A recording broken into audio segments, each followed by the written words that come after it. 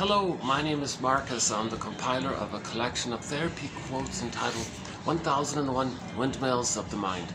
A collection of advanced self-help quotes taken from what's often called the psychodynamic or the psychoanalytic perspective, which long ago, as I understand it, was referred to by some as philosophical medicine or narrative medicine. For the love of narrative medicine, to once again borrow a line from the singer Steve Perry, who has a song entitled For the Love of Strange Medicine. And we've been posting strange quotes all throughout. 10,000 strange quotes now we now have. 90% of them roughly come from medical doctors who specialize in the talking cure, i.e. the strange narrative medicine. The theory that we can make inferences, identify our patterns, symbolize, formulate, process, come to know what we couldn't have known, so that we can feel what we couldn't have felt. The jargon is abreaction. The image is inside out too, when the orbs came up to the front. After they rode the broccoli boat to the back of the mind, then there was the release like that. Okay, so that image in inside out too, by the way, shows a key theme of the healing. It's called abreaction. Okay, the baby can't know things too much, right? He's overwhelmed. His little system can't understand what's going on here. So that's when you see joy popping all those painful memories to the back of the mind. He'll keep positive memories, okay, but anything that's he can't understand or know or feel, he pops back to the back of the mind. That's a huge pain like that. It's called repression. So the child is managing it that way. So it gets recorded, stored, unthought, known, implicitly known, but he can't think it. That's why it got popped away like that. So defense, so splitting, that's also known as splitting, where you keep the good and reject the bad kind of thing. Okay, meaning, so when the child's nursing, he can't handle confusion with the mother. He can't tolerate ambivalence. Baby can't say to himself, gee, mother's having a bad day, well, she's okay, I won't think badly about her, I won't think I'm bad or I'm being rejected or something. Baby can't do these kind of things. The baby needs it right on, like it's heaven or hell for the baby. The baby needs paradise and a blissful oneness, Shambhala, Shangri-La, Nirvana. He needs that Garden of Eden in the beginning, not just in uterus time. He needs an extended uterus for 4 to 5 months, a social interpersonal uterus with the mother. That's kind of like that blissful kind of phase like that. So if the mother is missing it for whatever reason, baby can't say, oh, okay, well, gee, maybe my mother's, she has pain in her past and she can't be present for me in the present. Well, I'll understand that and forgive that. I can appreciate that. I won't think badly about myself or her. He can't do that kind of thing. He can't have empathy for himself or the mother. It's heaven or hell. If it's not heaven, it's going to be hell for the baby. Okay, one author puts it this way: I think that breastfeeding for the baby is heaven or hell. Okay, so the heaven idea is just, once again, the uterus, the baby is considered to be in a blissful kind of condition, a blissful oneness, Garden of Eden, paradise, and so on. Oceanic feeling, oceanic bliss. He's considered to be in a very happy kind of state. Some people think it's an oceanic, ecstatic feeling. We don't know. Needs are automatically met, floating around. He's considered, and there's no sense of time, so timelessness. Floating around, no space, he's dispersed, he's the universe, he's spread out. He has no real kind of consolidated sense of self in relation to the mother being a person. He's a person. In the beginning, he's just he thinks the universe, or he's everything, something like that. So he's considered to be in this blissful kind of condition called the Garden of Eden, basically. And that's got to continue for the first 4 to 5 months, where the role of the mother is to let that happen. It's called the mother-infant dual unity, where it's 3 parts: skin-to-skin contact, okay, the hormone state at the moment of birth, okay, natural feeding and loving gaze, and the milk flows smoothly. The baby's body is relaxed. He's held warmly and safely in a rhythm of safety in this little cocoon. And psychologically, from the baby's point of view, he's still kind of in the womb in a way, thinking that the mother's just there for him, serves him. He's just made this. He's just went into the biological womb to this social interpersonal womb So this idea of the womb, or the so-called matrix, whatever you want to call it, has that two parts, right? The water world version, where he's in the amniotic sac in the water world, and when he makes the transition to the land world version, the idea is that theory is he still needs that mother-infant dual unity, this symbiosis, merging, fusion, undifferentiation. Babies understand where he begins and ends, where the mother begins and ends. It's just this whole feeling that everything is him, about him, for him. Is he a god? Is he a king? Is he the universe? Is he everything? This kind of blissful kind of feeling or something. No time, no limitations, no interruptions, no conditions, no disturbances. Needs automatically met. Is he like a special god? Unconditional hallucinatory omnipotence. Doesn't he have to think it? Just needs are getting met. Food gets sent down automatically. Oxygen, nutrients, everything he needs gets sent down the cord. And then waste elimination spiral up the other two veins in the cord up to placenta. Placenta process everything. It's all cleared out. Okay, and there's a rhythm there. Baby, cord, placenta, mother, placenta, cord, baby, do, re, mi, 1, 2, 3, A, B, C. Even flows, it's smooth. He's floating around, oceanic feeling, little musical kind of rhythm like that with the mother. He's in a tuned, rhythmic, flowing, blissful, kind of spaced out, timeless, infinite. No conditions, no worries, no stress, no interruptions, no. He's just fed safely.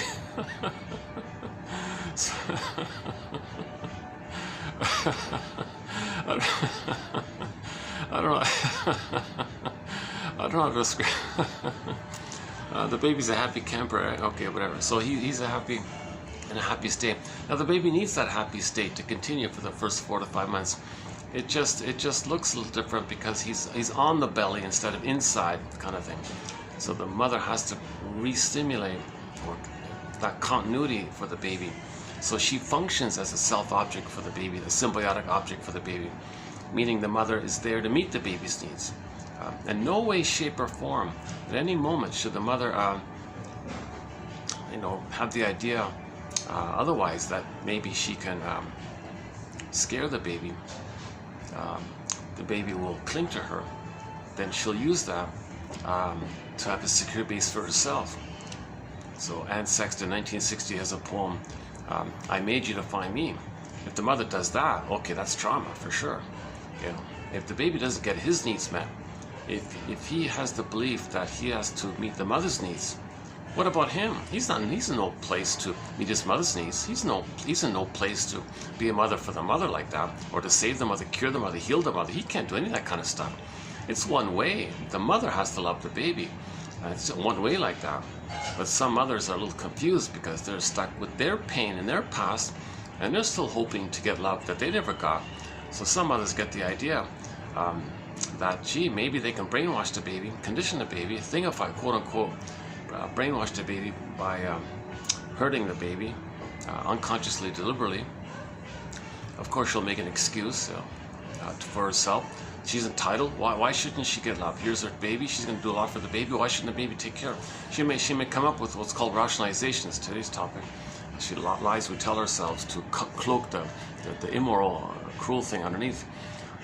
So it's kind of cruel for the mother to think that she has some kind of right to brainwash the baby, to make the baby freeze up his soul and dedicate himself to be one with the mother, mimic the mother, so the mother can feel seen.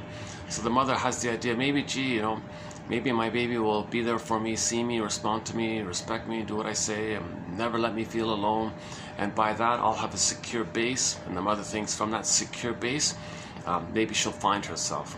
Again, a 1960 poem by Anne Sexton. I made you to find me, the mother said to the baby. I made you, baby, to find me. I'm not there to love you, baby. I made you to find me. Baby, I'm sorry. When I was a baby, I didn't get seen. I didn't get my needs met. So I'm going to have you play that role of my missing mother. I'm going to parentify you. Poor baby's way overwhelmed with this. No baby can do that. This is the power of pain like that. So that baby is going to be in hell, obviously, okay, because his needs won't be met. Okay, now when the baby thinks that his needs aren't being met, the baby doesn't understand time. He can't think to himself, gee, okay, well, yesterday mother fed me properly. Today she's changed her mind. Well, maybe tomorrow it'll come back to normal or something. I'll just be patient or something. He doesn't understand time. Mother's hurting him. Needs aren't being met. His needs are not being met. He thinks he's being abandoned, rejection. He's in pain, wants to turn to the mother for soothing, but the mother's the one that hurt him. He's got to go to the one who hurt him to soothe him, but in the process, the mother hurts him even further. He's in a huge double bind like this. So he's in hell now. He's in hell. Okay, the emotion, it's a burning, biting feeling called shame. And in myths and fairy tales and religious stories, they would talk about a hell scene. Okay, once again, hell is a metaphor for the emotion of shame, the burning, biting feeling. So the baby's in hell now. Okay, so he doesn't do under heaven, over hell, middle ground. He doesn't do any kind of confusion. So if he now thinks he's in hell with the image of a monster, cyclops, boar queen, alien, guy with the horns, sea monster, whatever the baby's going to create an image based on his rage and needs in his brain in relation to the mother, and thinks he's dealing with this image now, called an imago like this. So if he thinks his mother's a monster, see, when the baby creates an image of his mother as a devouring monster that wants to gobble him up, that's not real. That's a projection of the baby. The baby feels enraged and in the oral phase. That's projected onto the image as a midway strategy to fool his amygdala to stop sending him so many stress hormones, discussed yesterday at the Swan Place. If you go to yesterday's video at the Swan Place, I kind of did this dialogue between the child's mind and his own amygdala, a little dialogue there. That was a choppy video. I was sort of distracted a little bit. So we'll see how today goes here. So that's the theory. Because the baby and the mother are one, how he feels, okay, the mother feels it. He's enraged, the mother's enraged. He wants to. The baby's in the oral phase of needing to absorb in and lay down positive memories by the interaction with the mother. That's kind of taking in like that, not just food and milk like that. He's sort of in the so-called oral phase. Now he's not being met. He's not getting his needs met to be seen and accepted and soothed and comforted and welcomed. Like, so he can't record in any kind of positive. Plus, of course, the feeding's got to be proper. He's got to be safe for them, a safety, attunement, understanding. He's got to interject, internalize, identify inwardly, and have a neural memory like that. That's the oral phase. His needs aren't being met in this oral area. So this oral area plus his rage, he feels like a hungry wolf. So if he feels like a hungry wolf, he'll paint an image of the mother as being a bigger hungry wolf. And this motif can take thousands of forms. Okay, devouring monster that wants to gobble him. So the witch won't eat me. Okay, cyclops, boar queens, and the long list. In a myth or fairy tale, there's any kind of dangerous. If you go to any myth or fairy tale and you see any kind of dangerous, scary, frightening, threatening creature, half creature, half alien, any kind of scary, wild, it can take any form. Okay, the common traits are it's dangerous and it wants to gobble up. Okay? That's what the baby was in. The baby was in rage. Okay, so he's like that's like the danger part. The baby wanted to bite the mother and gobble up the mother and devour the mother. He's in that kind of oral, desperate rage to. The baby's the fantasy that if the mother's hurting him and he can't run to find the new mother, then maybe he can have the fantasy that he could gobble up the mother, possess the mother, control the mother, make her be a loving mother. So he's in that kind of oral, hungry wolf kind of mentality, right? So if he feels like a hungry wolf like that, the mother's a bigger hungry wolf. Now this image that the baby creates by the projected traits of his oral rage and greed, okay, in relation to the mother. Okay, now that image, okay, can take thousands of forms. So once again, pick any fairy tale, any myth, and if there's a kind of monster, demon, voracious character, a guy with the horns, scary characters. Okay, you look at any film, any horror film, any violent characters like that. Okay, that's code for the baby's violent rage.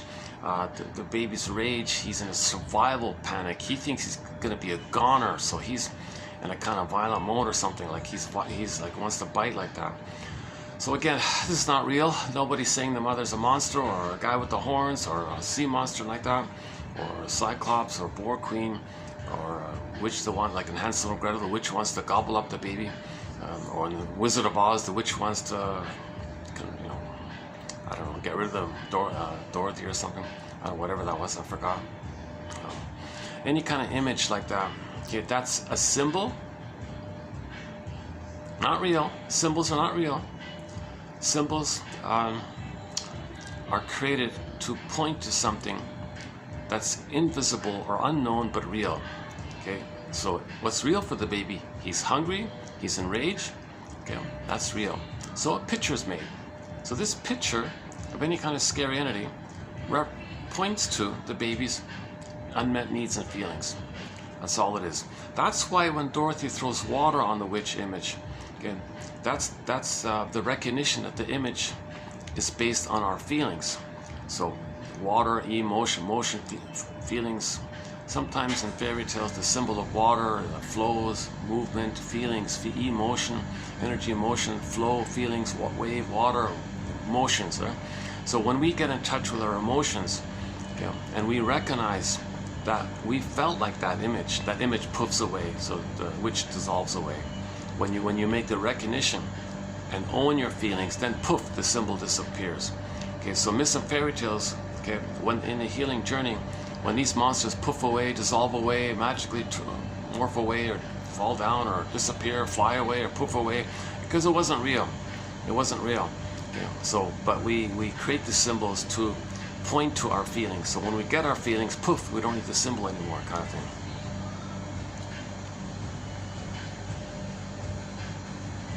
So back to the basic idea. The baby cannot do under heaven, over hell. Breastfeeding is a question of heaven or hell. No middle ground. Okay. Now, enter splitting. If the baby ends up thinking that when the mother's misattuned, or using the baby, or not around, or frustrated, or takes her anger out on the baby, or is upset for some other reason, whatever's going on with the mother where she's not meeting the baby's needs, it ends up for the baby, he sees a monster in his mind. That's how he felt. Now, if now he's relating to his image, not the actual mother. Now he's dealing with his own image. If he thinks the mother, this image, is the monster that wants to eat him, he feels devalued, unwanted, defective, rejected, shamed, like this. Okay, he feels doesn't mother want him? Maybe he's in pain. Did he do something wrong? Did he displease her? The baby puts it on himself. Like he doesn't say the mother's doing it wrong. He thinks he's wrong. That's a key point about self-forgiveness later on. The baby, one of his coping strategies is to believe that he's defective and no good and guilty because he did something wrong with him. He does that to make sense out of the situation where he needs to see a loving mother to survive. Okay? So to make sense of the situation, okay, if he's in pain with the mother not meeting his needs, he thinks that he's in pain because maybe he did something wrong. Maybe mother's rejecting him. Maybe because she doesn't want him. Is that because he's defective? He feels pain. Okay, so now he thinks, or maybe it was his job to save the mother, cure the mother, heal the mother. He failed in that task. He feels guilty because he couldn't save the mother. Okay, now he feels this sort of debt like this. He feels. Now he wasn't born, quote unquote, a sinner, right? Okay, sin means he did something wrong. The baby did nothing wrong. The baby did nothing wrong. He's born to be loved, to be himself. He did nothing wrong. But when he's hurt, okay, he makes some existential conclusion about himself that he did something wrong for that to happen, because he interprets the pain he's feeling as mother punishing him. If he thinks mother's punishing him, he interprets that he did something wrong, hence guilt. Okay? Guilt, debt, quote, sin. Sin means doing something wrong. But no, he's not born like that. This phrase original. Okay, forget that. Okay, that's a trick in relation to pillaging and plundering the planet. It has nothing to do with that. The authenticity of the baby's born to be loved, to have a mother, to be loved, and to be himself, and to be an adult, and do normal things like that.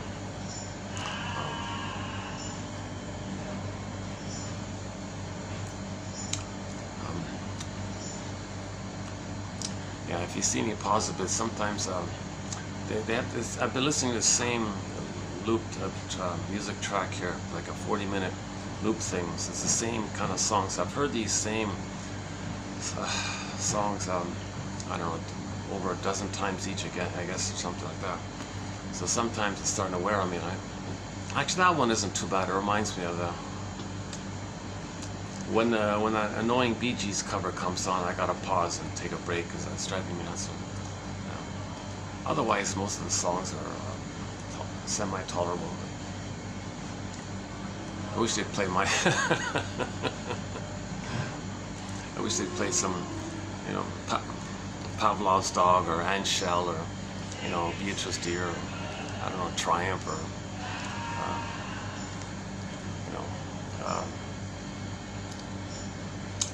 Streetheart be fun. Yeah, Streetheart. Oh my God, yeah, Streetheart. Star, Storyteller. What kind of love is this?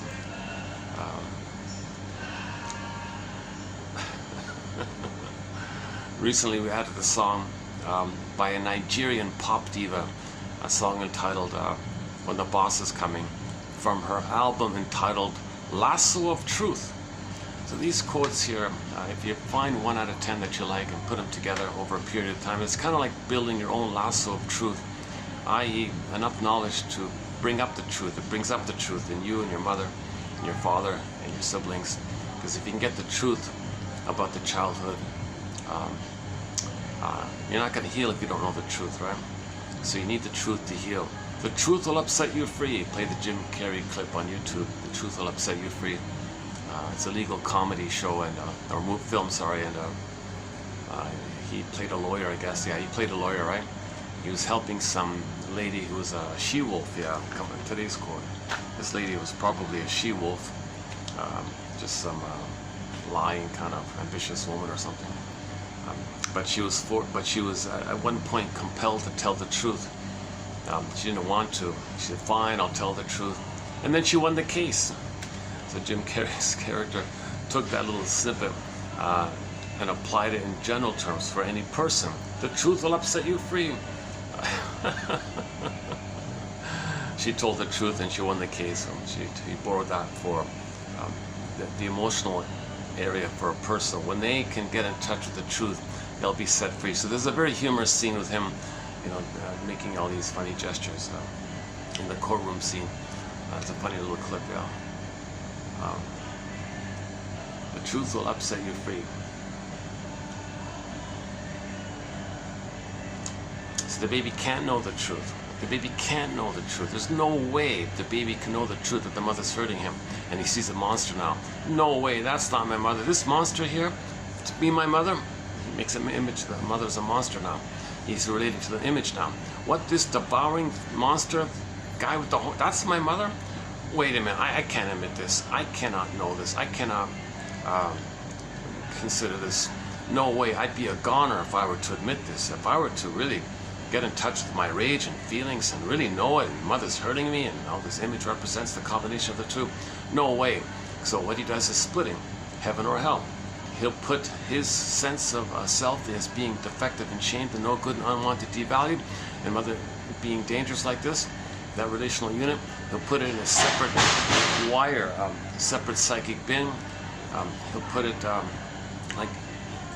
he'll press it down in the unconscious, the survival brain, by the way. It goes pressed down, pushed down, so to speak, into that deep limbic system somewhere.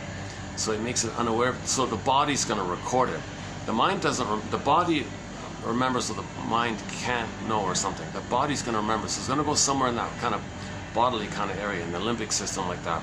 So he buries down a grooved-in neural network that relates to that memory of him being shamed by the shaming mother, and he presses it down, and it goes deep in the limbic system, amygdala area. That's that primitive part of the brain. Okay, that earliest part of the brain called the survival part of the brain.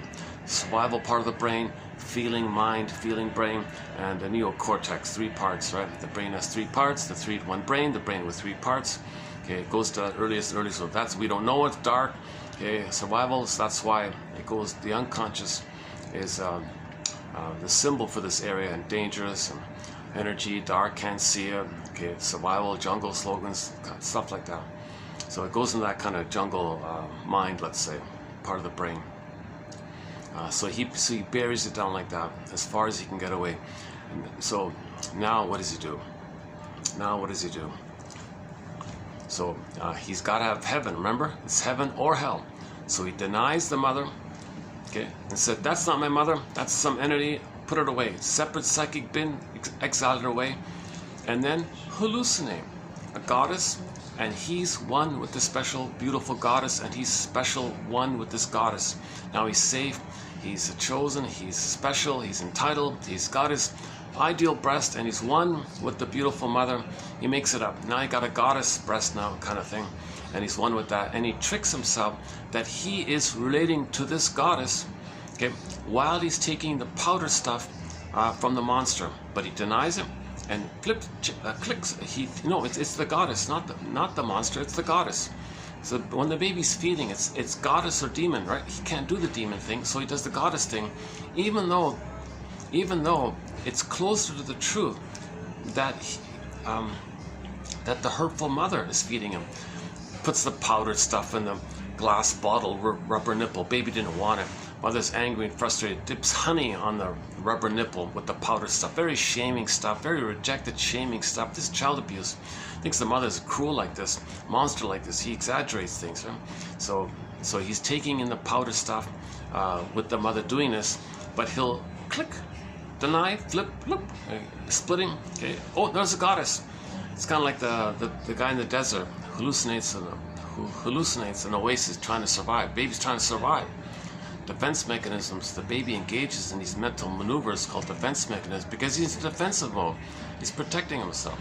So that's a trick he does to trick himself to survive. He's just trying to survive like that. So to survive with this abusive mother, he just makes it up that she's a goddess and cannot know the truth. He cannot know the truth. If he were to know the truth, he'd be a goner. He'd be flooded with stress hormones. He'd be a goner. He couldn't do it. So he first he sees her that she's the one with needs and feelings, not him. That tricks the amygdala. Amygdala says, well, how are you going to take in the powder stuff? Okay, well, fine, there's a goddess. Little tricks like this. Okay. Now, meanwhile, in the midst of all this, his beingness, his authentic self, his true self, okay, his feeling self, his embodiment, sense of self, his beingness, that's all frozen. That's all frozen, okay, and exiled deep in the brain again. That's the image of Snow White. Snow White's a metaphor for our beingness. Okay, Rapunzel, our beingness. There's core in the Greek myth, our beingness. Echo, our beingness. So there's a symbol in a fairy tale that's a personification of our beingness. So again, you take a whole fairy tale, it's like a whole dream. Okay. Every character in a myth or fairy tale represents a personification or a symbol of something about us within. So Snow White is a symbol of something about us within. That's the authentic self. So we see the condition of Snow White. She's in a coma, emotional hypothermia, the body's frozen like that. I mean the emotional life is frozen. Emotional hypothermia, emotional catatonia, emotional hypothermia. Okay, and she's in a glass box, so it's exiled into the unconscious. Okay, so it won't be conscious. It won't be available to the person's conscious life. His feelings and beingness, golden ball. Okay, won't be unavailable to him. So that's detached in the unconscious. Okay, so that's a very, I find that to be one of the clearest images of attachment trauma, relational trauma, interpersonal trauma, rest development, stunted development, rest fixation, and this emotional life development. Because the authentic self couldn't be there for the person.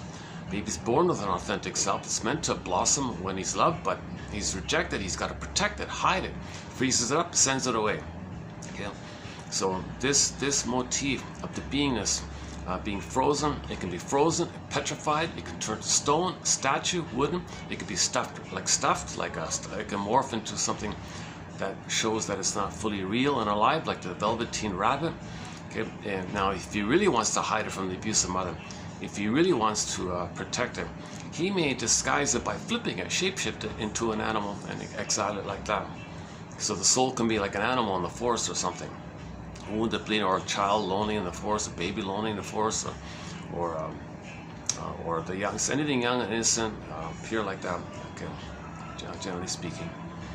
So this motif of the beingness, okay, it's not available to the person, and they can't connect it to it. They can't connect with it. Like Snow White in the box, you can see it there, but because of the glass wall there, you don't feel the beingnessness of your beingness into you. You don't feel your beingness because the wall there, right? Plus your beingness is in a coma like that. Plus, there's a huge gap and a fear to even get close to your beingness because it's exiled deep in the unconscious, like deep in the forest means unconscious. Like that. So that's a myths and fairy tales. A common motif in myths and fairy tales is that a very, very, very common motif in myths and fairy tales. Okay, Joseph Campbell calls it the mono motif or the mono myth or something. The very most important common basic mono issue. One common most important issue is that we're born with a beingness, we're born with an authentic self. Okay? And now with trauma, the baby flash freezes it, exiles it, sends it away. Now the beingness can turn to a statue, echo becomes a statue, turns to stone, it can be a wooden figure, stone, like a stone statue, wooden statue, or it could be like invisible, or it could be and then it's deep in the brain, unconscious brain. So the imagery in a fairy tale is down a tunnel, down a cavern where the light has never shone. Okay, that's dark. You never knew it. It was never aware. You were never aware. We were never conscious of our beingness. Baby didn't reach that level of consciousness to be conscious of his beingness. He had a beingness. We make that inference, but we never knew it. So it was always dark like that, where the light has never shone. And if he really wants to hide it, he can go up another mountain, across the 10th ocean, through this 11th and a half and a quarter a mountain. Okay, so anyway, so on and so forth. One fairy tale is entitled "Go I know not whither, and bring back I know not what." Yeah. So the what is, okay, the word of the year by the Merriam-Webster Dictionary Company last year, 2023, was authentic. So the what is our authentic self, our beingness, okay, the serene, inexhaustible fullness of being, okay, your embodiment, your sense of self, your ontological self, your emotional life, your inner body. And from this authentic self, you have your basic primary feelings called the golden ball. It radiates, okay, so joy and sadness are mainly there, okay, and joy runs the console. And sadness can step in when there's a loss, and all of the joy for which you pray is 100 tears away, sings Vonda Shepherd. So joy and sadness can swap seats for a little while, but joy mainly runs the show, meaning joy is the animating, the natural animating, golden animating, radiant vibration of our beingness is the joy, pleasant feeling. It's a pleasant kind of feeling like that, to be embodied, like a hum like that, the Velveteen Rabbit. Gee, what does it mean to feel alive and real? Is it some kind of hum? Is it some kind of pleasant hum or something? She said, or buzz or whatever it was, I forgot.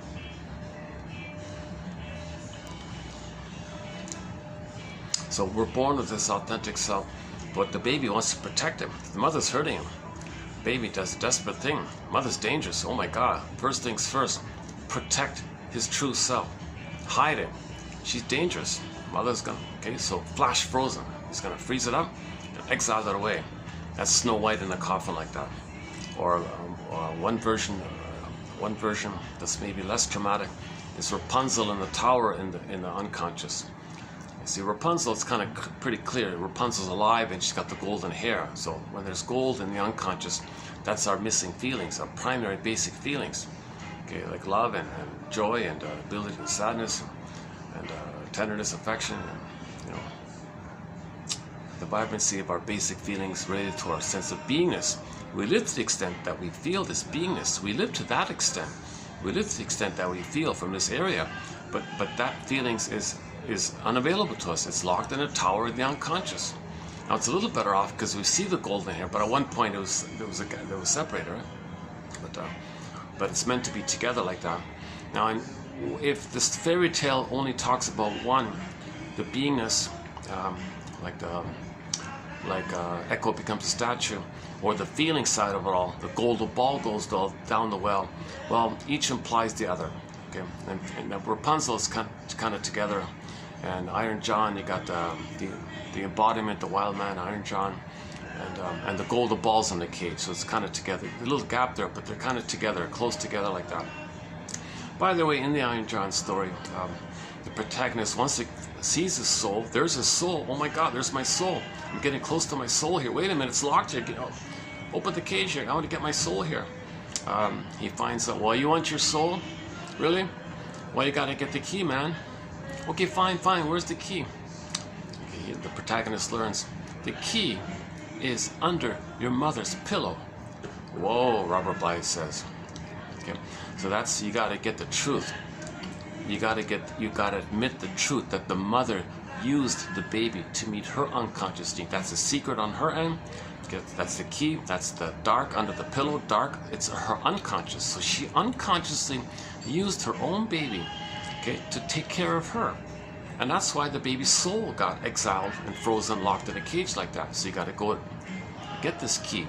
Now, if you're lucky, you pick up the phone. Mother, what happened in the first 3 years? Tell me the truth here. I want to heal here. And she might give you the key.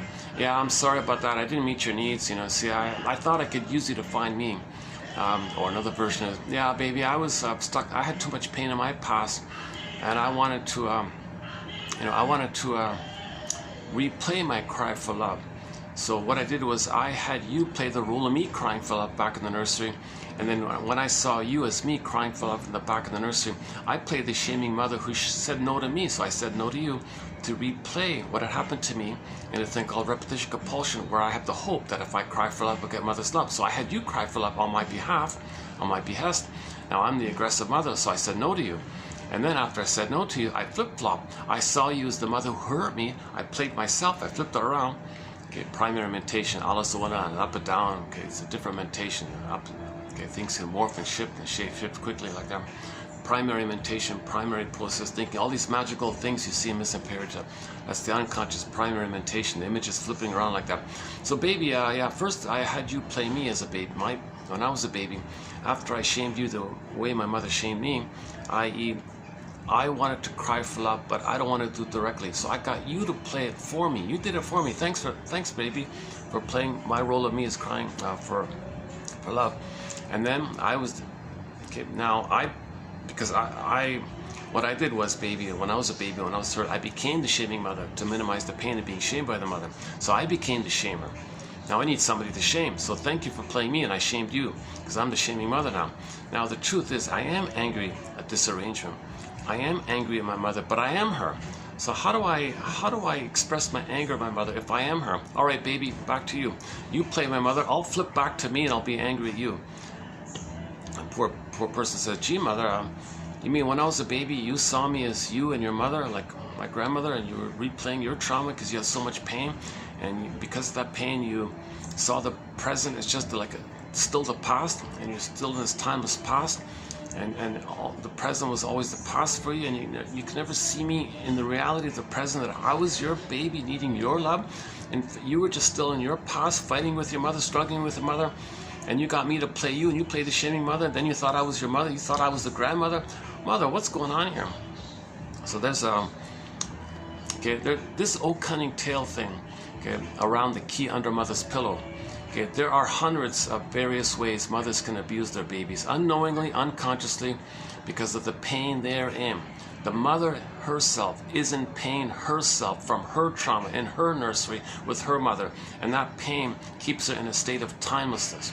Okay, her energy's in that memory loop. She cried for her mother's love, she never got it.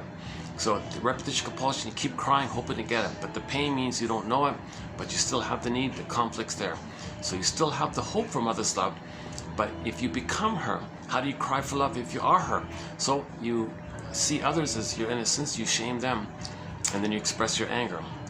So you're still with this struggle, this relentless battle with the mother, unfinished business with the mother. You're angry at her, you want to show her up, you want to imitate her for attachment needs, you imitate her, thinking if you imitate her, thinking that if you do this dysfunctional stuff, you might save the mother. Really?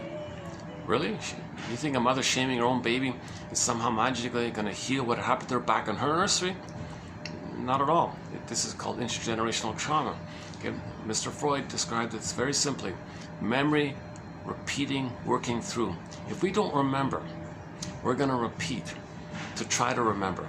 If we can repeat, make the inference that what we're doing is symbolic of the past, so we can remember, get the ab reaction inside out too, the orbs coming up.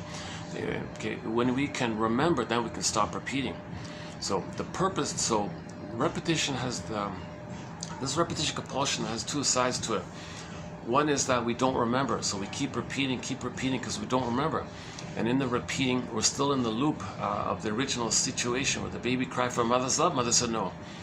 Okay, no time, still has the need, cries, loops around like this infinite, timeless, infinite loop. There's no time. So all time is just this constant loop like that, skipping around like that.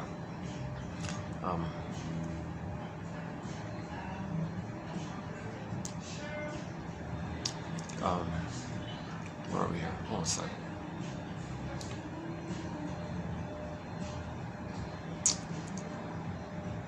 Okay, let's put a little ground here, a little foundation here. One of our mentors is Edmund Bergler. He's got a little metaphor for this. It's about the 45 record, those vinyl disc records, 45s, and those 45s. Let's just say side B is the same song as side A, or there are no grooves on side B. The point is that those 45s have only one record. Let's imagine a tune on a 45. Let's call it The Cry for Love, as a simile or as a representation of that interaction that the baby had with the mother. Mother, I need your love. Mother said no. Mother, I need your love. Mother said no. Okay, and then that's the memory, the grooved in, burned in, seared in. Miss Dayton says seared in, imprinted in. It's grooved in. The neural wires are there. The chemicals are called catecholamines or something, and you can even see it in a microscope. They said there's some little gluey thing kind of glues in this memory neural thing. Oh my God! And all the child's life force is feeding into this loop. This is driving this loop like this. Oh my God! Because this is the organism's attempt to get mother's love. The baby can't be himself. He just get mother's love. If the mother hurts him, he's frozen. Okay. Now, by the way, sidebar here. When the baby's frozen with his authentic self, how's he going to live? If his beingness is frozen and his primary feelings are frozen, he's not going to love or life. He's not going to know his interests really. He's not going to like trust and all that kind of stuff and have joy. And he's not going to grieve losses. He's not going to feel pleasure in the present, and he won't be an elderly in life. What if his whole quote-unquote human side of being human, that whole middle feeling self there is all frozen up? What's he going to do now? Enter the false self, the mask, the persona, the tourniquet, whatever you want to call it. Okay, defensive self. I think the defensive self seems to be not bad. So the defensive self. So after the child exiles his true self, okay, he's got to do things in the mind to make him unaware of it. These defensive movers, okay, denial, splitting, identification with the aggressor, repetition, compulsion, transference, okay, and then acting out, and then projective identification, replaying the past and the present in one form or another, and a few other kind of major defense mechanisms. It depends on how severe the trauma is. If the trauma is prior to 18 months, there's more defense mechanisms. Because there's more pain, he's got to do more tricks to deny the pain. If the trauma is sort of like post 18 months, he's a little better off, I guess, but he's still childlike and looking for love like that. But those are the clingers and the pleasers. But before 18 months, those are the stingers, because they shame others the way the mother shamed them. Then they hate the ones that you shamed, because the one that you shamed, who first played them, suddenly poof, their mother. Now they hate the one that you shamed. It's more disturbed like that with the stingers. So the clingers and the stingers. So if the trauma is before 18 months, there's more maneuvers going on.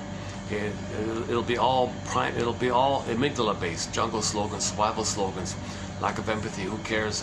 Okay, my greedy, your greed. They think like they're dominated by that amygdala area, because they never felt safe to love and trust and live in the more quote-unquote human side of being human. Okay, so so if the trauma is prior to 18 months, there'll be more defense mechanisms. The key one being identification with the aggressor. Bergler calls it a negative magic gesture. Okay, that one there, and a few others. And there's a wealth of material about the bundle of defense mechanisms that the baby adopts when the trauma takes place prior to 18 months. So, and the personality patterns that may manifest out of this bundle. You got the various narcissistic types, the exhibitionistic type, okay, the familiar ones, the Don Juans and the Peer Gyns and the womanizers and the wolves. Today's one. If it's a woman, they got the Donna Juanas, or he calls it the she-wolf here back in the 40s. Okay. So you got the familiar, or the Peter Pans, don't want to grow up. So you got the familiar exhibitionistic type, the over exhibition, so they're selfish, they don't care, it's all about them. They don't trust or love or have giver, you know, the selfish, egotistical. Okay, then you got the voyeuristic version of that. Okay, the voyeur narcissistic, that's a topic. You got the clinging vine one, then you got the turtle one, and a few others. Okay, now you got the bully pattern. Okay, another one is the Iago pattern. Another one is the lower functioning BPD. Another one, and a few other ones. And yesterday we posted our, oh my God, yesterday we posted our first quote on the psychopath topic. I cringe even at the term. So it's just an introductory, elementary kind of quote, and maybe I'll update it later on. It's out of my zone. I'm not a shrink. I'm not a forensic shrink or anything like that. I'm not a biologist, or I don't need. It's out of my zone, that kind of thing. But we did find a couple of little comments by Henry Hart, a guy who made a massive notebook, like a Cole's Notes of Psychoanalysis, Henry Hart. So I plucked out his little comments on it. So if we go to the last video, 79, 2879, I think it's towards the bottom, yeah, at the bottom, the last one there, by Hart, you'll see it's mainly in reference to how hard it is for shrinks to help those like that, because everything's a joke for them, and they want to show up the mother, so they show up the world thinking they're showing up the mother. So they got kind of like this revenge attitude against the world, revenge against the mother, or something like that. So that okay, yeah, that's a huge one. So let's just for the time being let that topic percolate. I don't know if I'll ever really be able to do a thread on that topic. That's really way out of my zone like that. I've avoided that topic, but Jesus, you know. So let's see if we can slowly, carefully, gingerly, right, add a couple of quotes in that area. So that'll be obviously trauma before 18 months. That's probably trauma like in the uterus as well, probably trauma at birth, and relational trauma. It's probably some unique combination of a whole bunch of traumas. And then you got rationalizations around it. And then if he had some kind of if he got like funding to go to good schools, he'll absorb all the knowledge to be a master camouflager for this underlying issue. So he'll be very intuitive to what to say to fool people or something. And one shrink even said, the shrink said, yes, you can fool me easily. I recognize you. You can fool me. I know you can fool me. I know you can deceive me. I know you can get. I know it. I know it. I feel. She said, and so yeah. So it's your choice. You can just do that, or maybe do something else. I don't know. That was the end of it. Right?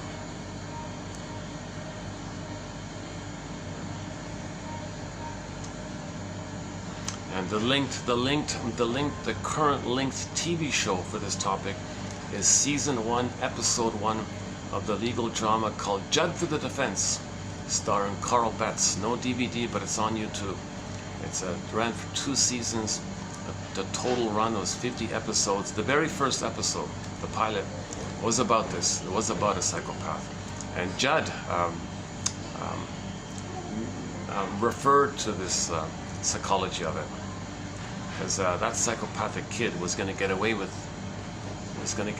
it, to expose the incompetency and failure of the parents by showing all authority figures as failures and incompetent.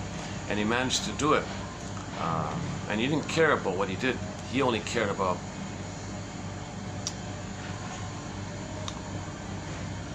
his anger at society, because society is the mother for him, and he's so enraged with what the mother did to him. He's enraged at society, so he transfers his rage and revenge on the mother onto the world. He's kind of in that kind of mode. So he I don't know, something like that. That's the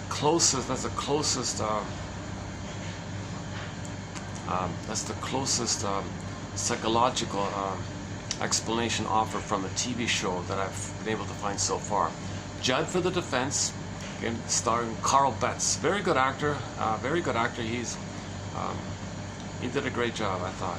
Yeah, the theme song is a great theme song. Begins with the bass drums, those boom booms. Judd for the Defense. Yeah. That actor, Carl Betts, is familiar to people from an earlier role of his, where he played the husband of a famous in a sitcom called what was it? Oh jeez, Reed, the Reed Show, something Donna Reed. I forgot. So in the 50s there was a popular show about it was mainly about the desperate housewives. I don't know, and he was the supporting guy all the time. But forget about that show. Who cares about that? It's when he played Judge of the Defense. What a waste of talent to just have him around playing the nice guy husband in the background. That's fine, okay, but you really saw.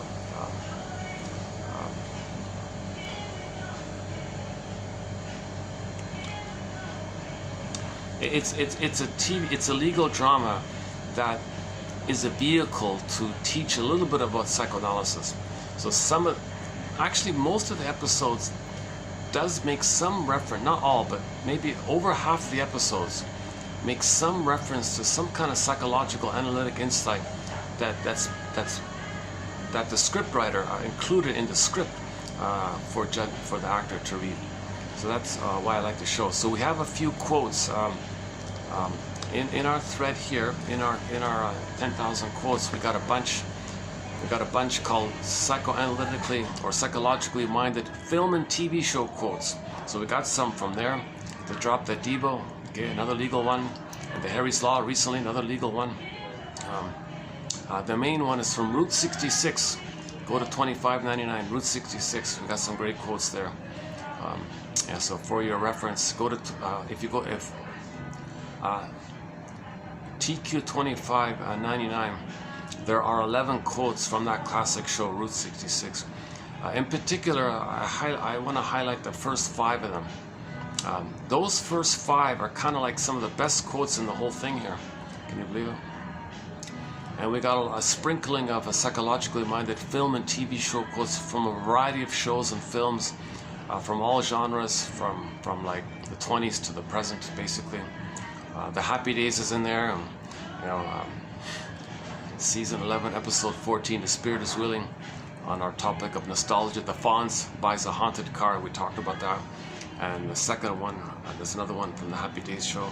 And, sprinkling here and there, like one from Barney Miller and one from WKRP, That's another good theme song for a show, right? WKRP. Yeah, there's a very good, oh my God, I forgot. Yeah, there's a very good scene with Johnny Fever and the boss's wife, Carlson, Mrs. Carlson, right?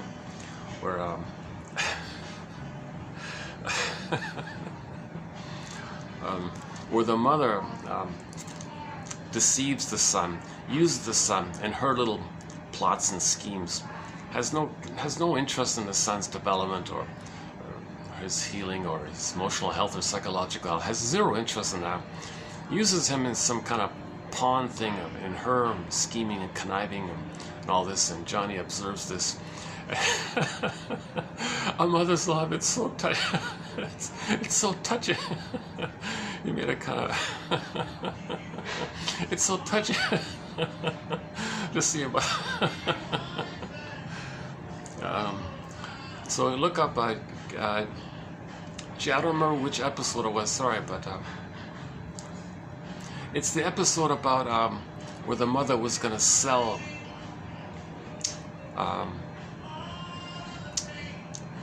it's the episode where the show, that radio station was deliberately designed to lose money as a trick to make her other show,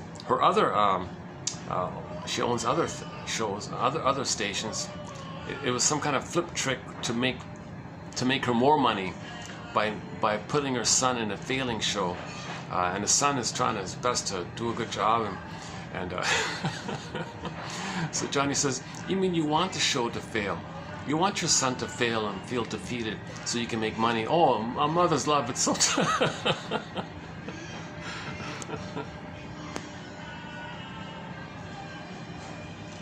Well, that was a long time ago, yeah. So we got, oh my God, yeah.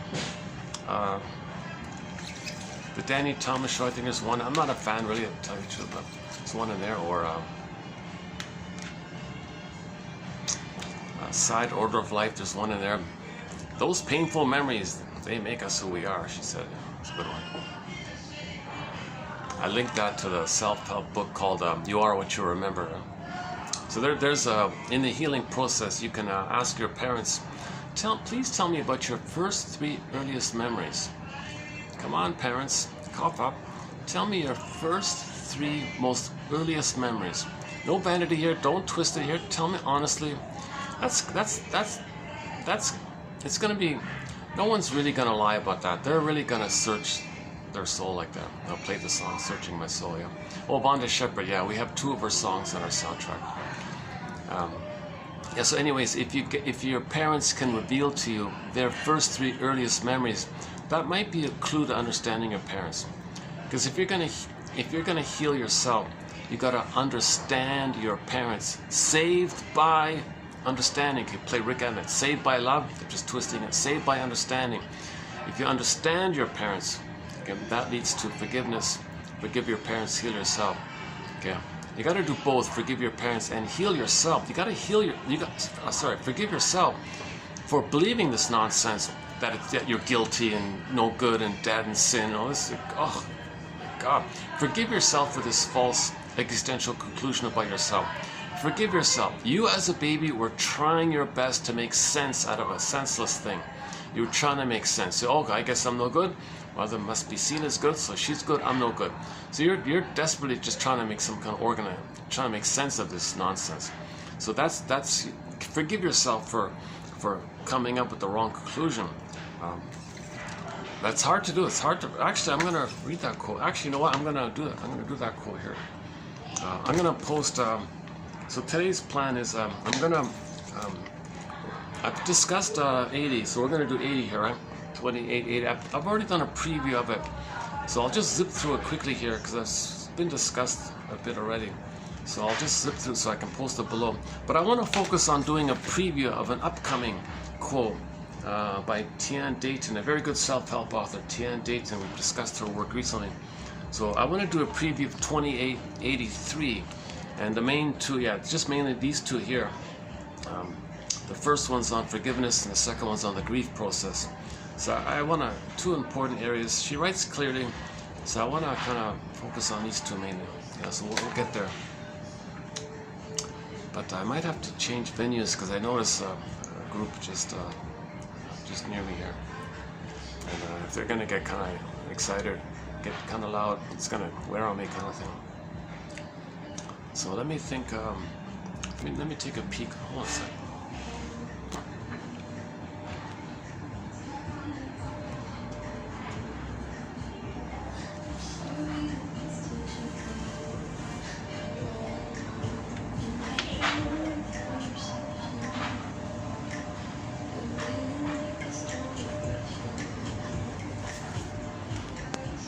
Oh no, maybe it's okay. It's the staff fixing something.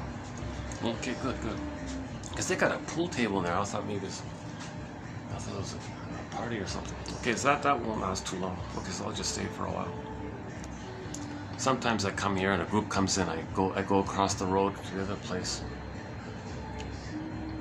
Yesterday I was busy yesterday. Went to the other place, busy there. So I ended up at the Swan place. So by that time I was a little frazzled. I did a very choppy video yesterday. If you can, the ironic is if someone is able to tolerate my anxiety when I speak, there's a lot of material there. I try to present a lot of material. It's a question of my tone and tension and anxiety. So the give back is that if you click the more link, you'll get the quotes below, right? That's the main thing. I'm very happy that I don't know, this vacuum thing. There's a huge vacuum in terms of where can people find the greatest hits of psychoanalysis? It doesn't exist. Zilch. It doesn't exist. The 2 closest things I found. Number 1, Henry Hart's notes. So here's a guy in his lifetime, a medical doctor, in his spare time, made notes of the analytic journals kind of thing. he didn't quote directly from it. He just made like a little short summary statement of it all. And he created this massive notebook, kind of like this 4-volume thing. Thousands of little kind of notes like that. And I didn't know it existed. And he almost never got it published. Like no one wanted to publish it or something. So just before he passed away, I think he did a limited print, like a very small number of prints of it, and it went to a few universities, I think. And about a year ago, last year, no, 23, yeah, a year ago. Okay, luckily, some university just discarded or something, or no, sent it for digitization. Sorry. So one surviving copy of this man's notes, this dedicated hard work of reading all these journals, making notes. Whoa, he might have been thinking something similar. We need some kind of ability to have like a resource of this information. This is written by a medical doctor. These are soul doctors. They're trying to heal us and help us, right? So he was probably very. I can imagine. I had the sense that he was really into it, kind of thing. Anyway, so in 1970, before he passed, he managed to publish a few copies of his notebooks, of his notes. And I didn't know it existed. It was probably buried in some university library somewhere under a glass thing or something. Maybe only students at the school have access to it. You gotta show your library card. The librarian gives you a copy. You can't take it home. Maybe something obscure little thing like that. So luckily, decades that passed, one got digitized.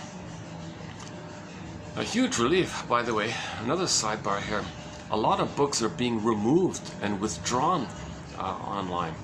Analytic books about psychoanalysis, psychodynamic perspective, they're being removed and taken away. Like most of it's just being taken away. Someone called it a book burning, like this massive libraries are being burned, like online libraries are being burned away in terms of this area and other areas too, but including psychoanalysis. Luckily, that notebook is so obscure and so no one cares about it, I guess, and it doesn't look too like 99% of it is a little bit just like his own. He just paraphrased kind of like the title of the article for himself, like he just or made like a note about what the article was about, just a little bit general like that. But if you read about 100 of those little one-liners kind of thing, there'll be an occasional gem I found, and I'm in the middle of posting these little gems. So we posted already. Actually, the last video I posted, go to 78. I go to 78. I posted it, some of them. So if you type in H Heart in our collection, you'll find roughly 200 to 300 of them already. So I'm about halfway through, I think. So now these aren't quotes from the shrinks. These are just his notes, but I treat them very valuable like that. So okay, that's number one. 1970, Henry Hart's notes. And then so in the 70s, right? In 69, Laponche and Pontalis, two French guys, translated from German to French, and they themselves from their own French into English, a dictionary of terms from Mr. Freud there. So luckily they did a good job. It's a book called Language of Psychoanalysis. It's not quotes really, it's just their attempt to translate some of the terms. So that's not bad. Okay, move on to the 80s. Gregory Bauer's book, it's a book entitled Wit and Wisdom in Dynamic Psychotherapy. Okay, so he's got like a little collection there. So out of that collection, and it's not bad, it's pros and cons. Out of that collection, I plucked out the best of those notes and I included it here. So I got Laponche and Pontalis' best definition entries, okay, Hart's notes in, and Bauer's notes in here. So here in 1001 Winds of the Mind, I've already plucked out the best of the available collections out there. Okay, plus any other kind of like Elvin Semrad's little aphorisms I've put in. The Hellinger guy, similar thing, or not so much him, or if there's a dictionary of psychology that included analytic entries, I'll include them in. If there's a dictionary of psychotherapy terms, I'll include those in, kind of thing. So, in one source here, I'm saving the best of the best that's already been out there for the past little while, right? That's just a tiny fraction. So I'm skimming and scamming myself this material and finding the best quotes from it.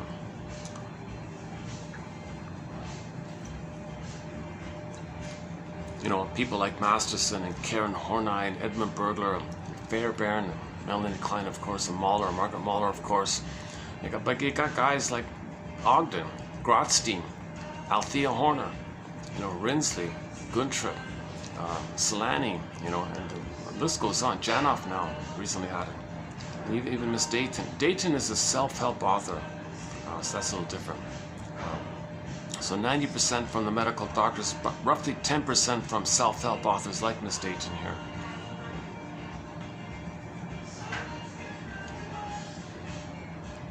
Hold a second. By the way, I'm just taking a half a minute break here. So by the way, for the price of a half, for the price of, you see there's a show up here. For the price of a half a cup of coffee, for convenience, for FYI, for your information, the link is below for it. And the second way, of course, is here on this channel. And Robert Bly's advice is to read psychoanalysis every day for 10 minutes, pluck out a quote, make a note about what that quote suggests to you, or what it reminds you of, or simply why you chose it. And make a file like that. One a day, 10 minutes, gentle awakenings, gentle, quiet awakenings. So this is a gentle process. We're trying to build a basket, prepare the ego, get to a place where we can know what we couldn't have known, so that finally we can get the ab reaction called feeling what we couldn't have felt. Now, baby couldn't know it, baby couldn't feel it. Okay, that's the scarecrow with no brain, and the tin man with no heart. And the embodiment, the lion with no embodiment anymore. Couldn't know it, couldn't feel it. Heart and body like that. So we want to heal the psyche. We don't want the scarecrow, tin man, lion being fragmented like that. That's our mind, heart, and body kind of disconnected from each other. So Dorothy is like part of the psyche, part of the healing process to line up those three characters. Line up mind, heart, and body. Get it lined up together. Skip along yellow brick road. The gold. Get back to gold. Yellow brick road. So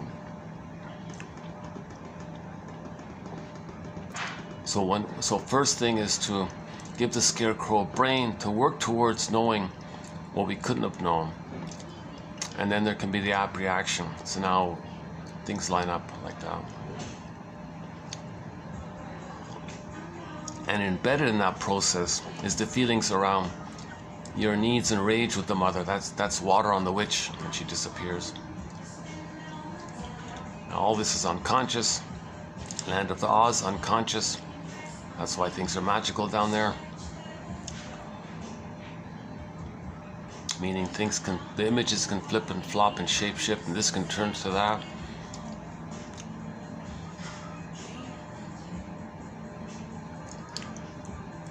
And then you get home. After you do that kind of work, then you feel at home. Then you get back to your regular home called Kansas. In Odyssey, it's Ithaca.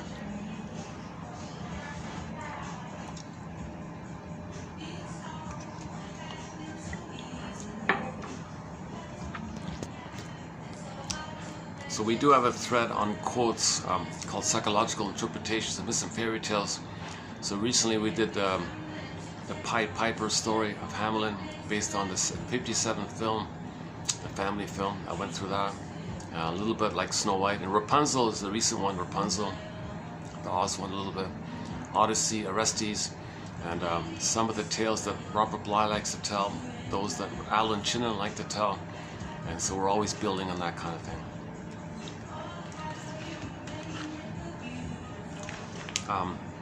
Okay, just clarify. Yeah, so this is part 6 of 6. This video here, 28 180 is part 6 of 6 on the topic of rationalization. Yeah, it's been quite a discussion lately about rationalization. So I'll review again in a minute now. Rationalization is when you want to give the appearance of being rational, to hide how you're being irrational. Because the irrational would, to face the irrational would bring up pain.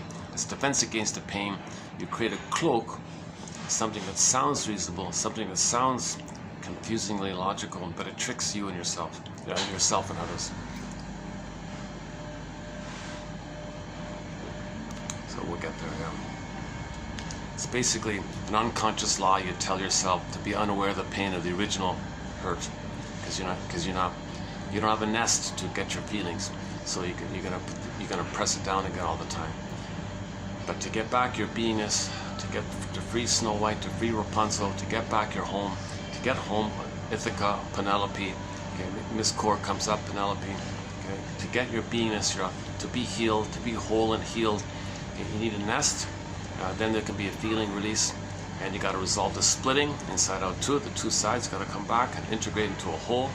Okay, that's called forgiveness, where you see the mother as a person who's loving, who tried to love, who would have loved if she could have, but she couldn't. Pain, she loved and cried for love at the same time.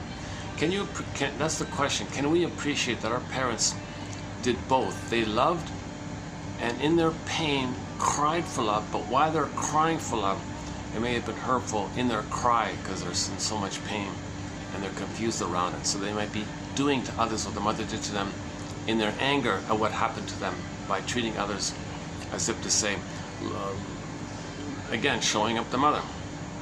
Look what my mother taught me. See my behavior? Where did I learn this? So they're hurting their own child, saying, look, my mother, look what you did to me. I'm going to show you what you did to me. So they demonstrate it. They repeat it because they don't remember. When you remember it, you stop repeating. So can we forgive our parents for being stuck in their own infinite loop, crying for love? And nevertheless, there were still some benefits with our parents. And so this whole ambivalence area of understanding.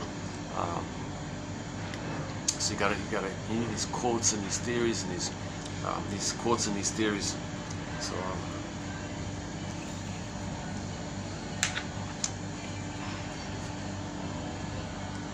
So the basic poet, one poet said, psychoanalysis looks for an egg in a basket that's missing. So first we eat the basket, then there could be an egg, and the egg can hop out the firebird, the phoenix from the ashes, right? So Mary Ayers uses the fairy tale about when the mother hates the baby, he feels so much shame and rage, his soul turns to ashes. But when you understand, suddenly, spontaneous healing, the firebird rises, the phoenix rises. Firebird, phoenix, red bird rises. I'm not sure if that phrase fits for this one. I noticed there's a book called Red Bird Rises, but I'm not sure if he's thinking he's applying that in a different area. I'm not sure. I didn't really read that book. It looks kind of interesting title. Anyways, the phoenix rises, the firebird rises. In one fairy tale, in the forest, the firebird suddenly appears, and the protagonist hops in the back of the firebird, and you ride the firebird, okay, that the vibrancy and liveliness of the flames and the fire, and wow, it's so bright, vibrant and alive like that. You're getting your feelings back. That's called emotional knowing. Now you can feel and know and feel what you couldn't have felt and known. Now you're feeling it all. But to get that feeling called abreaction, okay, inside out too, that's when the orbs come up to the conscious, the memories come up. So you're feeling, so the repressed feelings which you couldn't have felt, that's all those orbs pressed back to the back of the brain by joy and the popping machine, popped it back. You got to go back with the free association boat to get it released back like that. That's the emotional knowing like that. 2840, there's a discussion on the film Inside Out 2. The world's only psychoanalytic interpretation of Inside Out 2. Can you believe it? Now that was sort of my first run through it, so it's a little choppy, but I've updated it several times between 2840 and recently. I won't do it in this video. But you see the splitting, right? Joy pops away the negative, keeps the good. That's psychic splitting, that's pain. You don't know yourself if you're splitting. The mother's not either or. The mother's one who's both and correspondence to yourself. You're a person who's a both and. You're born to be loved, but you're in pain. You're crying for love, but you're good, but you are hurt. Good and hurt, like it's all one person, not split. Oh, I'm good or bad. No, you're both kind and cruel in your painful hurt. In your anger, not getting your needs met. There's the anger side. So you're hurtful, but you're loving. But sometimes you're hurtful because you're angry at not getting your needs met, and you're in the area of survival like that when the anger's like that. Remember, anger in Inside Out 1, 2015 film Inside Out 1. You saw joy and sadness representing the feeling self, but it got popped away, zooped away in the unconscious. Okay, remember the magical place, right? And at the console, you got fear, anger, disgust. Okay, that's like from the limbic system side, the stress response side, visceral sensations, fear, anger, stress hormones, adrenaline, noradrenaline, whatever it's called, and shame feeling. Disgust was mainly distaste and dissmell, but also played the role of shame as well.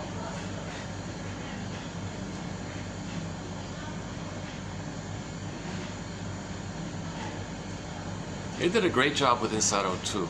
They did a really good job with Inside Out 2. So we got 10 emotions now. So 5 were repressed and paired up on the console. You got these 5 pairs, right? So fear got repressed, you got anxiety on the surface, right? That's the main one. Because anxiety means you're going to be more prepared for the memory of the pain with the mother, the fear with the mother is going to come up to you. Now you're going to be more prepared. So in the trailer and Inside Out, I'm going to be prepared. Because originally we were unprepared. We couldn't know it, so joy split it away. The psyche, the mind, we split it away. But when you live in the world, you're going to be reminded of the prototype of the world, your mapping and understanding of the world, i.e. the mother. The mother's the world to the being. You live in the world, you're reminded of the mother, and that's going to bring up all those immense, terrifying fears of the mother. Okay? And then now you need to be prepared like this. It doesn't make sense because baby can't save the mother, baby can't redeem the mother, but you're going to be triggered up by those old fears. So you're going to try to buffer yourself, be prepared for it like that. Imagine in advance what it's going to be, kind of thing. So you had anxiety, fear. Anxiety is like the surface representation at the console for the underlying repressed fears from earlier on. So fear, okay, anger. Then you got envy, representing the surface for the buried anger. Okay, fear, anger. Okay, disgust. So in that case was shame. Then you got the embarrassment character for the shame underneath side. Okay. Then the sadness one was on the side. Then you got the nostalgia one, which we didn't see much of in that film. And then lastly was joy was bottled up. Then you got ennui. On what? Ennui. And we talked about that, the sarcasm, and they say it's boredom, but it's much more than boredom. If you lose your golden ball, joy like that, okay, that ennui character in Inside Out 2 played a very minimal role, just being a little sarcastic like that. But if that were to grow, if that were to continue, if they do an Inside Out 3, 4, 5, 6, or 7, there can be versions of ennui morphing into wicked witches and evil characters, like very revengeful kind of characters like that. If joy can't get back up. So to get joy up, okay, everything has been bottled up. You want to get sadness up first, then the joy will be there. So in Inside Out 1, joy and sadness were zooped away, they came back. Inside Out 2, same thing, joy and sadness zooped away, came back. This is the monomyth. Joy and sadness zooped away, you gotta get it back. We had it, we lost it, want to get it back. We had it, we lost it, want to get it back. Okay, this is the common monomyth in trauma. We had our beingness, we had our positive feelings, who we'd be had we been loved, the gifts, the treasures, the gold of who we'd be had we been loved. Okay, all that potential, okay, pressed down, sent away, exiled, frozen. So we had him, arrested development, stunted development, the rest got stunted in its development, and it's frozen and stuck there. And then with the false self, oh yeah, so then we develop a false self, the defensive self, to function in life, to pay the bills, to drive a car, and you can still get 10 medals, 10 PhDs, write 10 hit songs. You can still do things in the external world with the false self. But that false self, okay, it's based on searching for the hope of getting mother's love, or expressing your anger, which mother did to you by treating others the way she treated you, and then hating the ones you treated, negative match gesture stuff. And then the schadenfreude is going to be in there, because that keeps you in a blissful union with the mother. Then you got rationalizations, okay, and all these defense mechanisms. Okay, you got the stinger side, and then the stinger batch versions, and the clinger batch versions. All these defensive sides,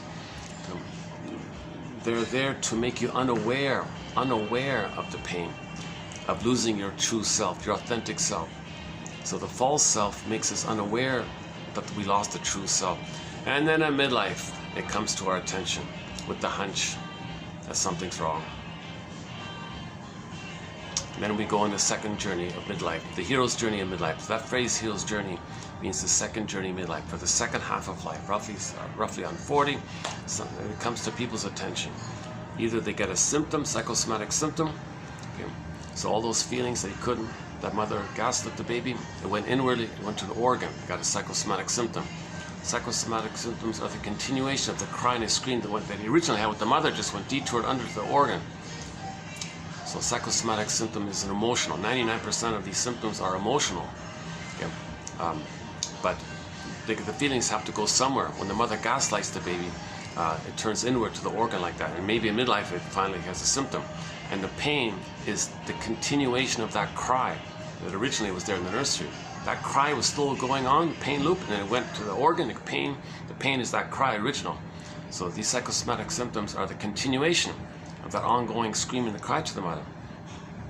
So psychosomatic symptom reveal that original cry to the mother. And it's considered kind of concealed because it's inward like that, and it's not clearly relational and overt to the mother. It's kind of within like that. So originally it's relational, baby to the mother.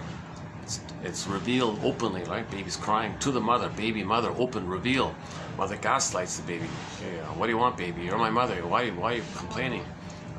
Whoa, yikes, shame upon shame upon shame. Those feelings turn inward, get a psychosomatic symptom. Again, so the symptom reveals that cry to the mother, and it's kind of concealed because, again, it's sort of within like that. So a person in midlife might get a symptom.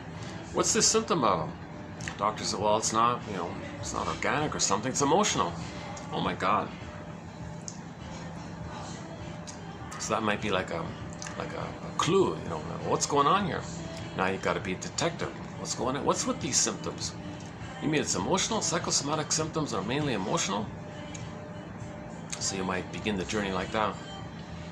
Sometimes people, Berger describes the false self as a kind of a sponge effect, where the person can live the first half of life and it absorbs and represses the pain of the trauma, the relational trauma, interpersonal trauma, developmental trauma, attachment trauma. Okay, the false self manages to swoop around with these mechanisms to keep repressing. And if there's any kind of leak where someone questions you about your false self, then another one, layered on top of the third one, is the rationalization that presses it down. So you got the tourniquet and it bleeds, the band-aid to kind of push it down like that. So you do this for the first half of life. That's why the person in the first half of life does not have PTSD. There's a trauma. Where's the PTSD? Where are the symptoms of the trauma? Attachment trauma is still a trauma, okay? But it's a relational trauma. So, and the mechanisms within projection, projective identification, making excuses, rationalizations, double think and survival, amalgam, anxiety, flip-flopping, or projection's a big one, coaxing others to express and externalize what you don't know about yourself, or prejudice, of course. You feel no good and mother's bad. Oh, they're no good and they're no good and they're dangerous. No, that's how you felt about yourself and your mother. You felt no good and you thought your mother was dangerous. Split off projection. When something's repressed, you project it. That's called prejudice in this example. So then someone, why are you so prejudiced? And then you make up some rationalization using trance logic. So you confuse people, and then I make some submissive, then they believe you. Trance logic is another one. Yesterday we talked a little bit about trance logic. Okay, trance logic. Okay, when someone's lying and you call them out on it, then they scare you, you believe them. It's called trance logic in a nutshell. It's a hypnotic thing. It's like a hypnosis. This works because you're tapping into what the baby does, the need to trust the mother and believe the mother when he's stunned and confused and in pain. He believes the mother. Yes, mother, like a trauma bond. It's more than a Stockholm syndrome. It's deeper than that. So people who lie and you call them out on it, they want to scare you. Oh, okay, I believe you. So it worked. Right? So that's why you have these big statues of people who did cruel things.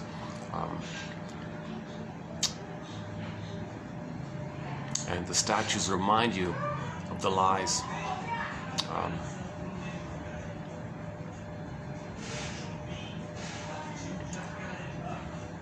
Okay, let's not go there. Yeah. Okay. So I talked a little bit about a statue in 85 was it?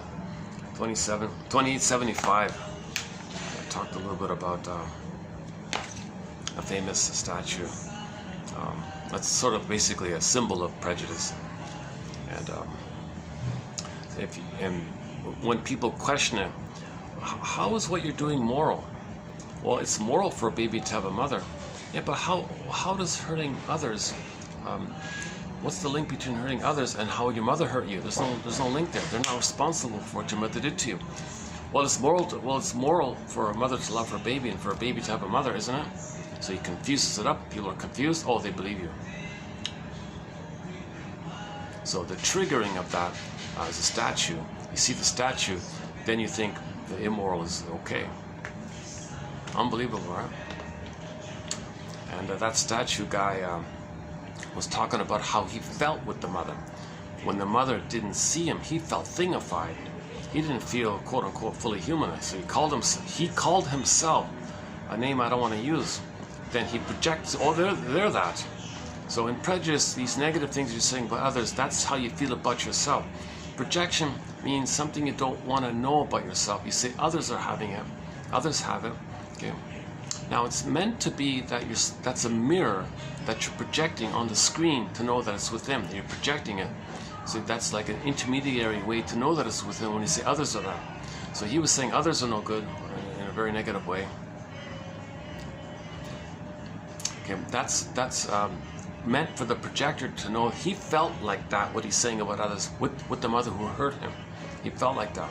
So then that guy would pick up the phone. Mother, why do I feel so badly about myself? Well, didn't you meet my needs? Tell me the truth. Lasso of truth. Come on, mother, tell me your story. Why didn't you meet my needs? Why didn't you love me? What's going on? Tell me, lasso of truth, come on. And then she'll make some rationalization. Oh, you're really in pain, are you? You really can't.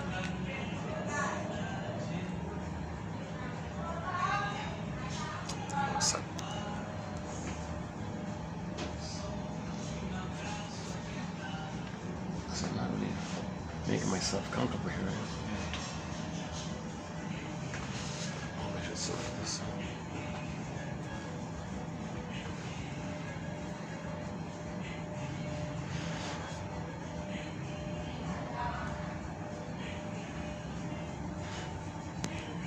Let's try this a bit, yeah.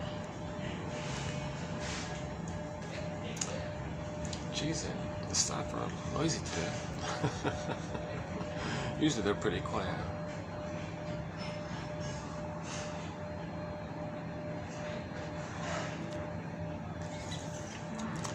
This has been a nice venue here. I'm lucky I found this venue.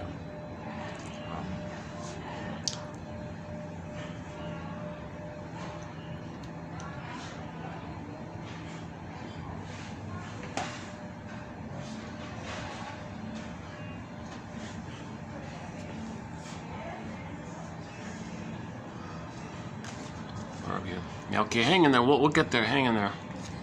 2880, part 6 of 6, rationalization.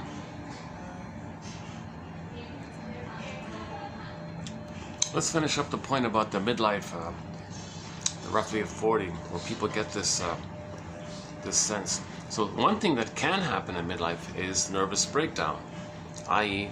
the delayed onset of the PTSD. The false self repressed it, sponged it, absorbed it, so to speak, but it dries out in midlife. So you might get a symptom, that's one way. You might get the symptoms of PTSD in midlife, and a person's very confused. Why do they have PTSD here? You read the checklist, check, check, check. I don't get it. They don't remember any kind of shocking event or something. Well, it did take place. It was just sponged by the false self. Oh my God. That's another initiation to the second half of life, called adult development, the midlife audit, the midlife examination period, the hero's journey, the second journey in midlife. This is a developmental process that at midlife, okay, we get back our beingness. We get back, we go on the second journey to get back our golden ball, to get back our beings, to free Snow White, to free Rapunzel, okay, to get home, to get Penelope back, to get the golden ball back, okay, to get the key, to free Iron John, the golden ball, be reunited with our authentic self, be reunited with our beingness, be reunited with our authentic self beingness. Right? That's the second journey in midlife. That's like a kind of like a midlife developmental phase. So there is adult development. People say, well, development finishes at high school or something. No, at midlife there's another developmental phase where you got to get back your beingness, which you lost in childhood.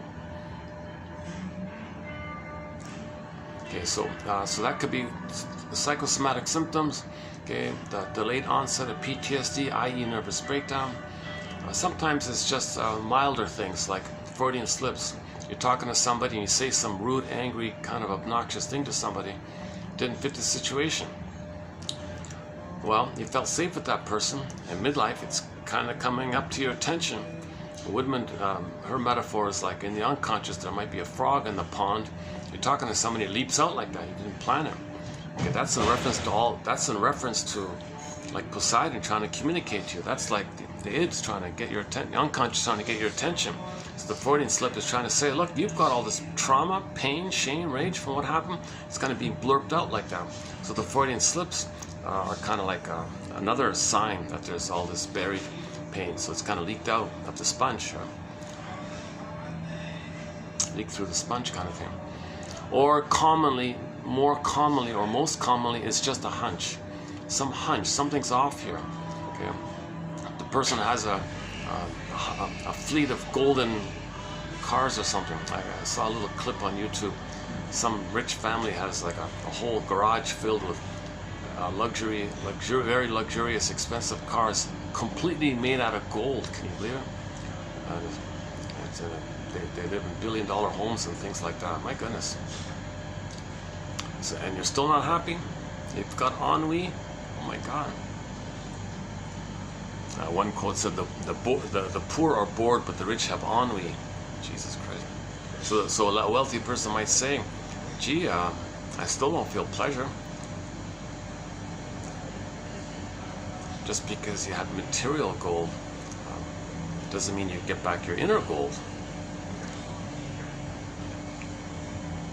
And if you're robbing, and where'd that gold come from?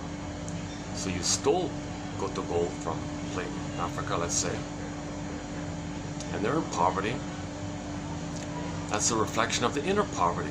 When you give others physical poverty, that's a reflection, as above, so below. So in other words, a person in midlife might say, gee, they have all this money, but they're still not happy. Put it that way. That could be another hunch. Or another hunch is they experience some kind of loss. They expected to be happy when they plundered the planet, and they didn't get happy. That's a disappointment. Maybe they lost, or there's a divorce, there's a loss. I don't know. So when the person has a loss in midlife, they think, gee, aren't I supposed to feel sad? Isn't that the normal? I heard that's normal to feel sad. There's a loss. He acts like nothing happened. Something wrong here. So he doesn't have the capacity to feel sadness or joy, because sadness and joy got zooped away in trauma. Inside Out. Watch the movie Inside Out. Joy and sadness got zooped away. There's a little tube there. Whoop, they zooped up in the first one and in the second one. They got bottled down, like the same idea. So if it's sadness and joy being zooped away, that implies that the beingness is unavailable. Okay, Miss Core got pulled down. Okay, Iron John's in the forest, Rapunzel's in the forest, Snow White's in the forest, etc. So you need a beingness to be able to feel joy and sadness. If you don't have a beingness, an ontological self, a sense of self, okay, a feeling self, emotional body, you can't feel these things. You can't feel pleasure and sadness. You can't mourn. So that might be like a hunch. Gee, I don't feel pleasure. Now he'll have sadistic, perverse pleasure. When he hurts others, he feels a kind of addicted thing, because he's one with the mother in the uterus kind of thing. He gets this, the baby feels this oceanic ecstasy, right? So if you act like the mother and imitate your mother by treating others the way your mother treated you, you're one with the mother, you get that little white flower, narcissist flower, and it's addictive. So they're addicted to that's schadenfreude. It's a perverse pleasure, it's an illness pleasure, it's a sick way to get pleasure at other people's expense like that. Well, the mother got some benefit when she hurt the baby. They have identified with the aggressor. That's their perverse pleasure. So that's not really like a genuine warmth. There's no warmth in there, right? So okay, that may be the hunch, the hunch, right? That they're not feeling the pleasure and they're not mourning losses. And if they're not mourning losses, they become more controlling. Because if they're more controlling and more demanding, let's say, more OCD-ish, let's say, the more micromanaging, let's say, or more fussy or picky or something, that's because they don't want any disappointment to trigger any other previous losses.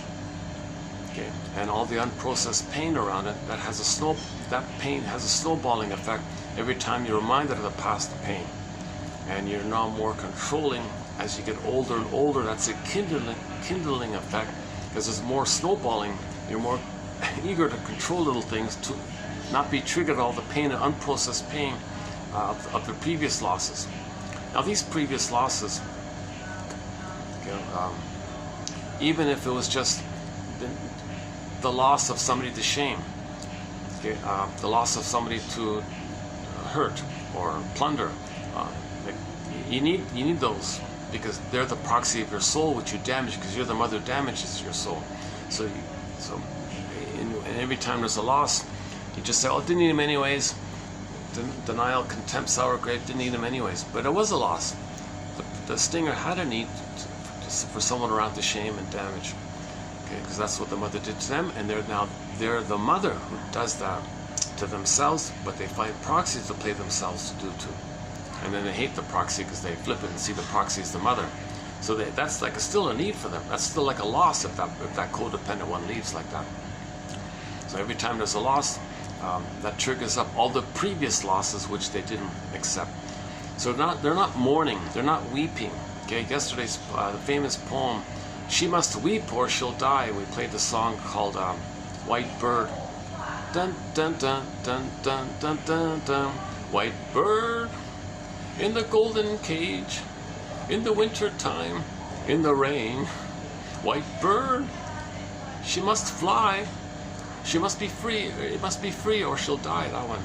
So I played the song called White Bird. I talked about the song called White Bird by a band entitled, strange title.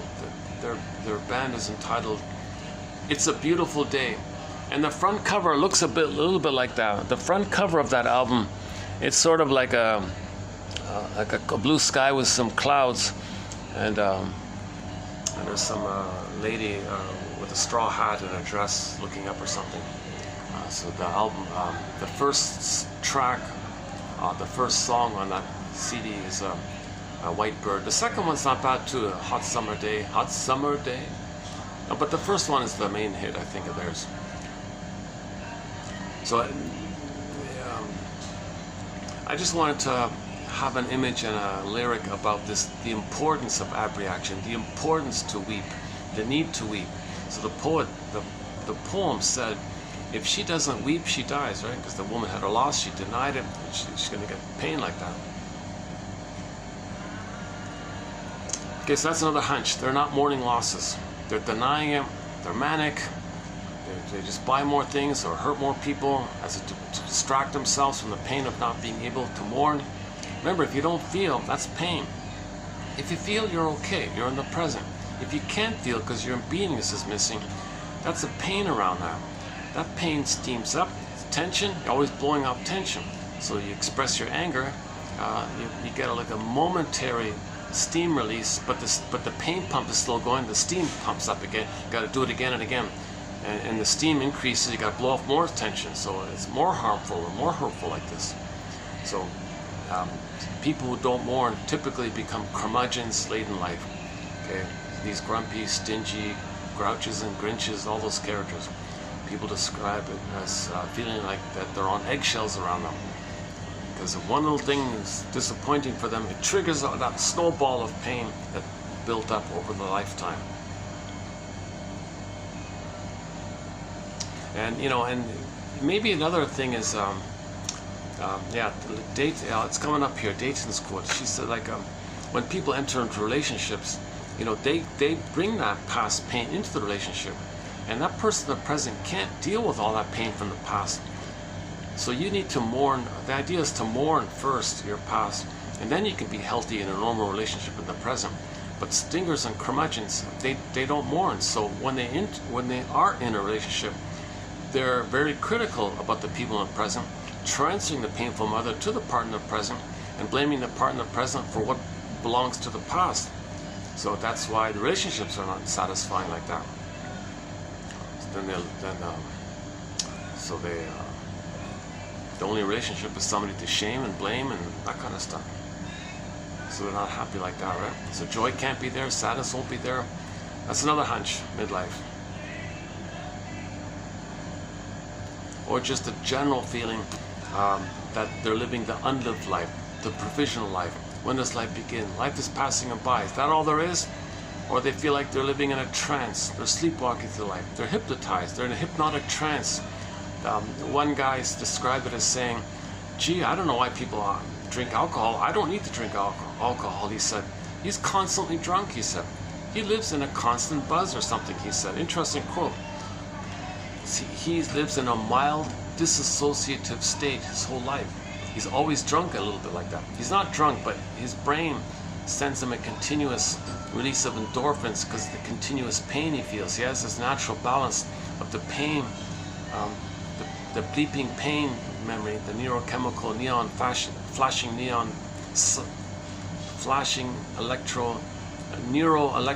neurochemical neon flashing light underneath the baby screaming but can't scream, the silent scream, like imagine the scream painting like a baby in the silent scream painting, and that but he can't scream, but he's screaming, but it's frozen. He can't scream, two-dimensional, like a piece of paper. He can't scream, and there's a sign there saying pain, betrayed, mother betrayed, okay, exploit, betrayed, used, pain, hurt, unmet needs, unmet, pain, and this blinking pain goes to the brain's endorphins, pain endorphins, and he said this is going on in his life, and he feels like a little bit in a swoon. Emily Dickinson calls it the swoon. Pain so utter swallows substance up, the soul substance up, and then the person goes in a swoon. That's the endorphins that numbs the pain. Kind of like how the impala or the gazelle running on the field, and the lion bites his foot or something, and he's in pain, but he doesn't want to know the pain, because if he doesn't know the pain, he can survive, he can keep running. So his brain sends endorphins to numb the pain. That makes him unaware of the pain. He denies the pain. He's in a swoon. He's numb to it. Then he keeps running. Sure enough, he escapes. He survives. So we could say that quote from half a year ago, is that basically I was saying at the time, I was speculating at the time, maybe he feels like his whole life that he's a wounded gazelle in the numb thing, even though there's no lion chasing him or something, but he's still this wounded gazelle or something, that he's numb like that. So it survived for the baby adopted to survive, but he's no longer in the nursery with the abusive mother. He's free now. Go to Route 66. Once again, TQ 2599. The first quote about the mask. Yeah, another one about the mask. Maybe no one ever told her. That one there. maybe no one ever told her, and go on from there. Yeah, that's a good one. So those are great quotes. Route 66. And here's another unique thing about this collection here. Nobody, zilch, has posted those quotes from Route 66. So several of the episodes were psychologically minded, and I've identified those ones, 11, and they're in our collection here. But the first five in particular are really gems. Yeah, really good. Like I hit the pause button and I hand wrote it out, that kind of thing. Included in our collection here. So you won't find those Route 66 quotes anywhere. No book, no reference, no Instagram, whatever. There's no little picture of it. Nothing. Nowhere will you find these quotes from Route 66 and all the other shows, like Jeff Did the Defense, Drop That Diva, Happy Days, even Happy Days quote. My goodness. And yesterday we added a new quote from an old TV show which I had never heard of before, a TV show called Westinghouse Desilu Playhouse, season 1 episode 6 I think, entitled The Time Element. And that was a 1-hour TV show in that TV series, and actually that the story about that is it's about dreams, and it's about the shrink and the dreams. The shrink had a dream about himself, interpreting himself having a dream. It was an interesting episode. Actually, the story about the reason it's a little famous, that episode, is because that's written by Rod Sterling, right? That was going to be the pilot. That originally was meant to be the pilot to the Twilight Zone. That episode, they rejected it. This Desilu guy, this Lucille Ball's husband, right? Desi Arnaz, he saved it. He liked it. He saved it. So that's great. Yeah, it's funny. A Spanish guy had to save it because it's. So I talked about it yesterday. So it's basically the shrink himself had a trauma, but he doesn't remember it. He had a dream where he's a shrink in the dream himself. So here's a shrink dreaming about him working as a shrink in the dream, and he's dreaming about a character who represents the angry side of him, let's say, and that angry side of him is reporting a dream that he had to the dream shrink for the dream. The dream shrink. Okay. So the shrink is dreaming about him as a dream shrink, helping himself, who's the angry guy side of him, and the angry guy is reporting his dreams to the image of the shrink that the shrink is dreaming.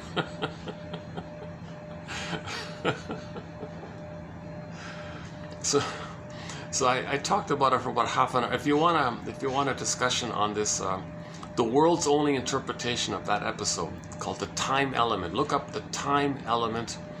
Okay, you can find it either by typing in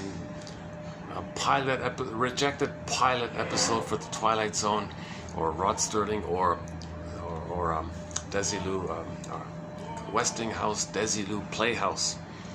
That's the only episode I found of theirs, I think. And we had a quote from there. About dreams. Yeah. Okay, you'll find it. It's a good quote. You'll find it. Oh, hang on. No. Sorry. You'll go to 2882. 2882. I did it as a preview. Let's see. 2882.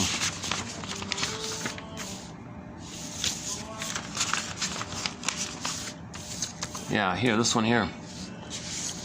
So the shrink in the dream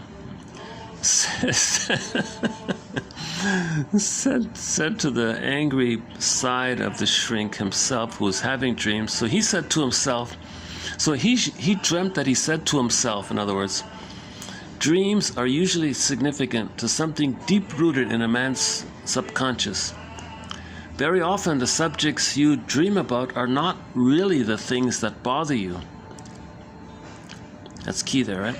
Very often the subjects you dream about are not really the things that bother you. They're only symbols of the things that bother you.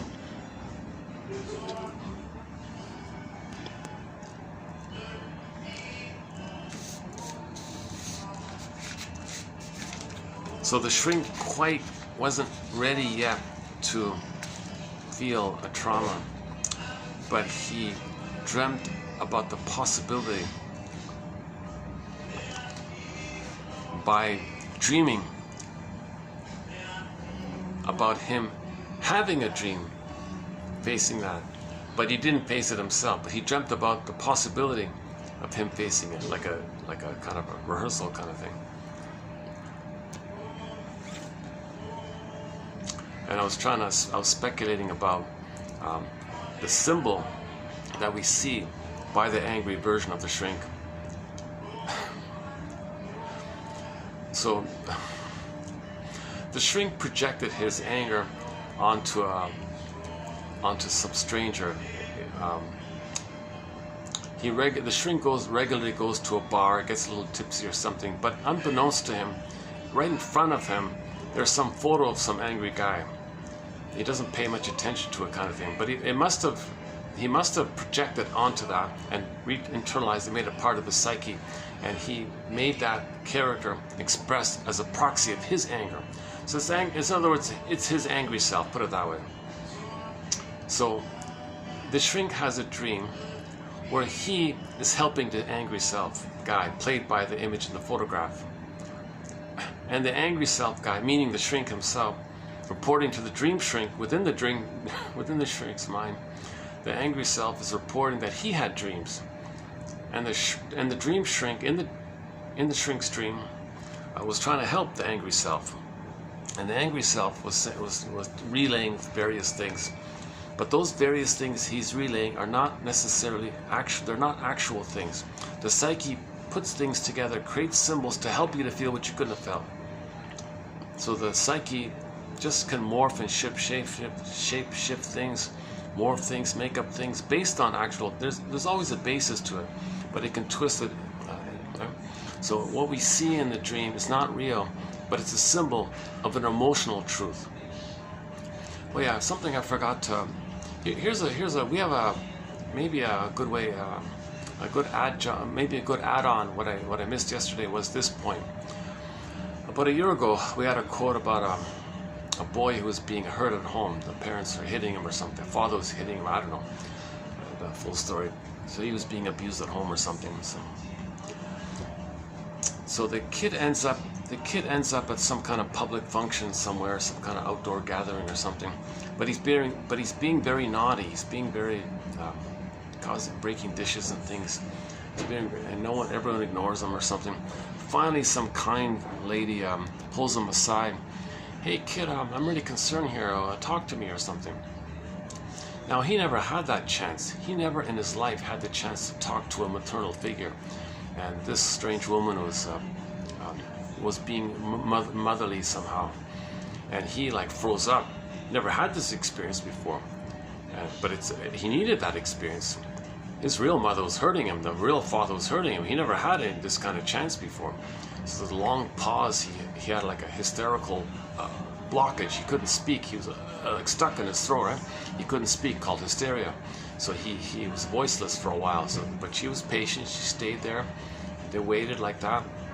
Finally, in the child's desperation to say that he's being abused at home, he created a symbol of it. He couldn't say it actually. It's too painful to say it actually, so he found some symbol of it. So after a while, after the long pause, he blurted out the sentence, "The farmer shot my dog." Okay. Now the point is, this kid doesn't have a dog and there's no farmer around his home. But he said it, he made up a symbol. So the image, the farmer shot his dog, was a symbol which was not real. So like in the dreams, those things aren't real most of the time. when you're facing deeper issues, what you're dreaming is not real, but it'll point to something that's real. So what was real was his pain of what's happening at home, but he couldn't say it, so he created a symbol to point to it. Right? So back to Westinghouse, Desilu, Playhouse, season 1, episode 6, I think, or the episode entitled "The Time Element." Okay, the original rejected pilot for the Twilight Zone. Okay, the angry guy in the dream. You see these things that he's reporting. They're not real. They're symbols of something that's real. So we see okay, he's having a nightmare, right? So we see something there. The nightmare scene is not real. It didn't actually happen. But he pieced up some kind of symbol, like the child saying the farmer shot the dog. So the psyche created some kind of scenario to bring up a real feeling, because he's trying to feel what he couldn't have felt. He's trying to now feel what he couldn't have felt.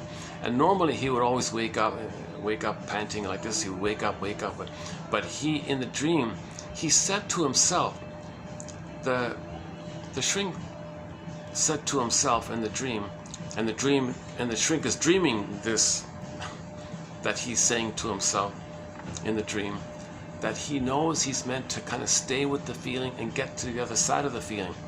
And the shrink, the dream shrink character says to the angry guy, which is both parts of the shrink dreaming all this, okay, I hear you. So then the next scene was he did experience, and we do see him coming through the other end of the nightmare kind of thing. Now this is all in the bubble of the dreamers dreaming somebody reporting that dream. The actual shrink never felt that. He didn't heal. He just dreamt about having a healing dream. He didn't have a healing dream. He dreamt about having a healing dream. Not funny, very detached like that, right? So that shrink was getting closer. He was kind of getting closer. Now he can intellectually know that a trauma took place, but he now knows he couldn't feel it. He wasn't ready to feel it. So at least now he knows, he's got a clue. Now he can talk about it. Now he can free associate, talk about him having a dream, about having a healing, about having that kind of dream. So the shrink didn't have the nightmare. The shrink dreamt about him having a nightmare. So he didn't feel the nightmare. He just had the dream about himself split, where he plays half shrink, half angry self, right? Two elements of himself. Every character in the dream is part of you, right? So he just like detached, like just observed it like that, in a bubble like that. So you didn't feel it. But then what you would the next step would be to like talk about that kind of thing, and maybe it'll lead to a real feeling kind of thing. Or some people might say,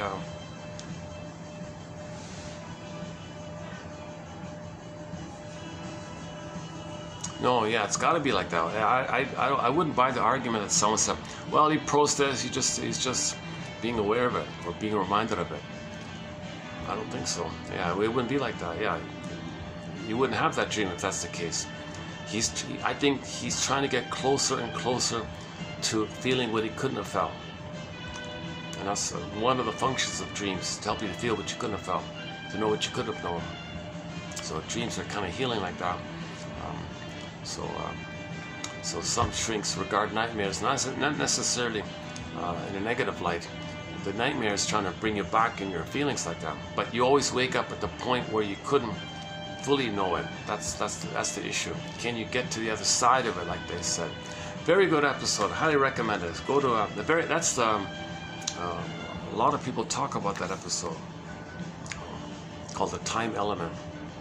And now, once again, in the unconscious, there's no time.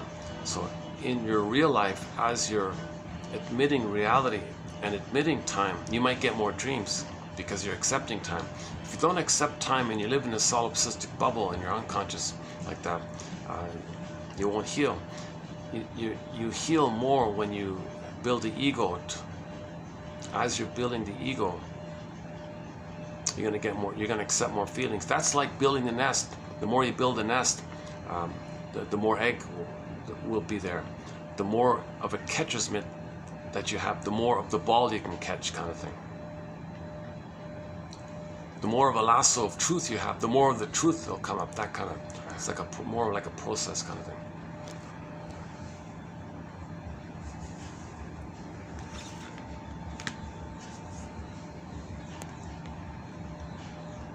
Let me check the battery. How are we doing? Already? We're at 3:47 now.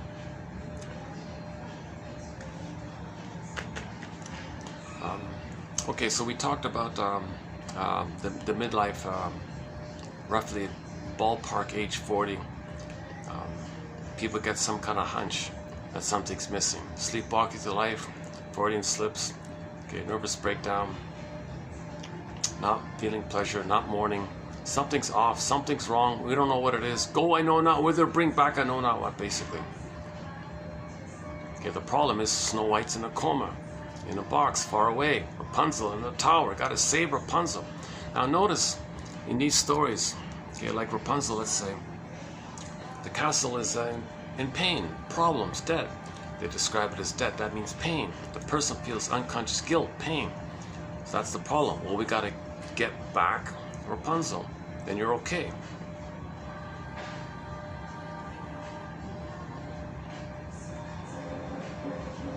That's called healing and wholeness. The more you're connected with your beingness, the more whole you are, hence heal, and the psychosomatic symptoms figure itself out.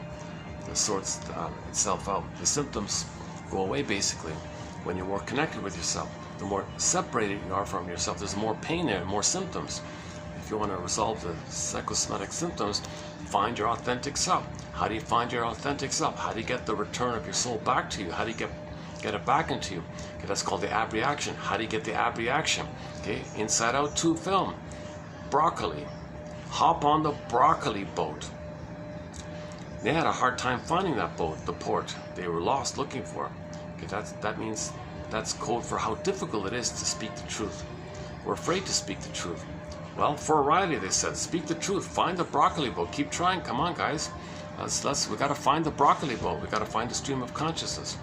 Finally, they found it, and they were still afraid to get on it. Okay, again, that's a resistance to say it. So you lie, you rationalize it, you can rationalize it. No, I don't want to get on. Oh, I'm afraid to get on. No, I don't want to get on. Come on, team, for Riley. I mean, that's like within us, like for our own healing. We want to heal. We want to heal. We're tired of the false self. We're tired of the excuses. We're tired of the cop-outs. We want to get back. We want to be authentic and feel. We only have this one life kind of thing.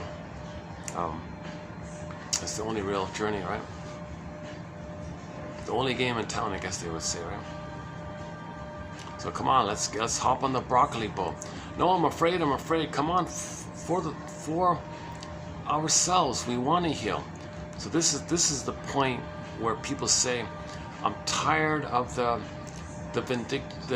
tired of being a grievance collector with the world, my mother. I'm tired of counting the. Someone calls it grievance collecting. Berger calls it injustice collecting. No, mother hurt me. I'm going to collect this injustice. I'm going to be reminded of this. I'm going to collect it. I'm going to collect this injustice. I'm not going to give her any credit. I'm not going to let her off the hook. I've got this revenge like this. I'm not going to forgive her. So when you're tired of this relentless, this relentless entitlement that you're supposed to get, you got to face the truth. You didn't get mother's love. You're not going to get it. No person in the present who reminds you the mother is that mother in the past. That helps you to realize that. It's the death of unreal hope. That's the birth of life, Janoff says. You got to get to that kind of turnaround where you realize that you have this relentless, stubborn, unreal hope that some material, some golden Lamborghini, was it? Is that the one? Some material, some expensive thing, or some bottle of wine, or some nice ice cream, or some cookies, or some biscottis, or some emotional food, or some slot machine, or something symbolic that's alluring and promising a reward like that. You're not going to get it. You'll be disappointed like you were disappointed. Okay, so the baby was disappointed, so they go through life recreating it. So the cookie is like a hope, but you're disappointed. The bottle of wine is like a hope, disappointed. Okay, the slot machine, hope, disappointed. You buy the golden car, disappointed. It doesn't work. Okay, we do this repetitive thing. Okay, to know that we were disappointed. Okay, Emily Dickinson. A great hope fell. You heard no noise. The wreckage was within. Oh, cunning tale. Oh, cunning tale. Key under mother's pillow. Oh, cunning tale. Some trick with the mother. Okay. She got away with it. Immunity. She had full immunity. Mother knows. Everybody says mother knows best. Nobody's watching between the two. Nobody's monitoring how the mother might be hurting the baby in the feeding time. Nobody's intervening like this. Oh, cunning tale. It's hard to know this. Got to be detected later on, huh? That let no witness in. The child can't even know it. Unthought known. Scarecrow. No brain. Can't even think it anymore. Well, that's the baby state. Midlife, we build a brain. Restore our ego. Sorry. Repair the ego. So this is an attempt to repair the ego. Psychoanalysis is about repairing the ego, building the nest, building the catcher's mitt, so there can be get the reaction. So that's called free association. So finally, when they hopped on the broccoli boat, now you're free associating. Now you say what comes to mind. Now you're saying this reminds me of this. Oh, that reminds me of that. Oh, this suggests to me this. And the hardest thing about talking about this is this. And go on, yes. And you ride the broccoli boat back like that. Okay, and you want to access those repressed memories. And if you can now feel what you couldn't have felt, because you now know more what you couldn't have known back then, and now you're knowing more with the inferencing, and maybe this, seems to me, perhaps this. Notice your patterns. What are you repeating? Letting you know the past, your symbolic behavior in the present. That's the manifest, what's the latent clue, like you're just building this nest. Then there can be the ab reaction, right? Then the firebird can come up. That's the avalanche scene in Inside Out 2. And then that's getting your feelings back. Those repressed feelings, the joy popped away, the split, you want to get it back and heal the splits and get a new third. So you had two-part sense of selves in Inside Out 2. The delusional one with joy side, and this constant, you're born bad, that's nonsense. You pop those two-part sense of selves away, you need a new sense of self that includes the both and. Okay, it's not either or, it's both and. Mother's not two entities, goddess or demon. No, she's one human.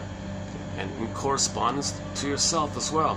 You're not this special, chosen little thing, or you're not this totally always bad little, no good, fill in the blank. No, you're a human, okay, who's good and decent, but you're wounded and you're confused, but you're human, good and bad. You know, this is a both and thing. So you got when you get this both and thing, then you're more in the reality area. That means but you have to forgive the mother to get to that place. We don't see Riley talking to a shrink on the couch about the mother or something like that, and she's weeping like that, and she heals like that. You just see the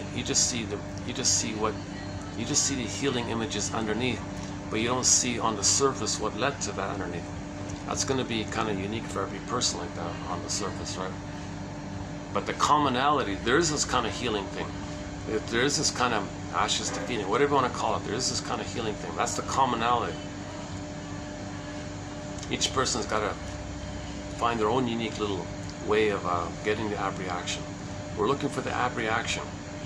Okay. Now, when we say that word ab reaction, we mean it in the positive catharsis, cleansing, purification, healing way.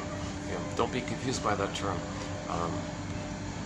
The guy who did the translation really did a terrible job, because in German, it comes from German, Abrierung. It means the delayed release of your feelings.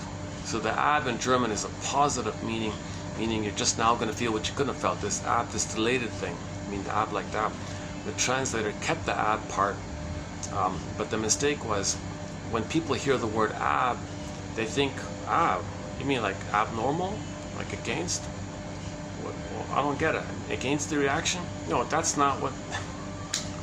So for a discussion on this point, go to 2471 to 73. I spent 3 videos and 50 quotes clarifying this point, okay, clarifying this mess. Now, an important build-up to those 3 videos are the Janov quotes from 45 to 70. 2745? Yeah, 2745 to 70. The Janov quote, the 26 by Janov, sort of sets it up. Then you go to the supplement, 71 to 73, about the abreaction. So we discussed this whole failed sham stuff, like what actors do. The shams, blowing out steam, that's a pain, steam, blowing out. That's the sham stuff. That's not a purification. That's not a cleansing. That's not a genuine catharsis that we've been talking about. We've been talking about for thousands of years. This healing one. So the context usually tells you if it's a healthy abreaction or the sham one. If the context doesn't give it to you and they use the word abreaction, well, it just means something was released and we don't know. So this whole topic.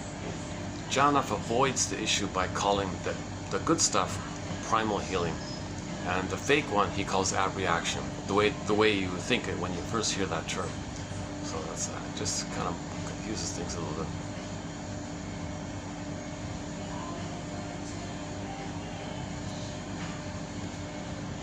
So when you hear the word abreaction, you got to do an automatic click, reverse brainwash. You got to de-brainwash yourself and adopt the German word and focus on the German meaning of the word. Abreierung, and the ab in German means this healing, release. You're feeling you're like a freed kind of thing. That's the ab in German means that positive area. So when you hear the English you got to quickly, fast as you can, think it in the German way of the ab. That's what Mr. Freud was focusing on in distinguishing, to distinguish it from the sham stuff. And the perverted translator said he was messing with people. Ha ha ha, confuse people. That's why we don't have Freud quotes, unfortunately, because of the translation problem.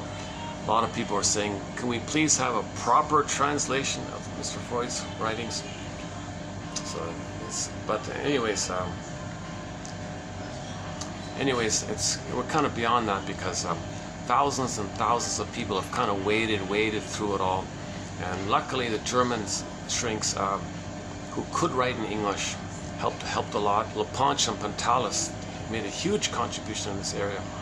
That's a big help. Leponch and Pantalis, those guys. And of course, all the German shrinks. Karen Horney, okay, Melanie Klein, okay, Edmund Bergler, okay, the Kaiser and these guys, Helma Kaiser, and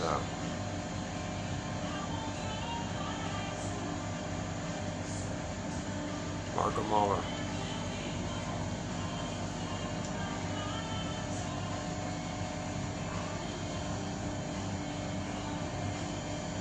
I think we have, because of Masterson's comment, I have one quote, about the repeating one. That's the only one. So you won't. So in other words, there are no Freud quotes here because of the translation problem. If I knew German myself, I'd do it myself. If I knew German, you know. But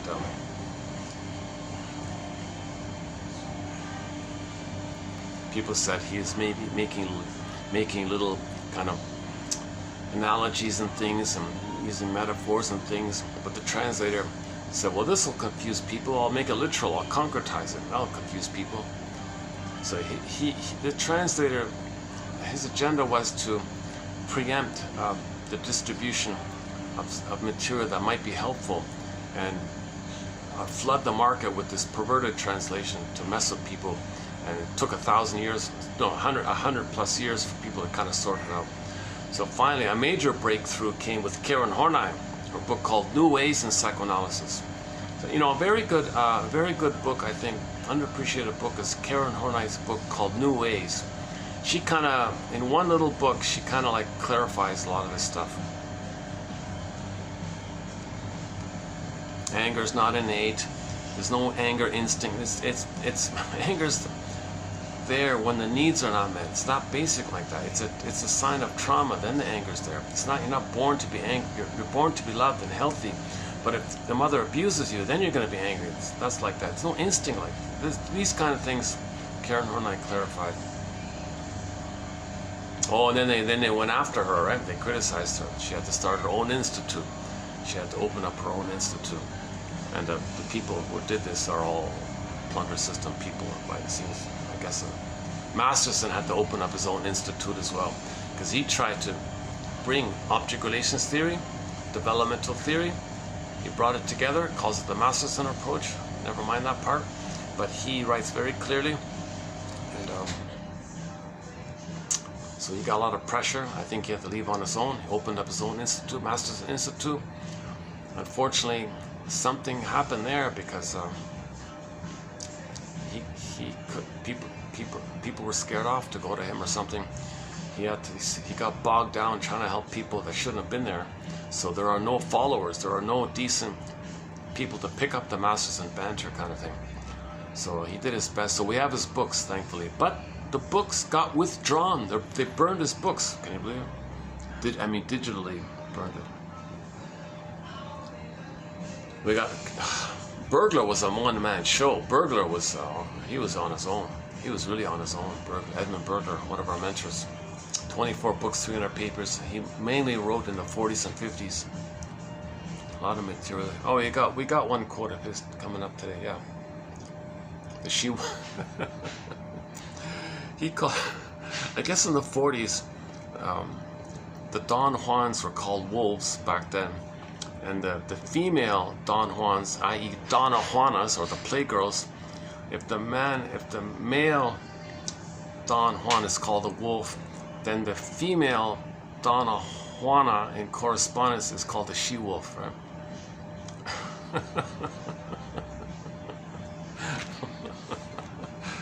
Burglar writes directly, yeah. He's a straight talker kind of guy, yeah. He's very rich with literature. He really was a brilliant guy. He read all the literature, basically. It's like the guy has 10 PhDs in literature or something, and he infuses and highlights psychological points using literature to highlight his points. I learned a lot of literature bits from Burglar this way. And those best quotes of his are in our collection. The only source of Edmund Burglar quotes is right here. 1001, Windmills of the Mind. The only source of Henry Hart's notes, here. Route 66, here. Masterson, here. Okay, and the whole long, hundreds of them. It's going on like so on.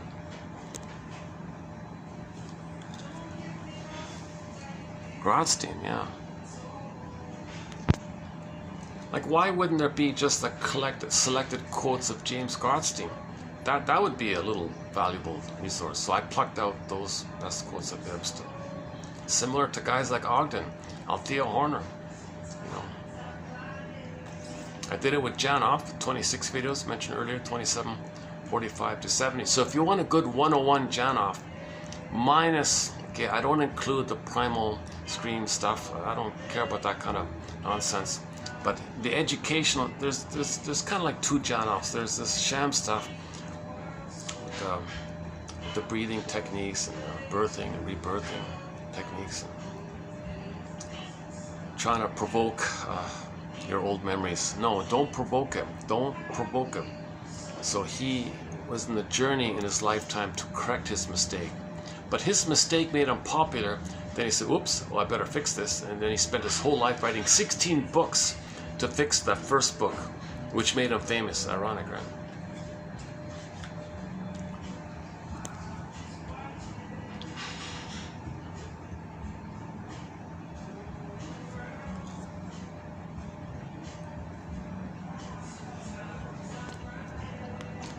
Okay, I think I won't do the.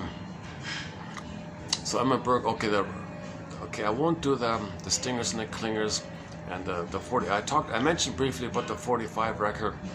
We played the record in every new situation, and we do it the clinger way or the stinger way. It's different, and we talk about the common features of the stinger personality patterns. Okay, the survival slogans, survival anxiety. Okay, rejecting. The quote-unquote human side of being human. If they see it in others, they gotta reject it because it was rejected to them, and they get glee by it because that makes them in a blissful oneness with the matter. That's their attachment, like that, and they're addicted to it. So we cover the spite and the greed and the envy and the granvy and the Schadenfreude area and the trance logic area and the survival slogans area, the BPD amalgam area, and we talk about the clingers, that area. Now back to the stingers, we talk about the scapegoating and the prejudice area. That's very strong in that area. There's a wealth of material in these two camps, the stingers and the clingers. It's not a perfect division of either or, but generally speaking. If your mindset is, well, I'm no good, others are good, and you use sweet lemons a lot, that you're more like in the clinger area. But if you're more, no, I'm good, and my soul is no good, you can have my soul, you're no good because you have my soul, and I'm the mother said no to me, you're me, I say no to you. That area, that's more like the stinger area, the more kind of like sour grape stuff. So if the mindset is, I'll be infantile God that I was in uterus, so I'm okay by there, this delusion. My humanness, I don't want it, you have it, you're no good. So that's their feeling of no good, which they project onto the proxy, playing their no goodness. They play the mother who hurts them. That fuels their infantile megalomania and the gleeful, blissful oneness of the mother. This whole area. So their mindset is, I'm okay, you're not okay. But the clingers maintain the normal, regular stuff. Well, I'm not okay, you're okay. That's what all babies begin with in the beginning. Clingers are still on track like that. Stingers, it's all derailed. No, I don't want my soul. You have my soul and I can damage it. You have my soul. I want to see my soul onto you and I want to see it damaged and ruined and like that. Because that's what my mother did to me, and that's my need to have a mother. I become her to have a mother. Paging Dr. Bowlby, okay, that's attachment theory. The baby must attach to his mother. The only way to survive is to attach to the mother. If that's what he's got to do, he'd rather do it that way. The baby would rather have an abusive mother and deny the masochistic attachment to this by being her, the sadistic side of it, and finding others to play his own masochistics and rejecting it. What a perverse stuff, right? So we talk a lot about this. We talk. So the stingers generally, in shortcut, I'm okay, you're not okay.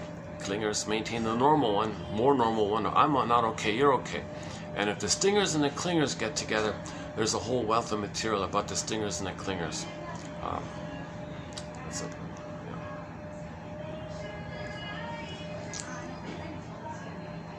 Stingers reject the human side of the stingers basically reject the quote-unquote human side of being human. Stingers don't make I statements, they don't pre-associate. Huge with the rationalizations, trans logic to scare you, to make you believe them, to click in how all babies believe the mother.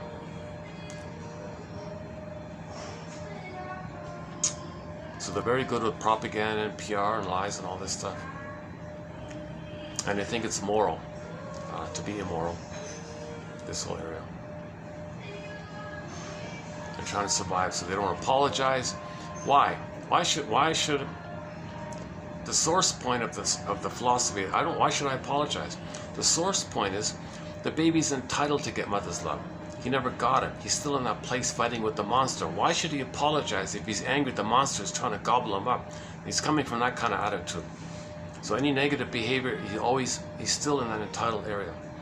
Okay, we talk about the major thing about the secure attachment style, the 5 parts. Okay, so uterus, birth, the egg, Superman, oyster, and now Voyager, the 5 parts. But the 18 is kind of a key one there.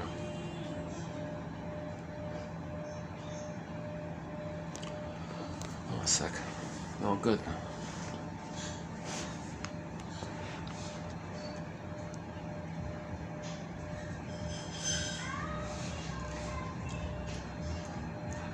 Definitely enjoy the few times I can kind of have this corner to myself here at the end. They don't hear me over there, apparently. She said, no problem at all.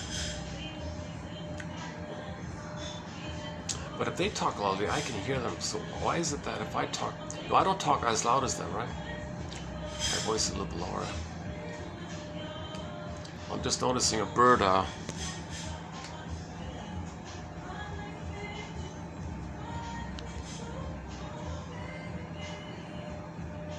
1 second.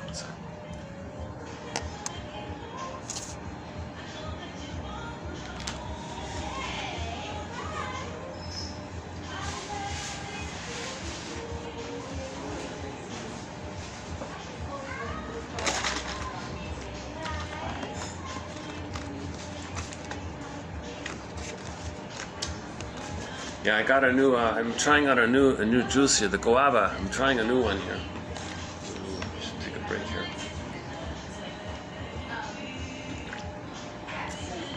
So one of our companion beverages is the guava juice. This is a new one I'm trying out today. Yeah.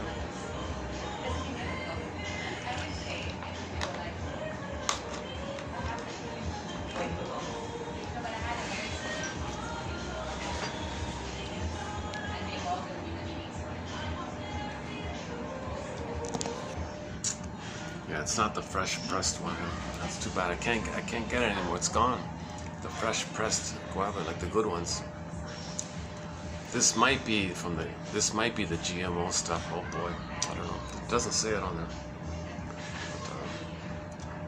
But I don't think I'll buy the. I don't think I'll buy the guys. It doesn't taste right. It's too sweet. Like it's a little too sweet. I don't know.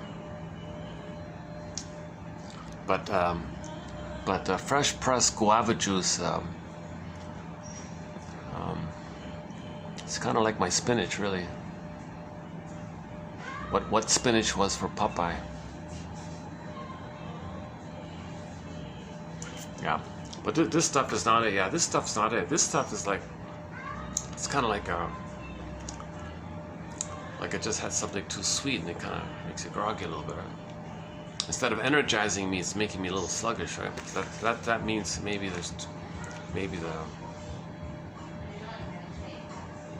it's filtered in a way where they took out the pulp and the juice. Maybe it's the way they filtered it or something. Oh, there's that beachy song. Oh boy. Okay, let me take another break. We do have one Bee Gees song on our soundtrack. Sorry, a cover. We have one cover of a Bee Gees song on our soundtrack. It's Katja Epstein's German cover of their song called Heartbreaker, made popular by Dionne Warwick. It's called Fluschwiege. Fluschwiege.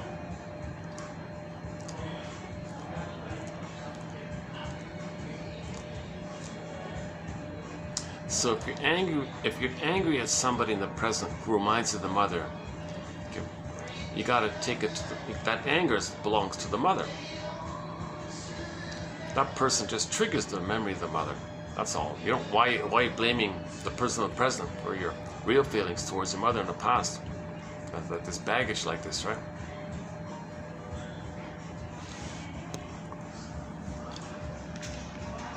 Okay, let's just jump into rationalization here. So this is part 6 of 6. Rationalization. Okay, let's get started here. All right, rationalization. Giving logical but false. It's a sham. Okay, it's false. It's fake. It sounds logical, but it's a lie. It just sounds kind of reasonable, but it's a lie. Okay, that's called rationalization. Giving logical but false reasons for something instead of the true reason for it. It's an unconscious process. Unconscious. The person really believes, he or she, that their reasoning is correct. Self-deception. Okay. We tend to explain away anything that doesn't suit our purposes or evades our comprehension. Man all the time strives to find reasons because he is striving for intellectual consistency in his own psychological world. His own psychological world. So he wants to preserve his own psychological world. Now his psychological world is based on denial, splitting, projection. Okay. So he wants to preserve that. If someone calls him out on it, he wants to preserve that. So rationalization is something you believe that hides your psychological world.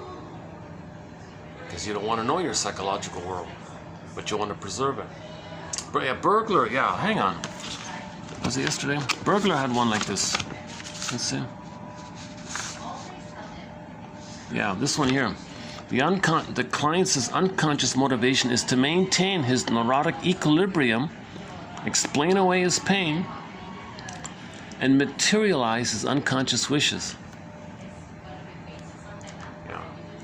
So that's how unreasonable it is. His unconscious thinks he's still in the nursery, and he's motivated by this to get mother's love.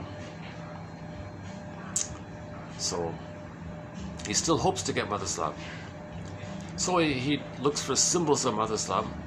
Maybe one day the symbol will be the real thing. Maybe the symbol will magically cause a time machine to appear, and he'll go back in the past and change what had happened, and he'll get the need finally.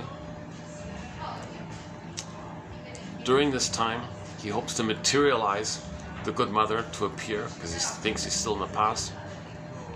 He'll explain away, deny the pain, and maintain his psychological trauma. The script. He maintains the script, maintains the denial of the script. He explains away the pain of it all by the belief of oppressing it, by fooling yourself that something else is the cause of your pain, called the lesser crime issue. Confession to a quote-unquote confession to a lesser psychic crime. Okay, so the example was the guy who was short.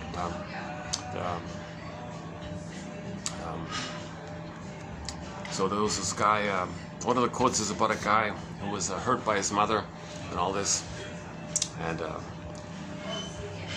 he thought she rejected him and punished him and didn't want him. He felt no good. He felt inferior. The conclusion was he felt inferior and no good, unwanted. By the way, his mother didn't meet his needs. So later on, he said to his friends, or his friends asked him, you give off the vibe that you feel inferior, that you're no good or something. What's that about? Oh, well, that's because I'm short. What? And then he would bombastically try to convince himself and his friends that the reason he feels inferior is because he's short. And he rattled off a long list of reasons to convince himself that that's the reason, that rationalization is the cause of why he feels inferior, to make him unaware of the real reason why he feels inferior, because he can't go there. He doesn't know how to forgive the mother. He doesn't know how to identify that the mother hurt him. He doesn't know how to face the greatest hurt of all: mother failed me, mother betrayed me, betrayal trauma, attachment trauma. He doesn't have enough nest to do that. So because the nest is missing, the knowledge is missing, and having a safe person to talk to is missing, he's got to find some way to find something else to blame, like a straw man thing. So he confesses to the lesser thing. Well, being short is the reason why I feel inferior. He's lying to himself and to others, and thinks the lie is the cause. No. The lie is a third line of defense to make you unaware of your denial of what really happened. Yeah, so if you look, okay, the rationalization quotes go from 75 to 80, 75 to 80. So this is part 6 now. So it starts at 75, goes up to today 80. And in that set, you'll find the one about the short story. And a similar one was where is it? A similar one, what was it again? About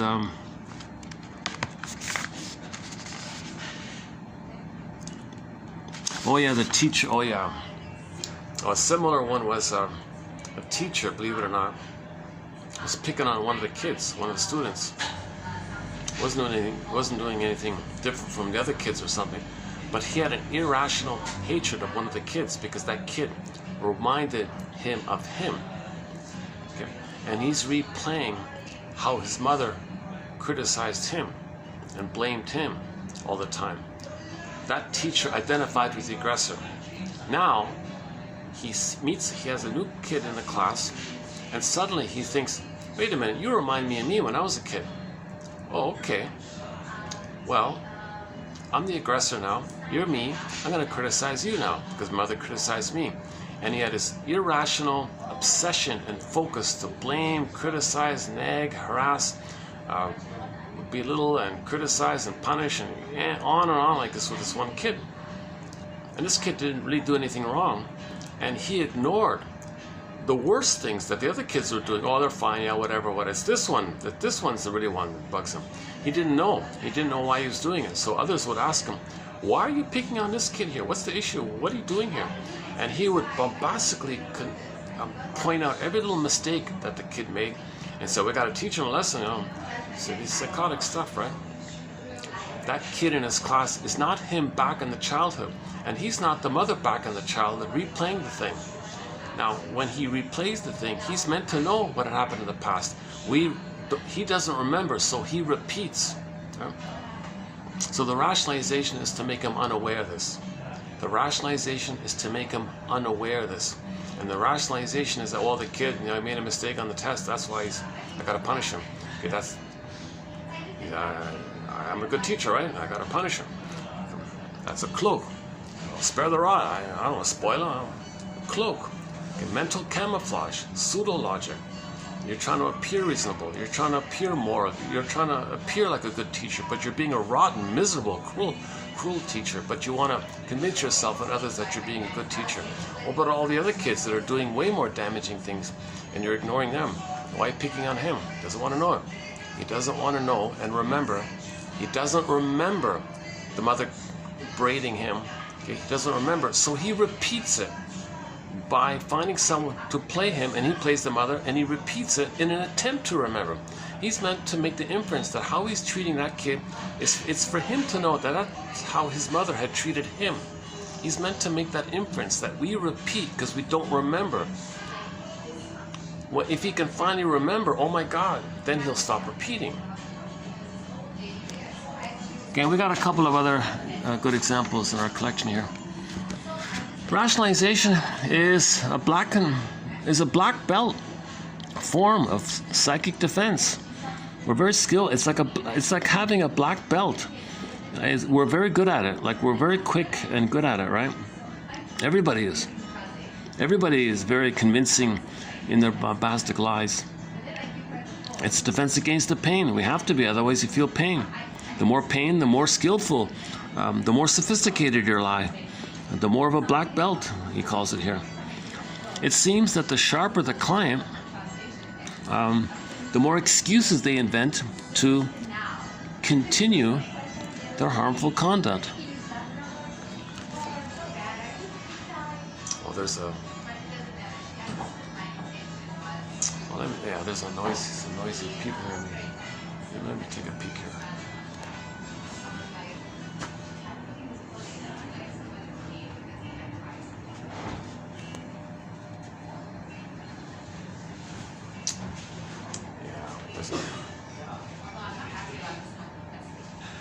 Yeah, she's kind of louder. I'm okay at the moment, but if I sit here for a while and listen to the loud talking, I might. Although she saw me peek at her a little bit, so maybe she'll interpret my peeking as. But I'm kind of talking a lot myself, right?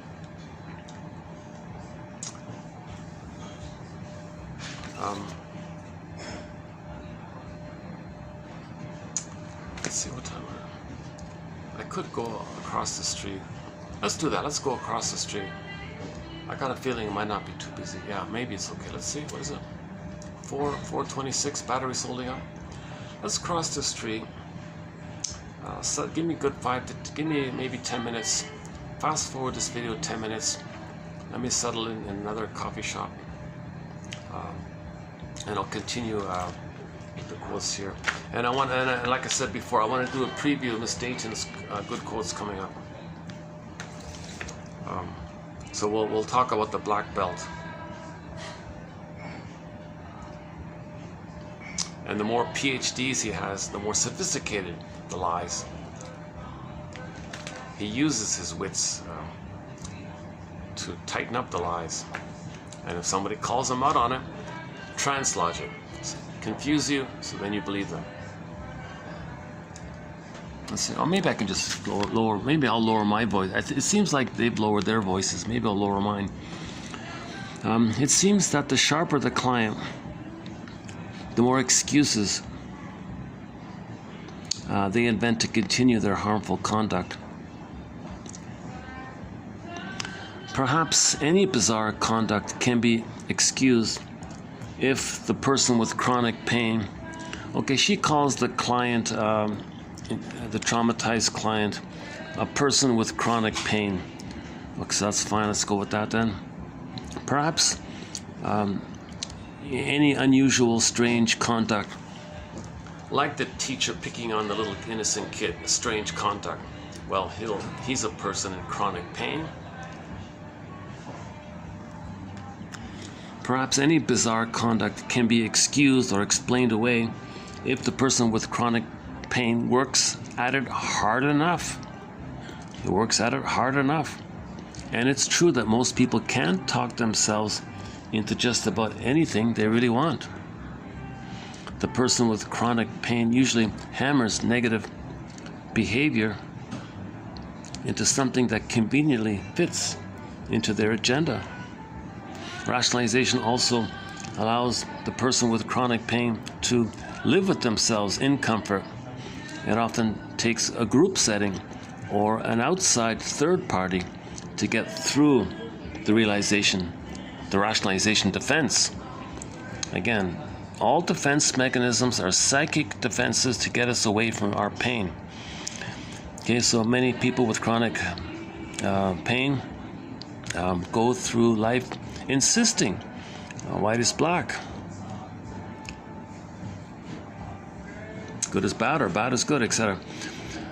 Some chronic pain sufferers are stubborn, bullheaded, convincing themselves that there's a good reason for their behavior.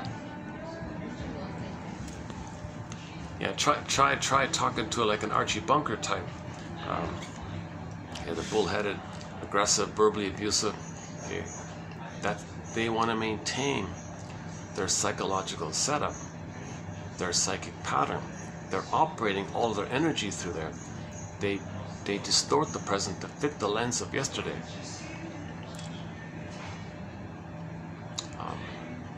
Otherwise, they would be betrayed. They would be betraying the mother. They're afraid to betray the mother, because if they were to betray the mother, they have the memory the mother would abandon them and not be there for them, and they'd have no mother, and they'd feel the furies. They don't want to feel the furies, so they're loyal to the mother by sticking to the script kind of thing. What's the script? Oh, they hurt them, they're the hurting mother. They find others to play them, which they shame, and then hate the ones they just shame. That's like a script like that. There's prejudice involved. One manifestation of this is prejudice. So they're bombastic and stubborn, and is to find rationalizations of why what they're doing is reasonable and good. And they'll come up with all kinds of tricky rhetorics and innuendos and translogic suggestions, tactics, tricks, maneuvers. They'll use all their little wits and jokes and tactics to fool you, to transfer something positive to it. And they'll tap into your wishes. They'll tap into your fears. They'll tap into your needs and wishes and dreams and fantasies. And they'll tap into that and use that to help them sell the lie when they co-opt your pain and use that against the person to fool everybody.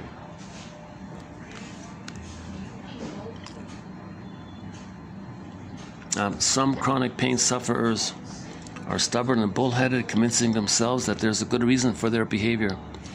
Rationalization, however, blocks their progress and allows destructive habits to continue.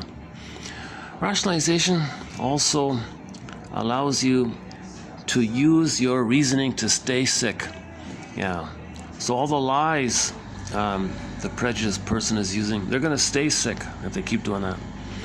I suspect most of the time the person with chronic pain doesn't see how very faulty and phony the reasoning is. They're not going to see it. No way.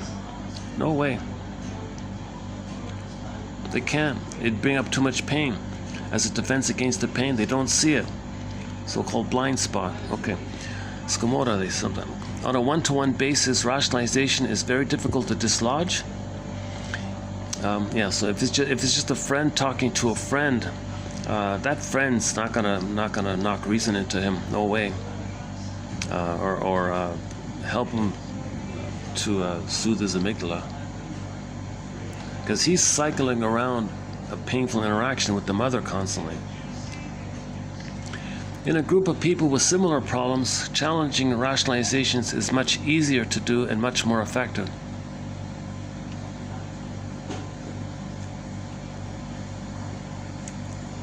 Pride and lack of honesty are likely to surface. Rationalization is one tough customer, and any person with chronic pain, or addict for that matter, may have become a black belt world-class protagonist in its use. Yeah. Interesting way of putting it, right? He's so skillful in lying. He's so skillful in this double think, double talk, flip-flopping. Okay, now you see me, now you don't. You thought I meant that? I meant that. Oh, you thought I meant that? No, you meant that. I'm going to pretend you said what I said. I'm going to pretend I said what you said. They're like judo thing, like the skip, black belt stuff, right? But it's all in the service of surviving, because they think if they were to tell the truth, their mother would eat them. No, the image is not real. The image is a symbol of their rage and oral greed, because their mother didn't meet their needs.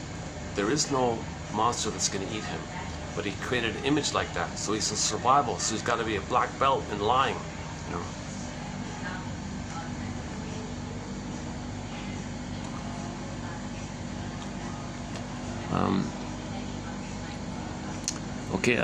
Yeah, rationalization is the brick and mortar people so often use to build a formidable wall around themselves. Yeah, so don't trust, don't be vulnerable, hate weakness, hate sensitivity, none of that stuff. Often, by the time those with chronic pain seek help, they have lost amateur standing when it comes to explaining their conduct. A good support group will not allow rationalization for a second. Half the group will probably react to his BS almost by reflex. Most have used the same illogical excuses themselves, so they can point it out 7 different ways without being too insulting. Yeah, so his point, or her point, what was it? His point was, in groups, the moment someone BS's, everyone knows and recognizes it themselves. Oh, you're BSing it because they know, you spot it, you got it, kind of thing.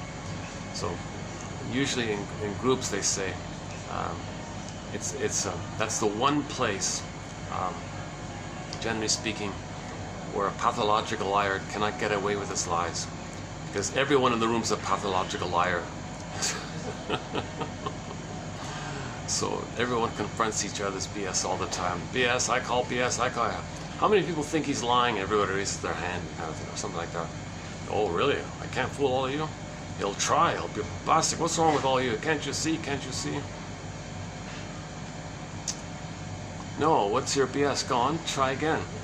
You think you're inferior because you're short, and you're telling me this and that. Well, my cousin is shorter than you, and he feels confident. He's everyone respects him. Nothing to do with that. Being short doesn't cause you feeling like a fill in the blank like that you're saying. Well, that's because he'll make excuse. So, no, you're lying. No, you're lying. Okay. This is called confronting people's rationalizations. Okay. Calling out the BS. Being a good BS detector, kind of thing. CRAP detector, somebody said.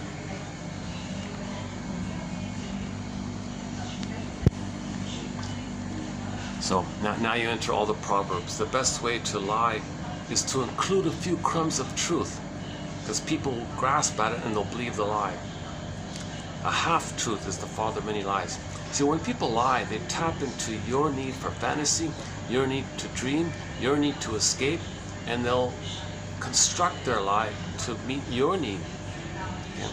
Just think about advertising. Same thing with advertising. The advertiser says, "Oh, you want to feel like if you buy our muffler, you'll be a somebody. You'll be a somebody." The person listening, I want to be a somebody. Now the narcissistic pride one, well, I want to restore my narcissistic infantile somebody pride, my delusional somebody pride, my false somebody. I want my authentic somebody. So it works to both places, right? It works on both sides. The more healthier one, they're looking for a genuine authenticity. The other one wants to restore their infantile megalomania. I'm somebody, I'm so important, I'm somebody, I'm above you, that kind of thing. So they made it vague like that. So the jingle, at this muffler shop, you're a somebody, and everybody flocked to buy a muffler. So the lie, okay, appealed to the listeners' wishes and dreams and things like that. And you can use that to sell stuff, or propaganda, or get away with things.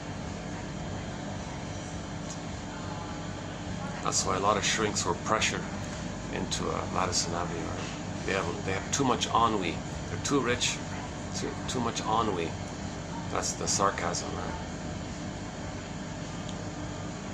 Because you got everything and you still didn't get mother's love. You got 10 Ferraris made out of gold or whatever, and you still didn't feel loved. Didn't work. So you don't even know what you're looking for, but you looked for, you got 10 golden Ferraris, and you still didn't get mother's love. And you don't even know that that's what you were doing. So you really give up like this, you're filled with ennui.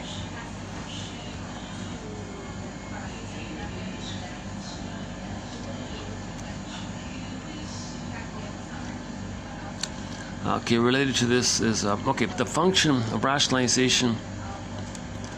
The function of rationalization is not the humanization of our world, but rather the creation of conditions for perpetuating the power that governs it. The function of rationalization is not... Oh yeah, okay, same thing, yeah, okay.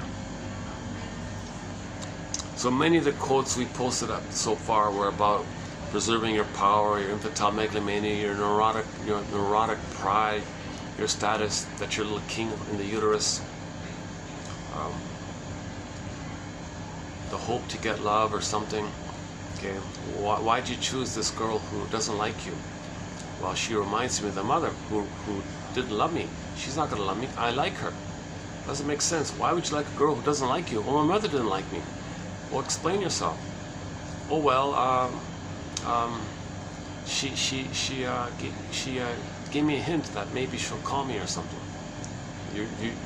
Did she? No, but she said she might, but she didn't. But she didn't. Reality, okay, right?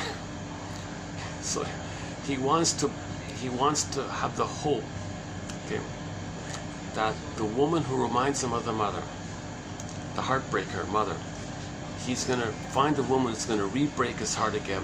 Not directly, just remind them of how his mother hurt his heart.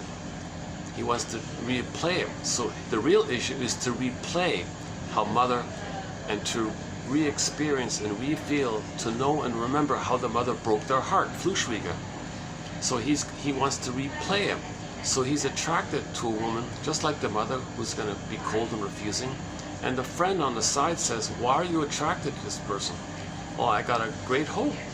As a baby, I had a great hope for mother's love. So here's that, this great hope is coming up again. Yeah, but don't you remember that when you were a baby, you had that great hope, it fell, it crashed? Don't you remember? No, I don't. That's why I'm repeating it.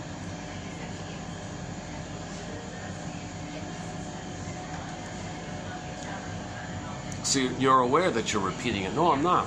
I'm just answering the exercise. I'm just part of an exercise here. So when you're doing something irrational, okay, let's play Katie Lee's song, It Must Be Something Psychological. She says in the song that she only likes men who are unattainable. It's not logical, it's psychological. It's really quite explainable, she says. She says she only likes men who are unattainable. It's explainable. It's psychological. The mother was unattainable. Somebody who is emotionally unavailable, unattainable, triggers the memory, but you don't remember. You're trying to remember. So you're looking for somebody who can trigger it so you can remember it. But if your friend on the side points it out to you, why are you doing this? They don't know that they're doing it. They have the hope that the person in the present is going to be different, is going to be a better version of the mother in the past. Okay? But the friend says, wait a minute, but that person has the same psychology like your mother. And your mother failed you, they're going to fail you. So how's that going to work? Oh, well, they're not exactly the same. Well, cosmetically, I understand that. But in their psychology, that's why you're so excited. That's the inference. Oh, what's all this psychobabble? Now you're getting the trans logic. You know what you're talking about. Where'd you read this stuff?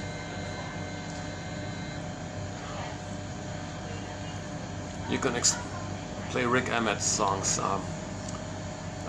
Go to 2077 at the end there, Rick Emmett. You can rationalize it away. It's all up to you. It's up to you.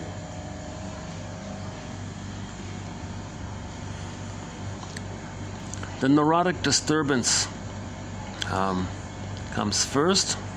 A consoling opinion amounting only to a rationalization is fabricated later. Since the mechanism is unconscious, the basis of the quote opinion is not known to the neurotic victim. The basis of the rationalization is not known to you. So the excuse you make for why you did something, the excuse you make for why you said something, did something, or didn't do something, or didn't say something, the excuse you tell yourself, that excuse you think is the cause of your behavior. No, the excuse is there to make you unaware of the truer, deeper cause. That's called rationalization.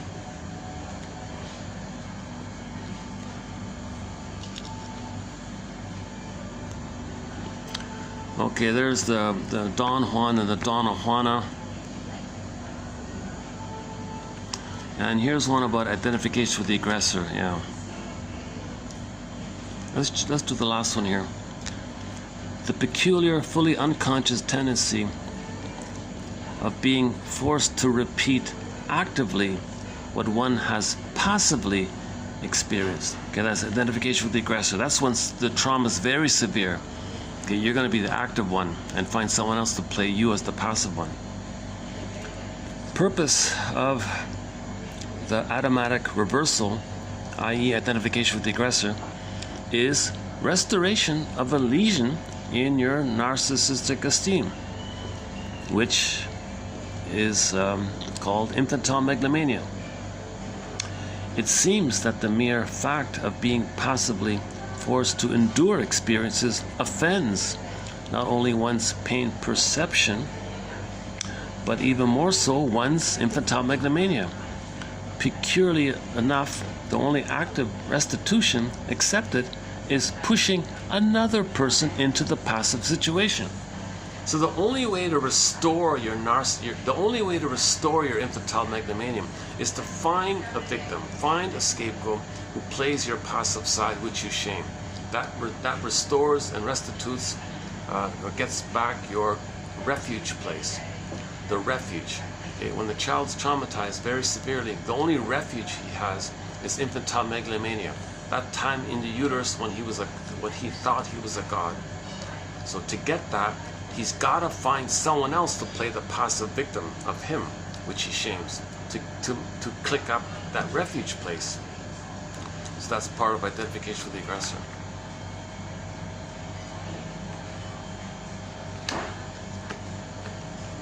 Yeah, maybe things are okay here now, but maybe I'll cross the road anyways. Actually,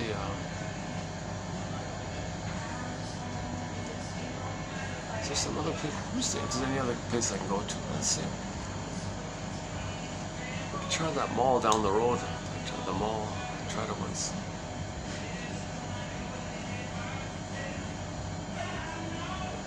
Yeah, okay, let's just try the one across the street here. Okay, give me maybe 10 minutes to settle in the other place. Truth is, this super sweet drink, yeah, this is not the real thing. This is some kind of processed kind of thing. Although it said, it's funny, it says on the box, not from concentrate. But they're doing some other things with it. I don't know what what chemicals they're adding to it, or what additives are involved in it. But yeah, I'm not gonna buy that again. Yeah, just gave it a try. But whoa, I didn't expect it to have like my reaction is making me a little sluggish, as if I drank like a super sweet drink of some kind.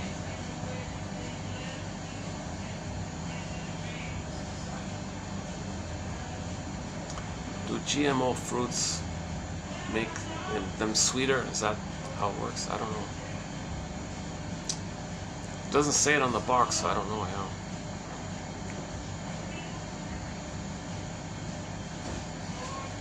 Or maybe it's just very overripe. Maybe it's just an overripe guava. Maybe it's just, it became sweet naturally because it processed it when it was overripe or something. That doesn't make sense. Oh, maybe, yeah, maybe. Because normally when you buy a guava, it's like kind of crunchy, right? Like it's like an apple kind of thing, right? Like a pear, like a bartlett pear or something.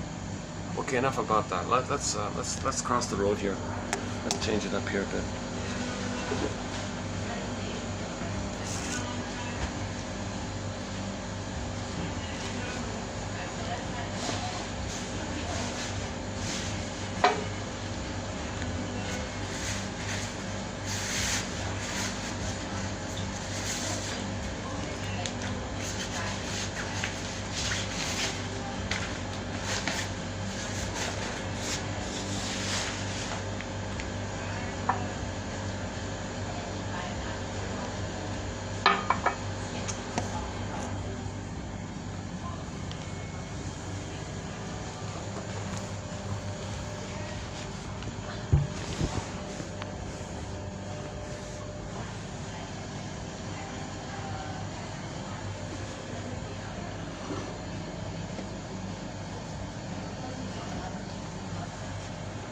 Okay.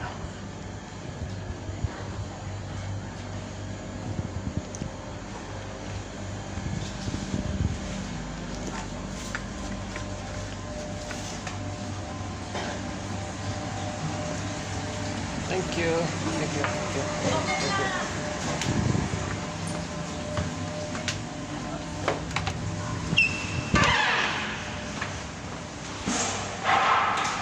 Okay, hi there. Hi there. Thank you.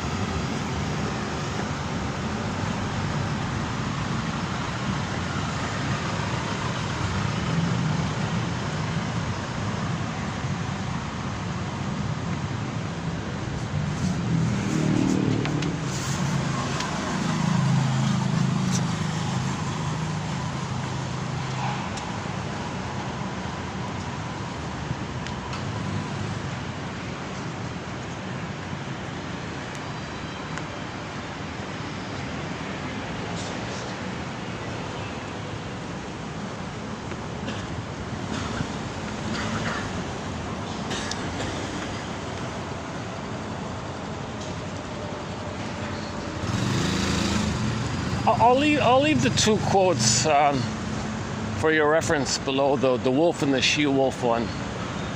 That opens up a whole kind of topic there. Yeah.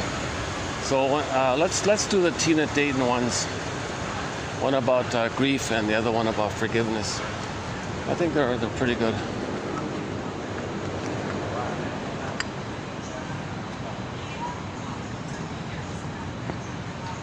See, the wolf, the Don Juan repeats the disappointment, but he's going to be the active lever, right?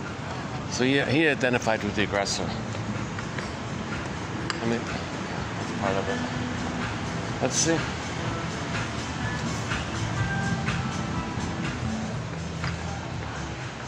Oh, it's pretty busy in here too.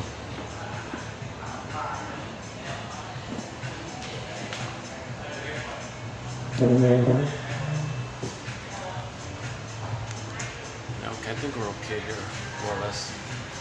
Give me a minute to buy the drink there.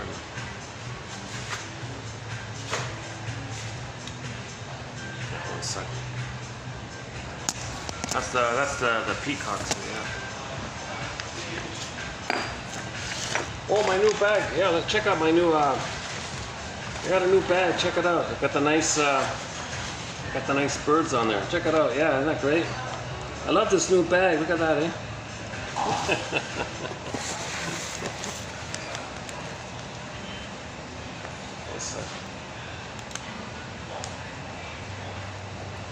I gotta take out the battery pack here. Yeah. Oh, I gotta take this out. Hold a second.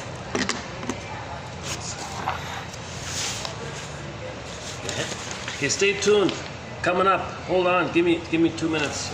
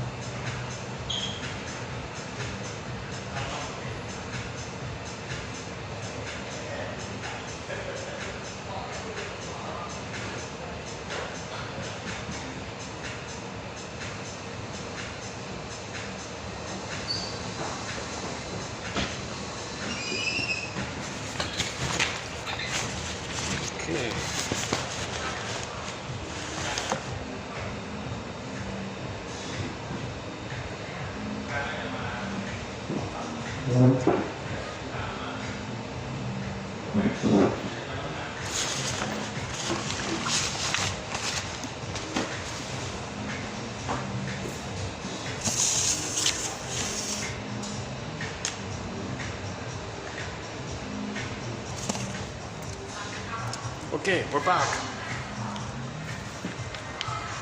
Okay, let's do the two quotes from Tina dating. Let me just read them through first. Okay. When? Aha. Oh, great. Thank you. Looks great, yeah. Hold on. Wait. Let's just do this. Okay, thank you very much.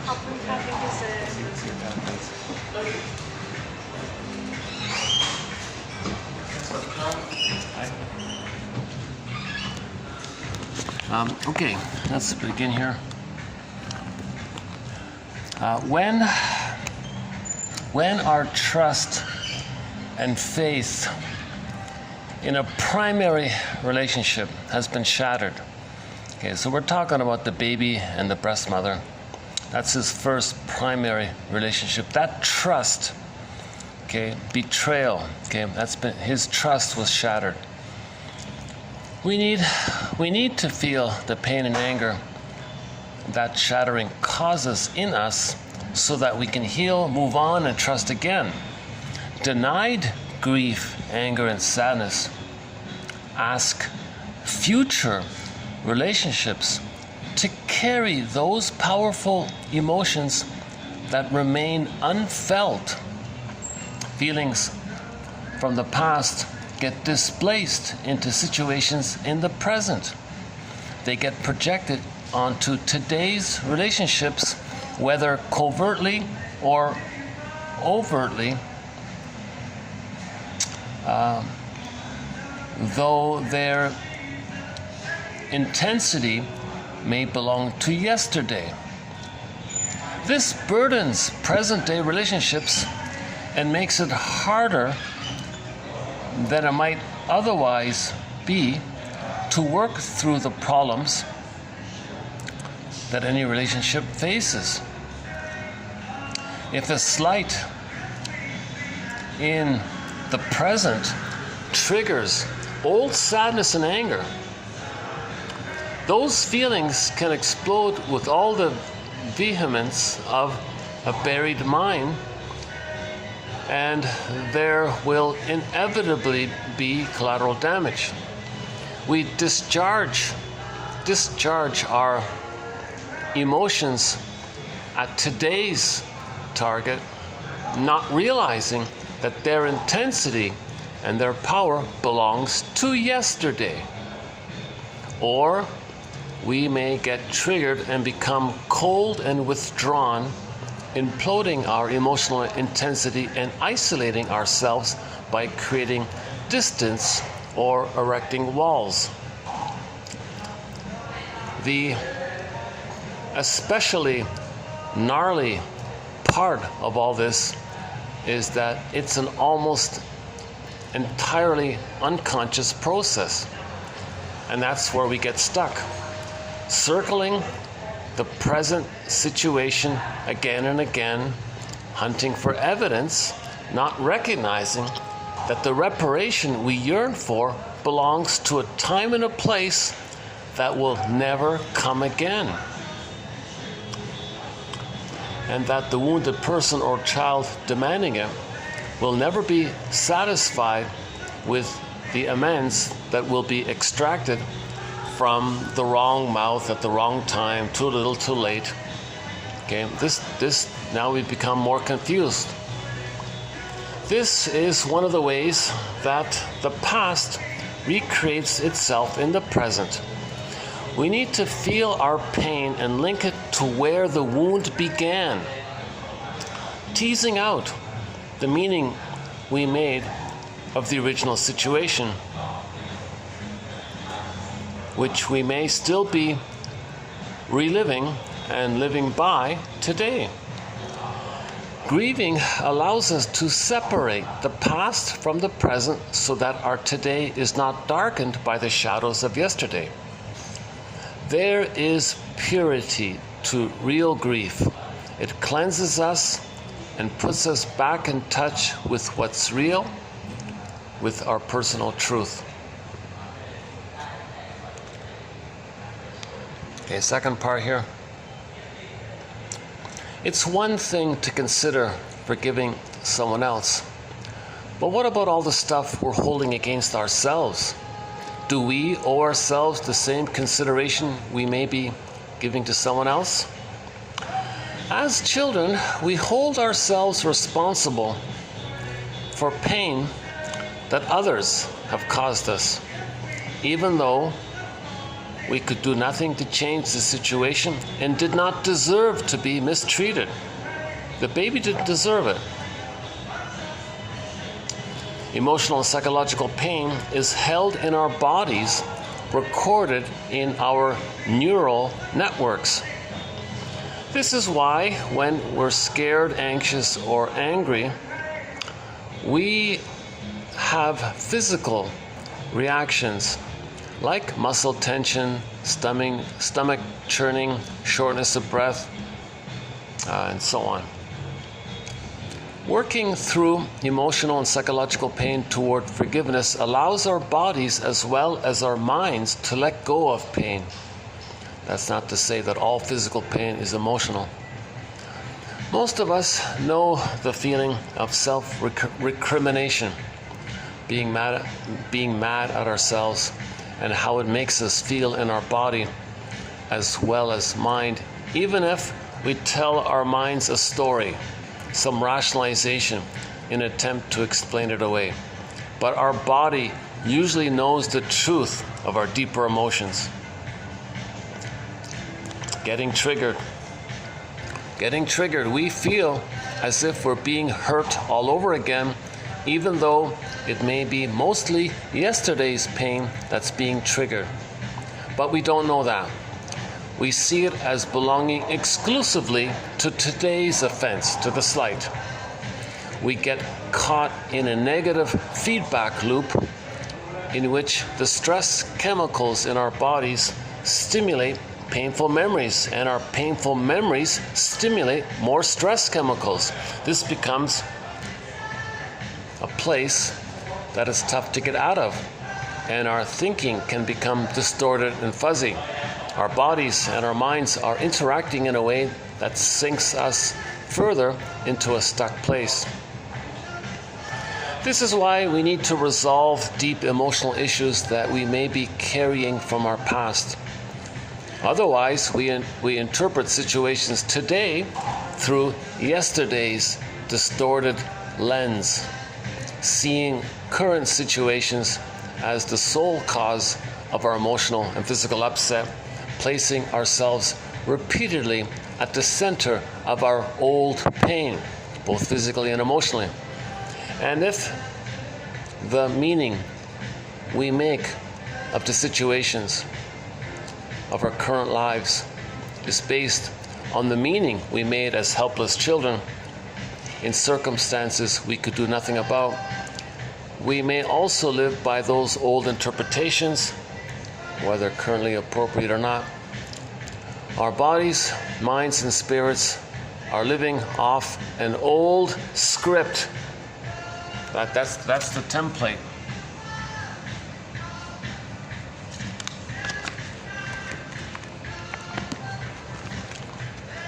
Okay, just one quote about this idea about how difficult it is to distinguish the present from the past is this one here.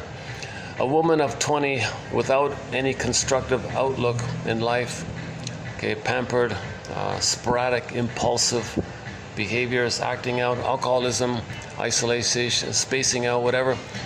She could not experience any contents of the present and past as being connected with each other. She couldn't make a link that her present behavior, her present life, has anything to do with the past. Wow. So how do we learn? People do not learn emotional self-regulation as they do learning mathematics. They absorb the skill of self-regulation from living in the presence of a soothing mother. A person cannot choose to desire a different kind of relationship any more than he can will himself to speak Swahili.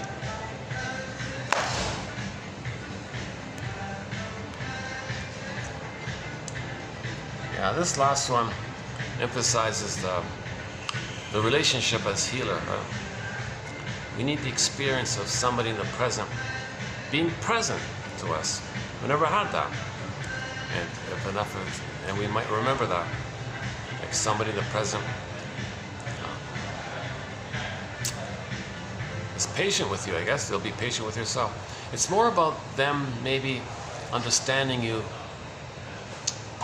knowing what you're going through, and they're present like that, and you can do that for yourself. Then you can do it for yourself. See, the way the mother treats the baby, he records it and continues it himself. He internalizes, incorporates, interjects, identifies. Okay? He remembers how his mother treated him.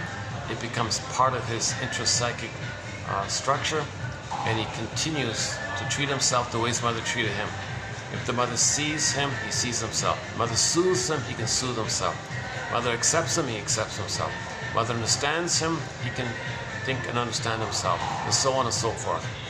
If the mother's present to the baby, he'll feel present to himself.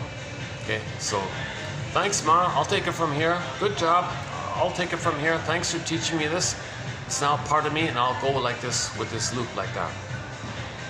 Now, likewise, the opposite is the case as well. The mother hates the baby, he hates himself. Mother criticizes the baby, he criticizes himself. Gee, Ma, what a curse you put on me here. Now I'm going to go through life criticizing myself, blaming myself. Gee, thanks a lot, Ma. You know, because he's got this seared in neural memory like this. So if that's the case, how does he get out of it? Well, her theory here is that, well, if the shrink person, if there's enough of an experience where they're present and understand your situation. You understand my situation? Oh, I can understand my situation. And you can be present, understanding my situation? Well, maybe I can be present, understand my situation. You know what's going on with me? Oh, maybe I can know what's going on with me. You have a way of thinking about things, so maybe I can have this way of thinking about things. So he wants to have he needs to learn this new self-empathy. He needs to learn empathy and self-regulation by the person in the present. You can't just say to them, snap your fingers, oh, just soothe yourself. It's not like learning geometry. You read a book and you learn it. Okay? This is implicit knowing that takes place by a relationship. Human connections lead to neural connections.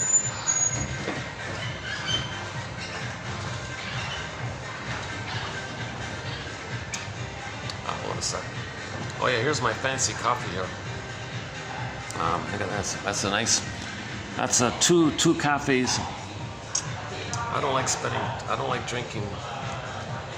Yeah, the double cost, of course, and the double caffeines. Here I am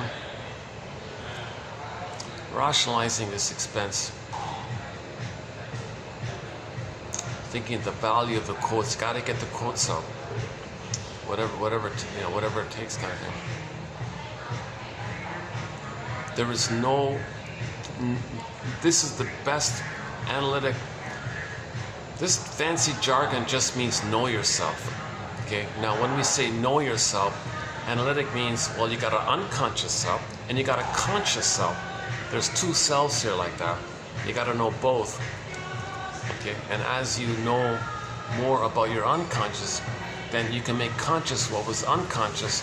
Then you're reclaiming and re-owning what you disown. Then you're becoming more whole and healed.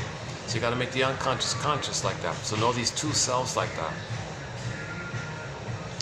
In one image is Hermes flies across with a message. Okay, Rapunzel, you pluck up the rampion from the witch's garden, bring it over to the house, and you eat the rampion. The Rapunzels talked about yesterday. Okay, hold on a second. Oh, they also have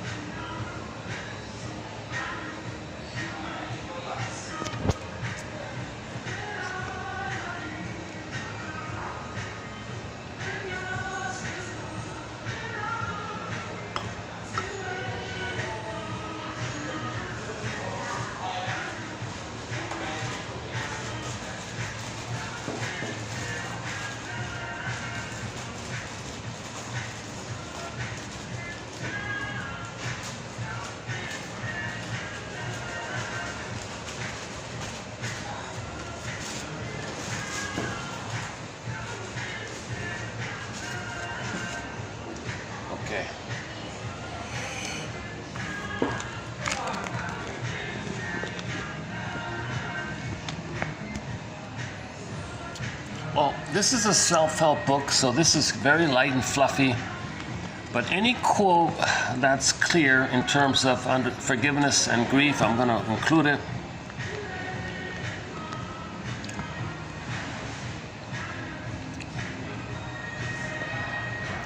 So we got to highlight that the slight, the person was slighted, right? Someone didn't, he said hello, he just walked by and ignored him or something. He didn't, he was, now if that person feels all the pain of the past, that pain of the past is for the past. The trivial little mini thing of somebody slighting you in the present, that's nothing.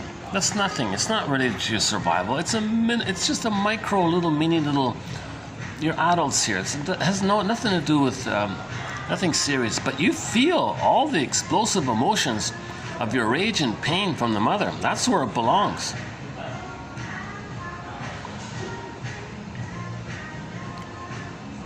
Right? So in current relationships, we carry this old emotional mind, he says here, right? And then we discharge our emotions on the people in the present, not realizing that their intensity and power belongs to yesterday. Or we just put a wall and, you know, do the stonewalling stuff, stone face or whatever. It's all unconscious. And nobody in the present can compensate for that, even if somebody in the present says, gee, I'm sorry. Well, that's nothing. Too little, too late. And it confuses you. It didn't work. So if somebody in the present reminds you of your mother, and that person in the present says, oh, I'm sorry, well, I don't know, maybe it feels a little bit okay, but it's kind of too little, too late or something. It doesn't really heal. Plus, the person in the present probably won't apologize because they have the same psychology like your mother, and your mother couldn't apologize, and you're only attracted to women who won't apologize, so you won't get it. Anyways, so that part's, even if you manage to get it, chances are you won't get it. But if somehow you pleaded, oh, please apologize, I don't know, it's going to confuse you. Why didn't it work? Well, because they did it to placate you. They didn't mean it. Their psychology isn't set up to apologize for you. That's why you're attracted to them. To know that your mother couldn't apologize. So it's all about grieving. We need to feel our pain and link it to where the wound began. If we don't, we're still living and reliving the same thing all the time, this infinite loop. Grieving allows us to separate the past from the present so that today is not darkened by the shadows of yesterday. Seeing today through yesterday's painful lens.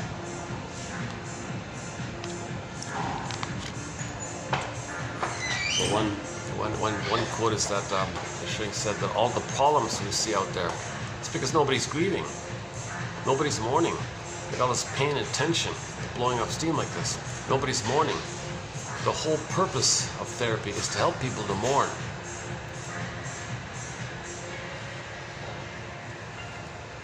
So knowledge of the grief work process, mourning process, okay, abreaction, okay, working through, suffering through process, okay, i.e., identify the two sides of your mother as being a human being who loved her best, but couldn't because of her pain. See it together as belonging as two aspects of one person. Get to that kind of place. Then for yourself, that you made yourself feel guilty to cope with the situation of being born to a very traumatized mother. Bad luck of the draw, bad cards you were dealt. But you tried your best to deal with the situation by concluding you're guilty, you're faulty, you're no good, you're in debt, you can't be, okay, that's your way to cope with this extremely emotionally immature, traumatized, in pain mother, let's say. So forgive yourself and realize this. You need that kind of thing to heal. And number 3 is the memory that since the parents didn't love the children, okay, that's for the person to know that as a children that the parents were stuck in their past and they couldn't enjoy the present. Again, because Amy Bear says it simply, we recreate our childhood in the present with our adult relationships. In our adult relationships, we recreate our childhood past in our today adult relationships because of the pain we're feeling now all the time.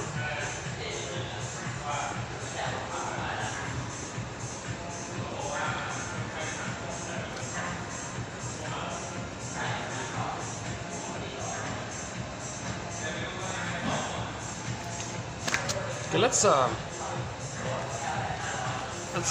me skim some of the recent quotes to see if I missed something. Oh, should we do the wolf one? All right, the wolf one.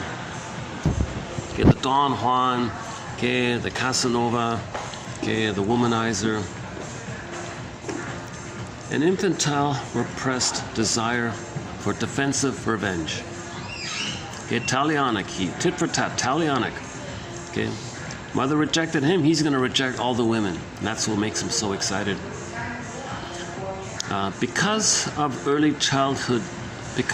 in early childhood, these types acquired an exquisite masochistic attachment to the mother, they later institute an inner alibi. Okay, no, I'm not the victim. I'm going to be the aggressor. I'm going to identify with the aggressor. Burglar's jargon for identification with the aggressor is making a magic gesture, or in this case, pseudo-aggression. All right.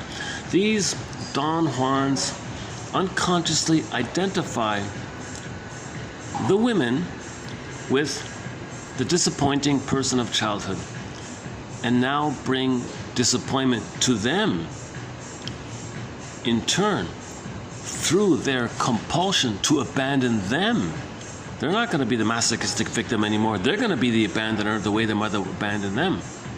Sometimes men of these types are all excited by this, by their own unconscious fantasy of this survival instinct, something like that. See, they can't carry it against women in the act of leaving them. Wolves are inflated neurotic weaklings.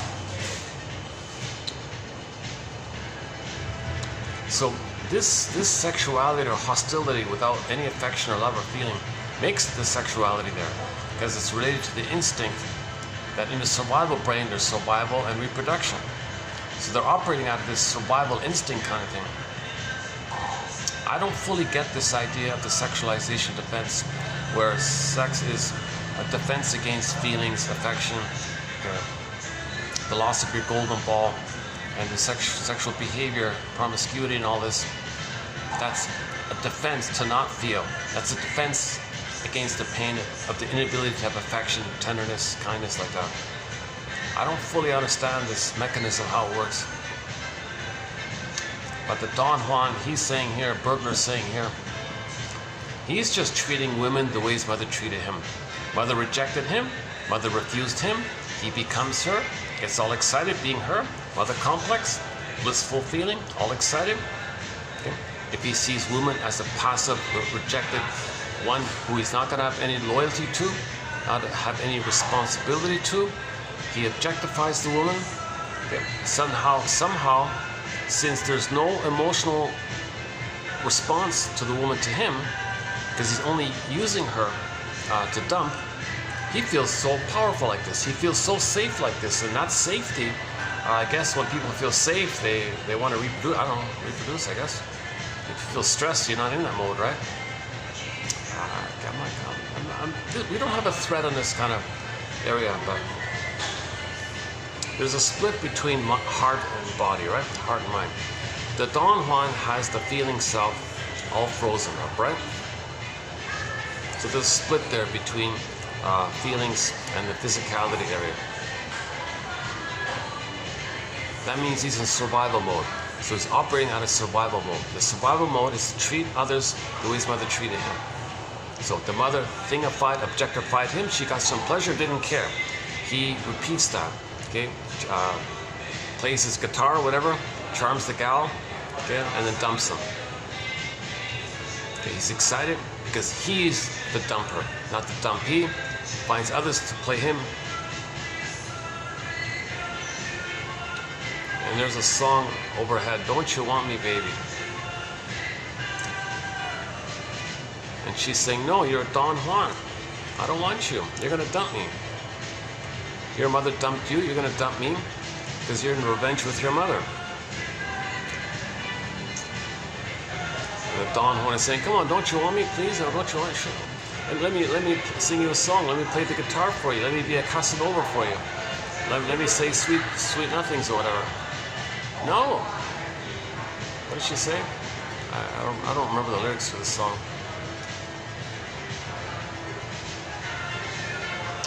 Another feature of the Peer Gynt syndrome, the Don Juan syndrome, Casanova, Don Quixote, womanizer, this whole phenomena where they don't trust, love, intimacy. See, the moment they do involve a touch of tenderness, they flee. They can't do it, right? It's got to be split. They can't bring it together. That's why they flee all the time. Another facet to this is that they have a dream of a perfect breast, a perfect mother. So they morph that and create a symbol of a goddess woman, some unattainable, impossible woman of perfection. Okay, and they will think that that's what they're looking for, but it doesn't exist. So they're disappointed. Well, you're not that dream woman, so forget it. You're not that dream, it doesn't exist, so that's part of it. The only exception is if the fellow marries a woman that all the other men want. Oh, all the other men want her? I mean, I possess the mother? So in that case, if he does meet the beautiful supermodel, whatever, she's a symbol of womanhood if all the men want her. There's the good breast. Then he'll marry that pretty girl, okay? But the woman involved in this is the she-wolf, because she just wants the money, and they're both doing the same thing, basically. So the she-wolf is choosy, thoroughly engrossed in her never-ending quest for the imaginary satisfier. So Don Juan better have enough money for this, right? The money's the mother, and is easy prey to her opposite masculine number, the wolf. Both wolf and she-wolf meet and meet again. They are always disappointed, whatever the rationalization. So he's married to the trophy wife and he's married to the money, basically. The trophy wife is the symbol of mother, and she's married to the money because the money is the symbol of material mother. And there's no affection between them. And this is very utilitarian, cold, probably separate bedrooms. They probably hate each other, seething like that. But they're married to the split off images like that, maybe.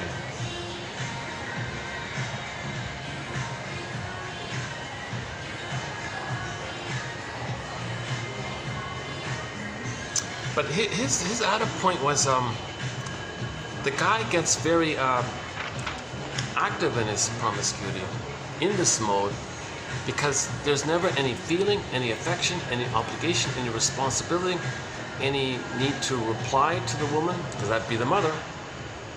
So the objectified lady or whatever, okay, in no way has to be seen as reminding him of the refusing mother, because he's the refusing mother.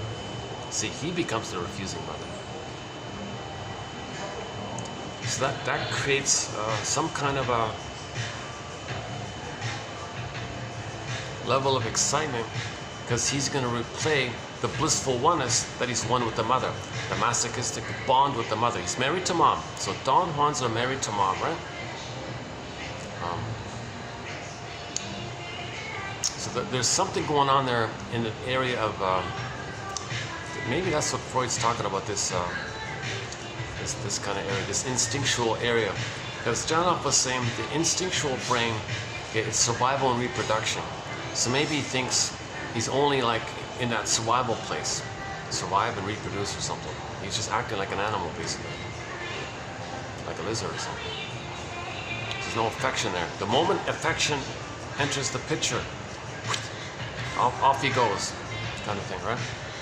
Same with the Donna Juana. The Donna Juana does the same thing, they say.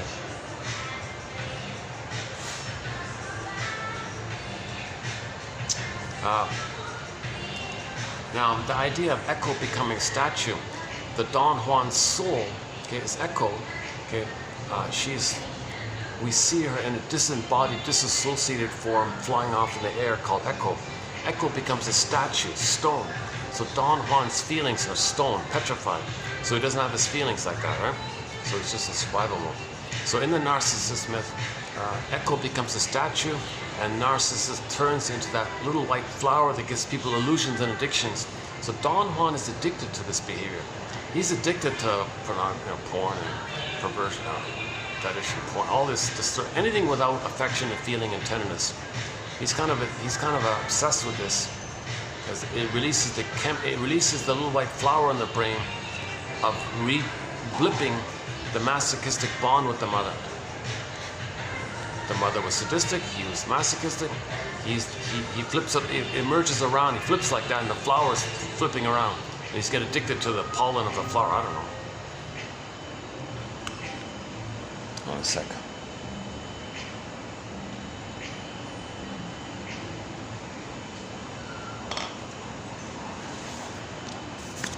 Okay, let's see if we can update the Don Juan syndrome, the Peer Gynt. So Karen Hornett has a very good discussion on the Peer Gynt issue. So Peer Gynt, same like Don Juan. Yeah. And see, one version of the Peer Gynt is Solvik is this imagined perfect woman, right? That's another version of doing it. But no woman is Solvik, right? Solvik's not real, it's a made-up thing or something. But the regular version I'm using is that Solvik is kind of like echo. But the difference between Narcissus and Peer Gynt is that at the end of the story in Peer Gynt, he got some final realization as an old man. Wait a minute. Where's my soul been all the time? Oh my God. I think I've been running away from Solvik, my soul, the whole time. Hey Solvik, where have you been all my life? She said, are you kidding me? I've been here all along. You've been running away from it. So Solvik didn't turn into a statue. She was sort of still visible or something, like moving or something. And then the story ends. We don't know. Is he going to change his ways? He's an old man now. Or is he going to go back to the old way? But if he grieves, if we see Peer Gynt grieving, he might change. But we don't see him crying. We don't see any reaction. But we saw the beginning glimpse that maybe this infantile megalomania, this solipsistic infantile megalomania, it's all about him, everything's for him, always entitled, never cares about others, no empathy for others, this selfish stuff. Maybe there's something wrong here. So he missed his soul. Solvik, my soul, I've been looking for you. Where have you been, my soul? Okay, play Elizabeth Gruner's, now we play Elizabeth Gruner, a German opera singer. Very good opera singer from Germany named Elizabeth Gruner or something. I think it's Gruner, something like that. Play her song called Solvik's Song. Solvik's Song from the opera, from the Peer Gynt opera. Okay. Edward Gregg did the music to it. So we know the famous music of the Peer Gynt story, Edward Gregg, right? Great music. There's a song in that soundtrack, in that play, in that opera called Solvik's Song. And I skimmed through all the versions of it that I could find. I didn't really like any of them, to tell you the truth, until I came across the German one, Elizabeth Gruner. That was touching, that was a little sentimental, that was a little touching. So that's in our soundtrack. That's one of our key opera songs in the opera section of our soundtrack. You'll find that one there. Elizabeth Gruner, Solvik's Song. So it's about Solvik, the soul. I'm just kind of guessing the soul is saying, gee, I meant to animate some person here, but I'm disembodied. Solvik's Song. I'm supposed to be somebody's home, but he doesn't want me. Solvik's Song. So it's kind of a sad song like that.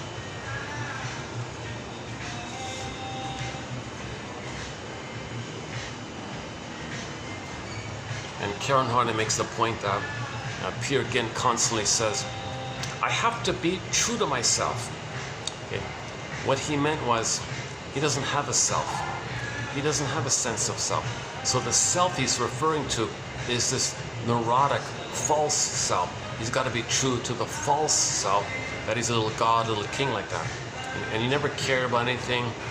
He was psychopathic, they said. He only wanted status and money and power. He didn't hurt. He did all these awful things, psychopathic things, and it didn't feel it, didn't register at all. He just one interesting point was the troll king said, you know, if you want, you can be the king of the troll world.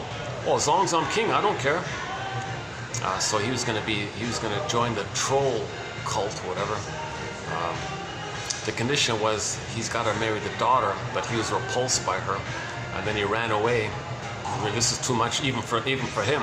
So he ran away, and then the famous music by Edward Gregg. No, hang on. No, that's not the one. Look up Escape from the Troll King's Mountain, or something. Edward Gregg. G-R-E-I-G, right? Play that song. That's a fun song, yeah. That's a famous song. Right? One of the most famous classical music compositions is that song by Gregg called something like Escape from the Troll King Mountain or something. So he's running away, and you can see the daughter, this gross. That's the soul is so. That's his soul, right? Like he's so. Wow.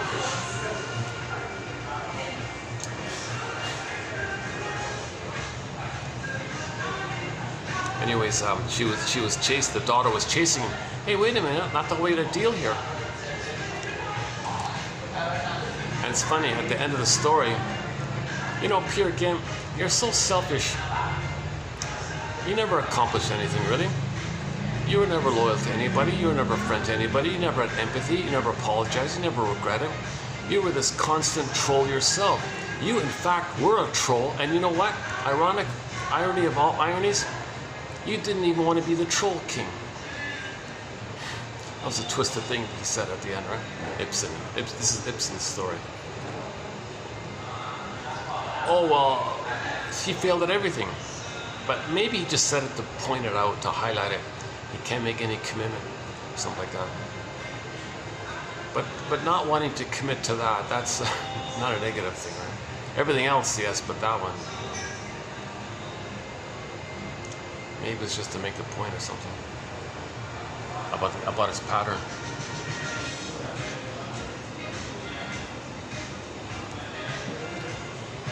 And then the gruesome image that the forces of nature is gonna, finish him off or something. I don't know. No, wait, give me a chance. Let me try again. And question mark. Did he learn? Did he learn? After a lifetime of escapades, of hedonism and selfishness, did he learn anything? Question mark. See, at least there's a question mark. In the narcissist myth, he never even questioned it. He was in this trance-like bubble where it's all about him. He didn't care about his feelings. He never even responded to Echo.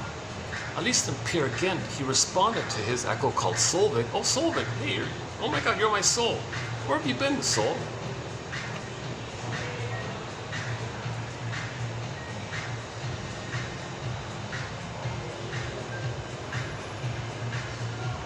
So the source point is mother was hurtful to him, was sadistic towards him, wanted to use him. The mother was smothering and demanding and engulfing and clinging and possessive. So he had to escape from that, but he became her in the process. So he didn't have a mother. So he was treated badly by his mother. He treats everyone badly in response, never making the link that his bad treatment towards others is for him to know that that's how his mother had treated him. And every time Peer Gynt got into trouble, oh, he'd cry out for mommy. Oh, mommy, where are you? And the mother would appear. Mother would come running. Oh, here I am. Oh, see, you need me, right? You never leave me, right? No, mother, I'm always with you. We're one. See, he never separated from mother. He never grieved. So yet Peer Gynt had a huge mother complex, same motif of Don Juanism, Casanovaism, womanizing, womanizerism, the wolf story. Now for this song, our linked song for this topic, the Don Juan syndrome, is a song called The Rapper by the band Santer's band. I like the bootleg, the live bootleg. Type in Santer's bootleg and then you'll look down for The Rapper. That's a pretty good one. It's pretty clear. Watch out, ladies. Here comes the rapper, the Don. He means not rap. This is an old song. He doesn't mean like rap music. He's a rapper like in rap music. He means he's a charming manipulator, like a rapper. Like he can rap. He can like really wrap you around his finger. He's a good smooth talker. Coffee or tea or me? Come on, lady. Or I don't know. He talks in this kind of way. Like, watch out, ladies. Here comes the rapper. Here comes the Don Juan. I don't know who Rick Sanders had in mind when he wrote that song. he's a musical voice in our collection, Rick Sanders. Yeah, Rick Sanders. His song called Dreaming, also from the live bootleg. Dreaming is on our soundtrack, linked to our thread on nostalgia.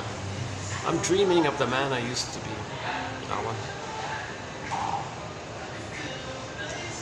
His song called Lovesick is on our soundtrack. And a few others. Mistreat, his big, well, he didn't really have any hits, but the closest thing he had to a hit was a song called Mistreating Heart. Mistreating Heart. So if a man says to a woman, you're a mistreating heart, okay, no. Your mother was the mistreating heart. Your mother betrayed you. She mistreated your heart. Okay? So what you're saying about somebody in the present, you recreated that experience to know the past, to remember the past, to know your story. Grieve at all, and then you don't repeat anymore. If you don't know your story, you repeat. If you don't remember, you repeat to remember. When you remember, you stop repeating. So if he says to the girl, oh, you're a mistreating heart, oh, don't be so cruel, you're a flushwig, a heartbreaker, you're a liar, you're a deceiver, how cruel are you, you're a wicked, you know what, B-I-T, fill in the blank, fill in the blank. You're a psycho, B-I-T-C, fill in the blank. All these, yeah, if a guy calls a girl that, a psycho, B-I-T, fill in the blank, okay, that anger and that, okay, that's his anger towards his mother. Mother, you're that. It's more accurate for the person to think his mother was that than the person in the present that. The person in the present only reminds you of the mother in the past. Now, think about this. If the person in the present is also a psycho B-I-T, okay, and the mother's a psycho B, and your mother didn't give you the love, and this person in the present is just like your mother in the past, that's for you to realize, finally, that you didn't get her love. This woman is an echo of her. You're not going to get that past love. She has the same wiring like your mother. This woman is not going to invent a time machine and give you the love. It's impossible. You're not going to get it. So now you give up this unreal hope. Back to Janoff. It's the death of unreal hope. Oh, wow. I'm not going to get it. Martha Stark calls it the death of this relentless unreal hope. Okay. Oh, wow. I didn't get it. I'm never going to get it. But I always had this hope I'm going to get it. Okay. That's called the mourning process, when you give up this nonsense hope. So there's different kinds of hope. We're talking about we're talking about this unreal hope that you're still in the nursery and the good breast is going to appear. That's an unreal hope. That some cookie is going to be that.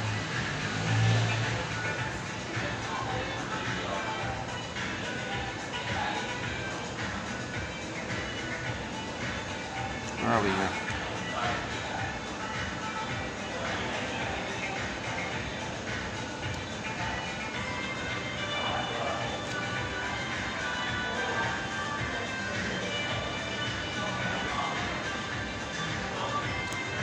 Yeah, okay, so there's good quotes here, 2880. I think there's good quotes. I'm so glad to have these ones by Bergler here, our mentor. At the bottom three here. Oh, the bottom four. Was that? Oh yeah, bottom four. Rationalization, giving logical but false reasons for an act. It's unconscious, self-deception, mental camouflage, pseudo-logic, and you believe that's the cause of why you do what you do. No, the rationalization is to make you unaware of the real cause. That's the purpose of the rationalization. Okay? The pain around the real cause made you and created, your unconscious created the rationalization to make you unaware and repress the pain that caused it. That's the self-deception, right?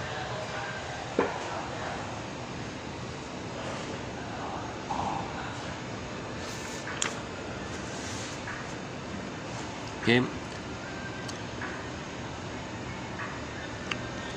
Your rationalization is the use of intelligence to deny the truth.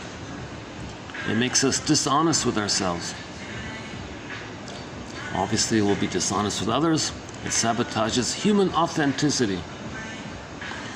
I can only know that much of myself which I have had the courage to confide in you.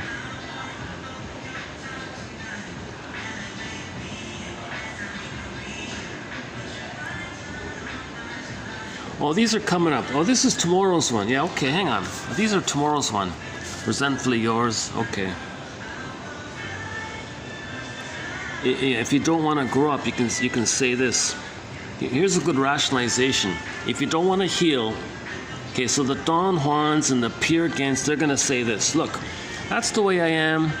I was like this in the beginning. It's the way I am now, and this is the way I'll always be. Take it or leave it. Okay, this is a handy model. This is a very quick, convenient, handy model and delusion to have around if you don't want to grow up. So that's coming up tomorrow. Okay, yesterday we did a review of 82, which will come up the day after. These are good ones here. Again, she must weep or she'll die. Okay, that's in reference to the therapeutic need of abreaction is realized by these lines.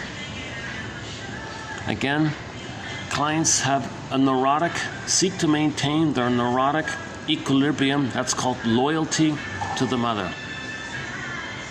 Okay, dysfunction means you're still loyal to the mother, protecting her, trying to save her. If it comes to your attention, explain it away. You can rationalize it away with some excuse while you hope to materialize the good mother. Wow.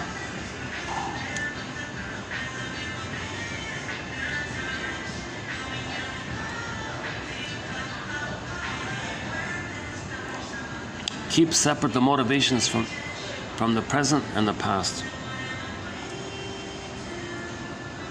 So there's a difference between some person you don't even know slighting you and what happened to you in your childhood. But the slight in the present triggers all the pain in the past. That pain in the past belongs to the past. But what we do, we tend to transfer that past pain to the person in the present. We're not making sense and we're not healing by doing that.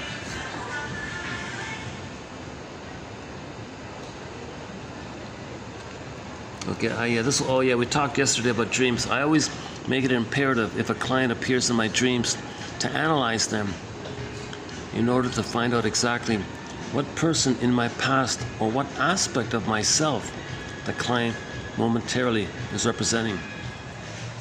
Yeah, so I think when a shrink had a dream about him analyzing another guy, that other guy, that belligerent guy, that was his anger. He found a character to express his anger for him. That belligerent guy was represented the shrink's own anger, and he was trying to help himself. Look, angry man, these things you're saying, these are all symbols of the past.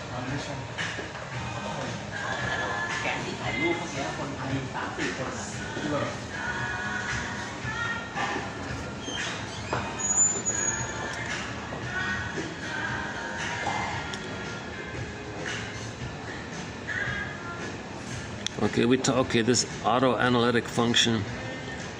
Yeah, okay, so if somebody in the present has empathy for you, you may automatically start to have empathy for yourself. She calls it this auto-analytic function. Okay, back to the TV show Westinghouse Desilu Playhouse. Dreams are usually significant to something deep-rooted in a man's subconscious. Very often the subjects you dream about are not really the things that bother you. They're only symbols of the things that bother you. Okay, the trance logic, yeah. So, when people use convoluted, confusing language, okay, it's meant for you to think they're an authority. And the power of this, its comparison is, just as magic spells use special rhymes and archaic terms to signal their power, the convoluted language of PR, advertising, legalese, acts to convey a sense of authority. It works because the child is confused, so you confuse others. And when the child was confused, he believed the mother because he was in pain and helpless. Oh, mother, you're right. So you confuse the public. Oh, PR man, you're right. What's the PR man doing? He's hurting others, and he wants you to think he's right.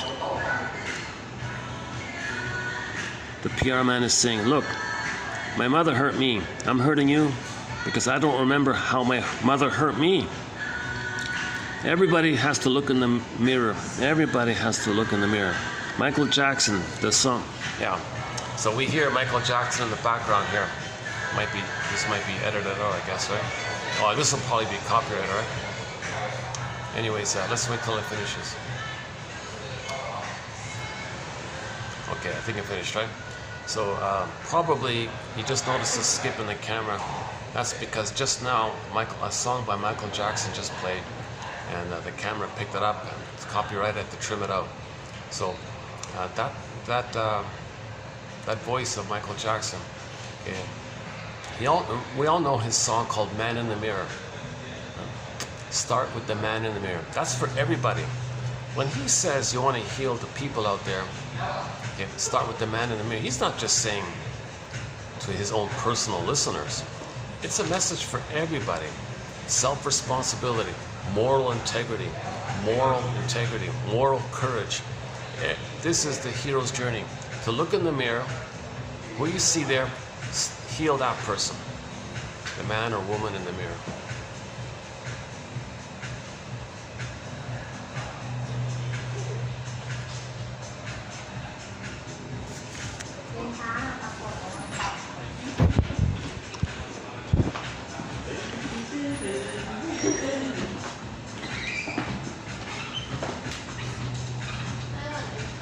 Oh yeah, there's the psychopath one. Let's see. Okay, so go to 2882, the end one. That's not a bad one about the psychopath. Our first quote on the most difficult topic, I guess.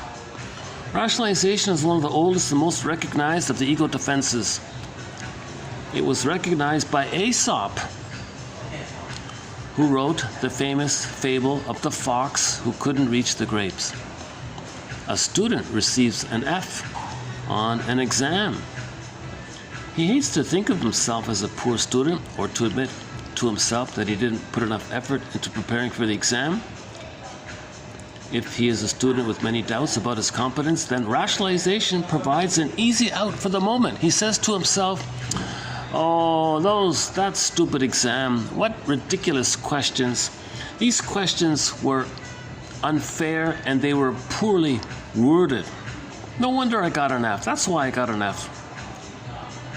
And he thinks that's the cause of why he got an F. He makes up a lie. Everybody else passed. Everybody else got an A or a B or a C or a D, I guess. He's the only one that got an F. But he believes that the reason he got an F is because it was a stupid exam.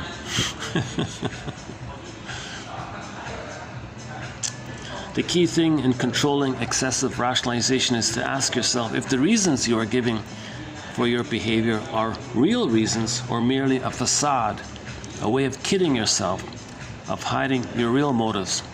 You must try to get behind your self-erected facade before you can understand yourself. If you want to heal the man in the mirror, you must get behind the facade.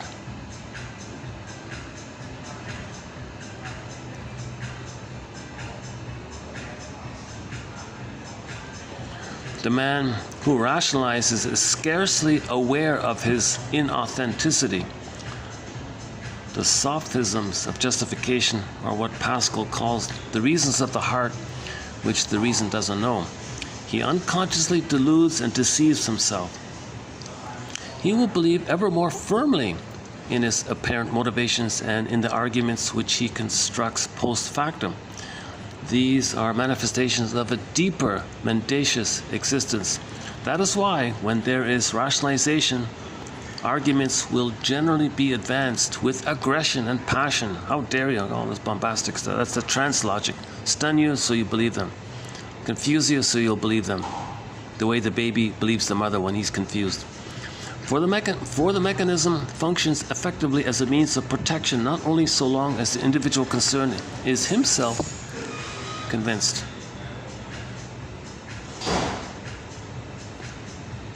Others may see through the mechanism. That's why he's bombastic. He's afraid of that. He's afraid others will call him out on his BS, so he's bombastic.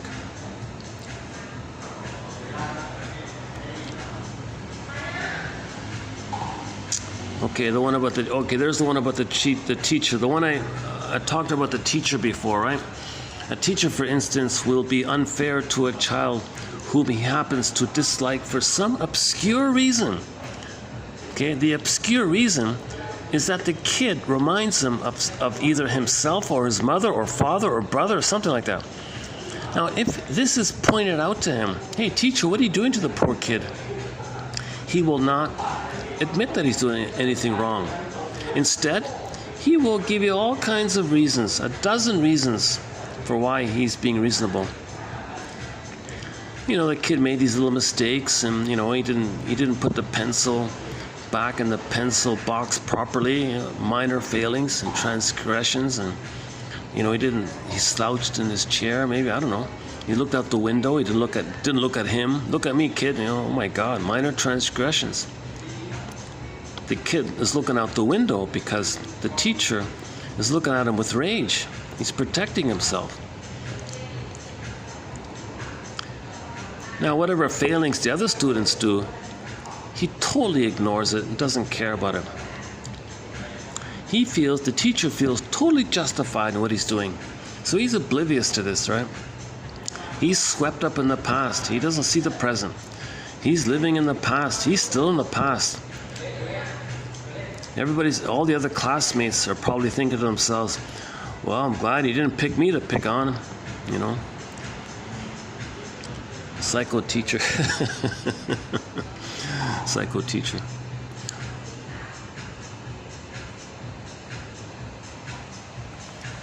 I heard it yesterday. That's why it's on my mind. I heard it yesterday. I just saw one of these comedy clips. A lady there, she made the point that when there's a breakup, women have a variety of names for the fellow. He's a this and he's a that, and she had a long list of colorful, negative, insulting phrases to describe the men. But men are simplistic. They all use the same one phrase, psycho, B-I-T-C-H. You know?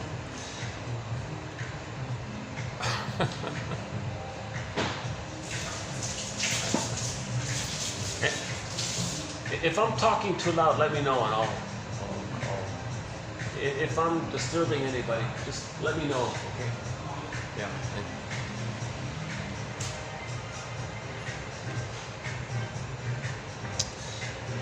Yeah, let's enjoy this relatively peaceful time here. Let's see, what is it?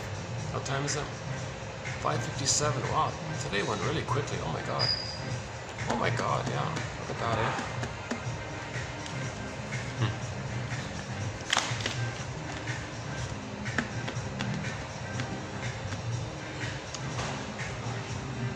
Well, we've got about a good half an hour of daylight here, so we'll wrap up in about half an hour here.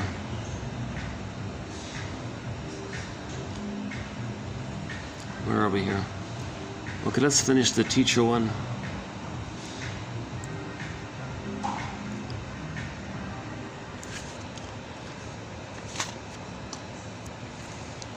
A rationalization is something you tell yourself to justify or somehow make okay your decision. Rationalizations do not involve action. They just explain away our actions. Identify what you told yourself about your decisions that allowed you to make them. What did you tell yourself about that made it okay for you to do it? You may find it helpful to start the statement with the phrase, I told myself that.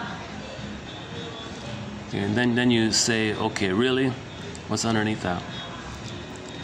Okay, common rationalizations include the workman who blames his tools, okay, sour grapes, sweet lemons, and a few others. You always want to appear superior, you want to appear admirable, okay, but you're doing the opposite in truth. Nobody wants to feel foolish or out of control.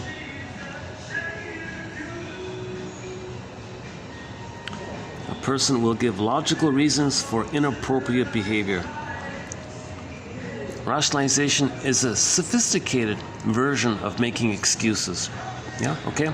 Rationalization is a sophisticated version of making excuses. They have a lot in common, but rationalization it fools you more. So that's why it's more sophisticated. It fools you more. It's more skillful. It's a black belt in deception, rationalization.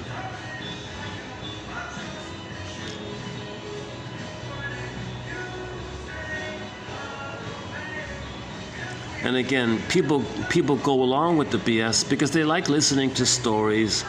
They want to be amused. They think it's funny. I don't know. It taps into their wishes, that kind of thing.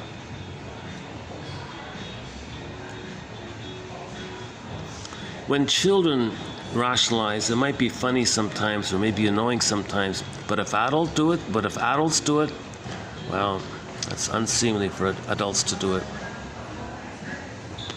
A good mind is no deterrent. The better mind we have, the more ingenious we are. The more ingenious are our BSs.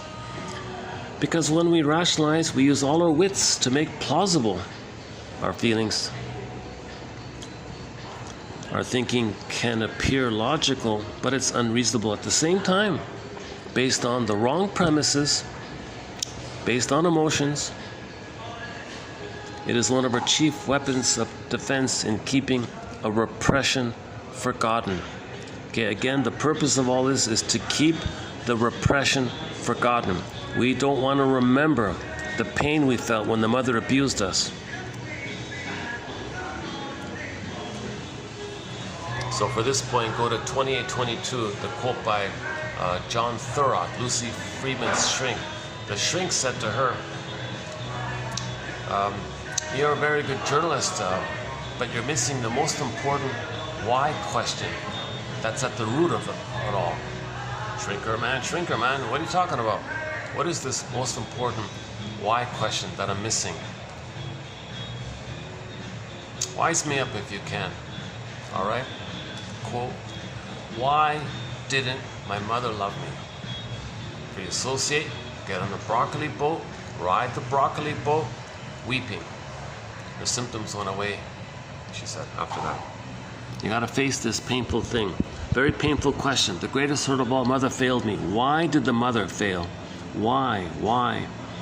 Okay, you gotta answer this question here. But if you don't want to answer it, well, you can use your 10 PhDs. You can use your wits. You can use your street knowledge. You can use your knowledge and your book knowledge and street knowledge. You can use your minds and your intuition to keep what's forgotten, forgotten. Rationalization is a fictitious logical process.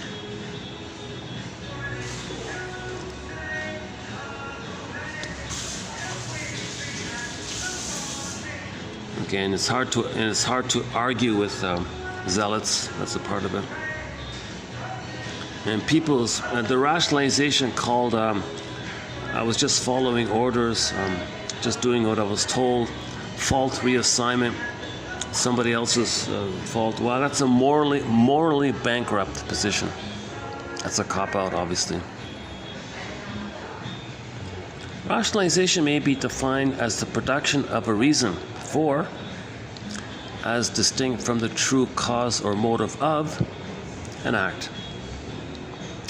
The complex responsible for the act is not recognized by the person as a legitimate ground of action, either because it is an unconscious complex bunch of memories and therefore can't be recognized at all, or because, though the mind may be conscious or half conscious of its existence, there is conflict with some other bunch of memories which is felt to have a prior claim to determining conduct.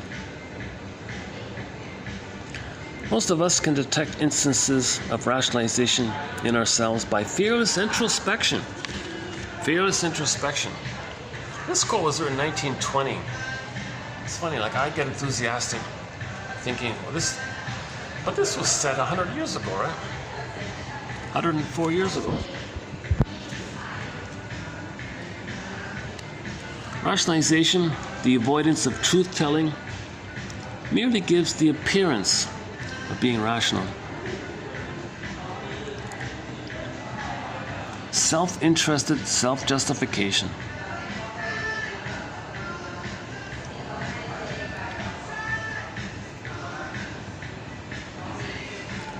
And with rationalizations, you don't want to hear the counter-argument, you don't want to hear the other side of the coin, you don't want new data, you're bombastic to keep it one-sided.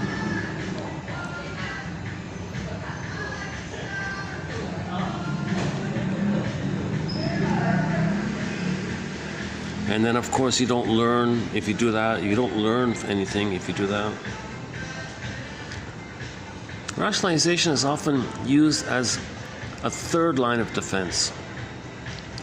Okay, so the other defense mechanisms like repression, like splitting, like projection, like identification with the aggressor, these other major defenses, okay, rationalization is the cloak, mental camouflage or blanket over them.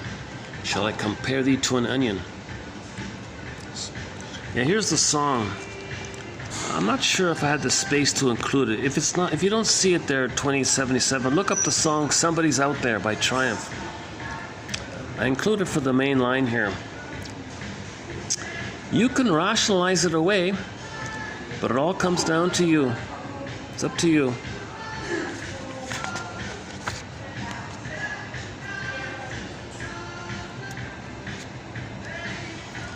As the client is able to accept your interpretation and understand the defensive nature of his behavior, it becomes increasingly possible for him to face and accept those actions, feelings, and defenses which he was formerly unable to accept. Okay, rationalization is an effort to guard one's neurotic pride or infantile megalomania by escaping the necessity of recognizing the real basis for behavior for which one feels ashamed or guilty or painful.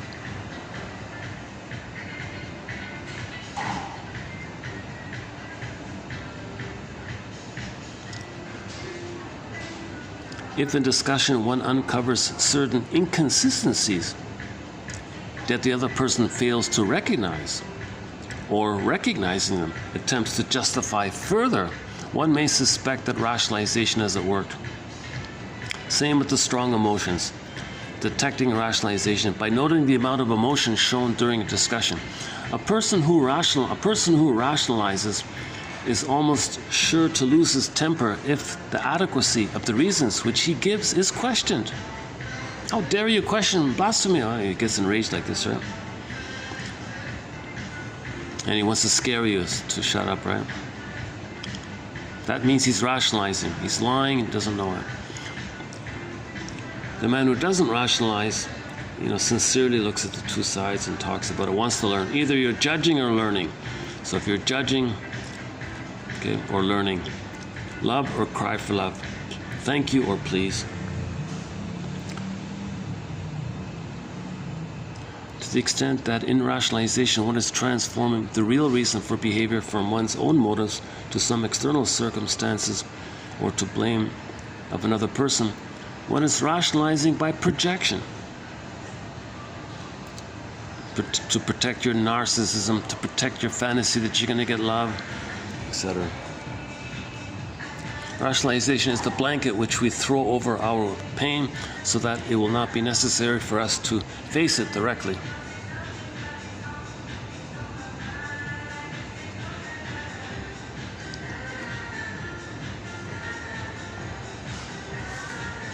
Okay, so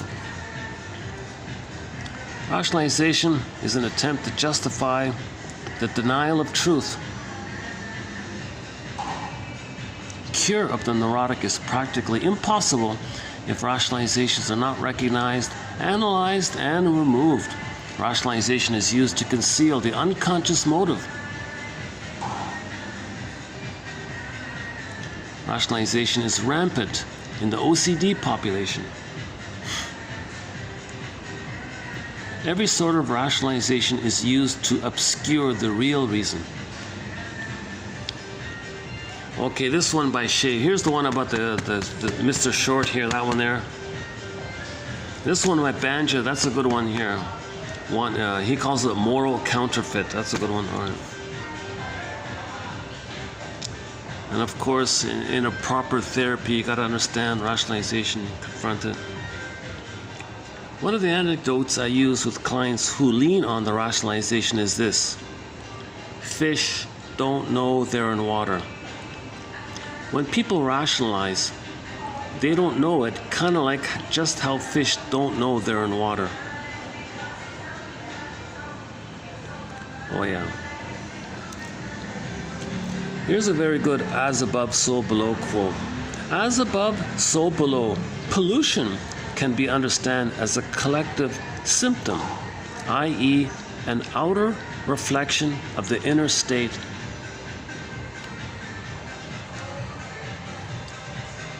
So when 20% of the people pollute and create poverty for the 80%, that's a reflection of the inner state of the 20.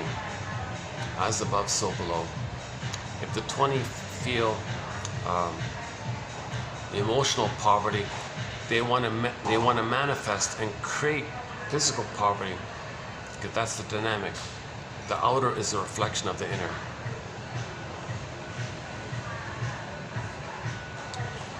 So if the mother short-sold the baby's soul, the mother was a robber baron, they exploited her power, gave herself immunity in this process, then outwardly, we short-sell the planet for a quick buck, we rob the planet like this. That's an outer reflection of the inner condition. As above, so below, inside out. Another way to think of inside out, when it's behind that, as above, so below.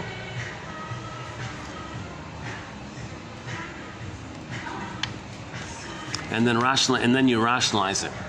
Yeah, then you can use rationalizations.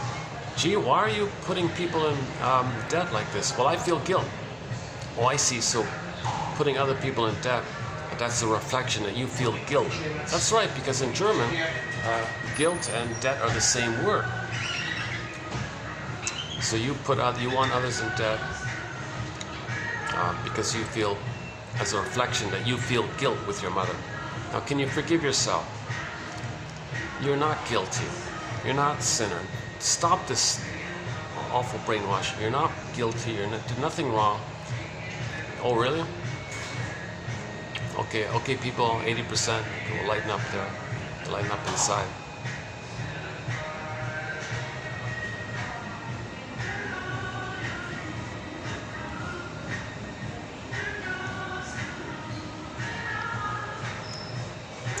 So the plundering and the pillaging of all the resources of 80%, that's because the 20% feel that their mother plundered their soul.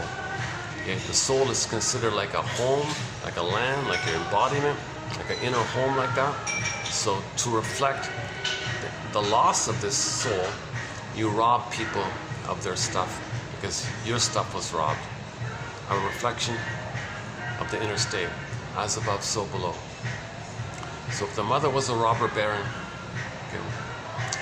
then you got 20% being robber barons.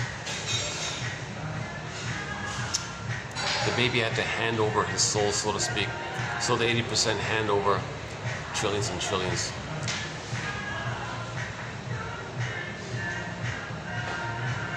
Michael Jackson. Play the Michael Jackson song. Yeah, oh, that'd be nice if they included that song in the rotation. Man in the Mirror. Man in the Mirror.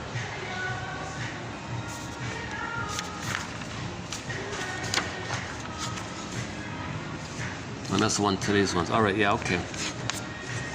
So I did a sort of a partial review. All right. Okay, in the next video, 81, I'll do some self-help quotes from a self-help book entitled Why is it so difficult for me to tell you who I am? Just a little thin little pocketbook from the 70s. And then in 2, I did a review of 2 yesterday, so I'll redo it again. Yeah, mainly the hearts notes. And then 3, I did the review of 3 today. So I got like a little I got like a little backlog here. I'm trying to catch up. So the next 3 videos, I've done reviews of them already, but I'll present them again just to keep it lined up.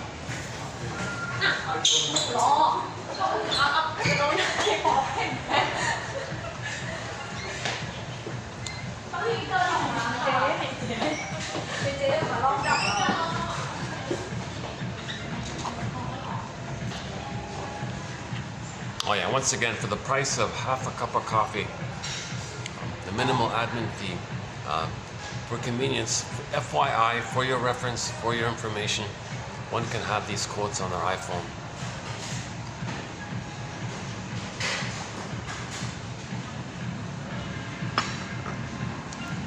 I used to say, your mission, should you should you choose it? Maybe I should just lighten up here. For your reference. FYI. Yeah. It's up to each person. Like Rick Emmett sings, it's all up to you. You can rationalize it away. Well, it's up to you. Okay, maybe if we just go for a walk or something. I got all this caffeine in me here, so that's it.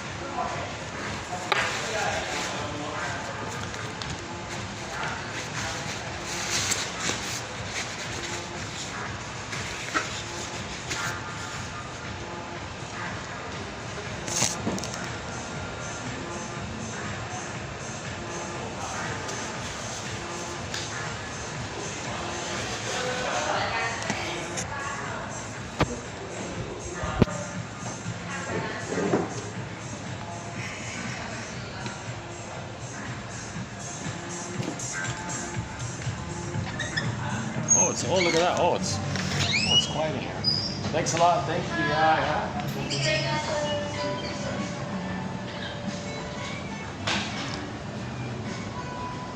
Oh, here's the nice spot here. Look at that.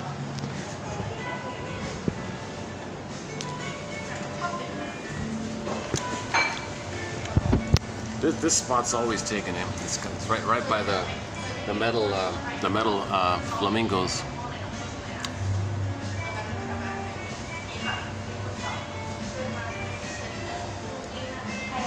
Oh, it's so rare to have this main room empty here.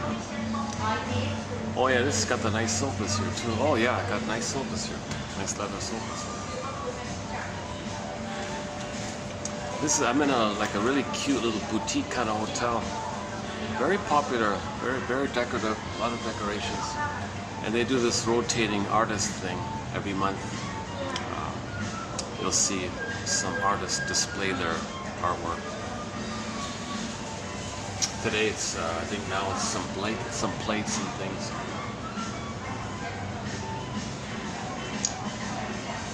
Yeah, now I've got all this caffeine in me. I'm half tired, I'm half sluggish from all that sugary thing I drank. And I got half the caffeine in me. I feel like a little...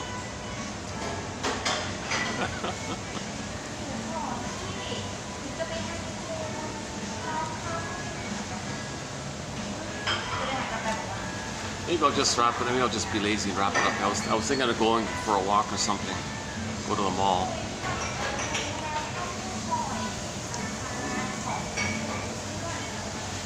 Yeah, the battery's okay. 6:20 already. Yeah, by the time. Okay. Yeah, I get start quickly here. Okay, let's just wrap it up here. Any final thoughts here? Any? I need some new jokes. My God, I need some new jokes. Yeah, I did watch the comedian. I forgot her name. But she talked about relationships. You know, she was tolerable. She was a little bit decent in her humor. It's kind of tiresome to listen to all this disturbed humor out there. But she was okay like that. But the thing that I remember was the line about how women are very creative and they come up with all these fun insult names to call their ex-boyfriends or whatever. But men have the simple one standard name to call their ex-girlfriends. Psycho B-I-T.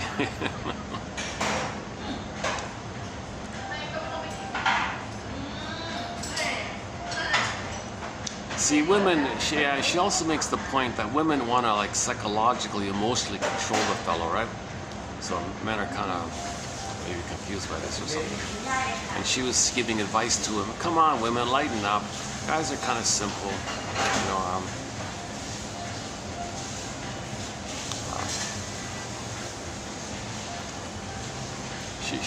Ironically, she was giving a little empathy and pity for the guys out there. Because she admits that she was a difficult psycho girl. So she confessed that women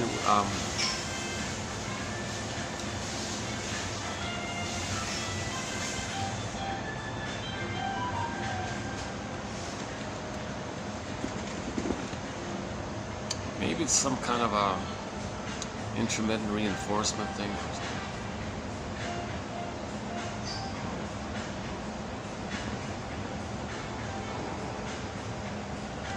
The woman wants to trigger in the man's brain the memory that the mother was promising and alluring, but she was rejecting.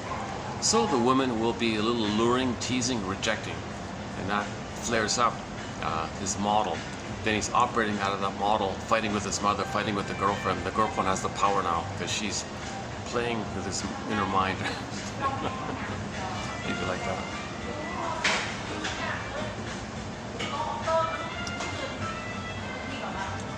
So if the mother was emotionally unavailable and rejecting, the woman should do that, then the guy will be hooked in.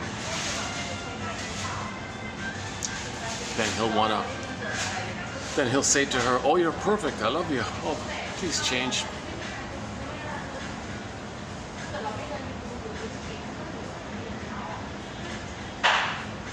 And these men will try every effort imaginable to please the girl because the child wants to please the mother, and she indulges in this maybe. I think I don't fully remember the whole routine, comedy routine. She's a Spanish. She speaks Spanish as well. She throws in some little Spanish expressions.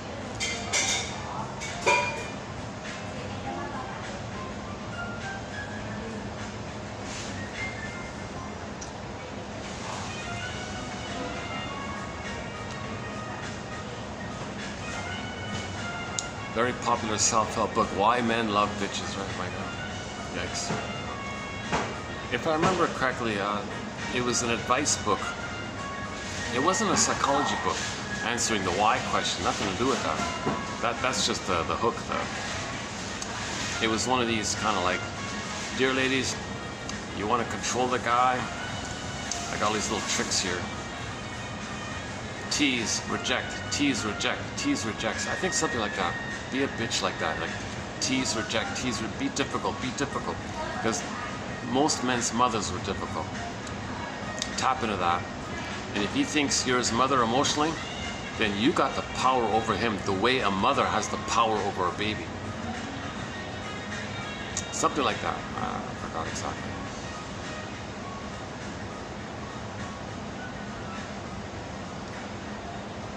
So Aldo, what's his name? Aldo Cartorento or something from Italy. He makes a bit of a point about Women use seduction as power to compensate.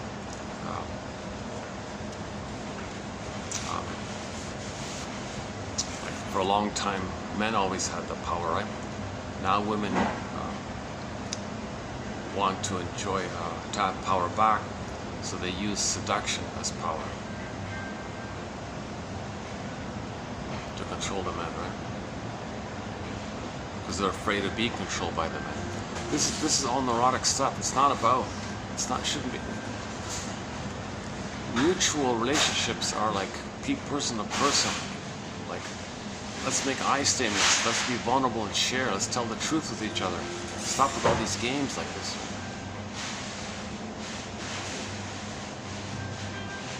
It's getting dark quickly. Yeah, okay, let's wrap it up there. I'm still hoping to end on a humorous, on a lighter note.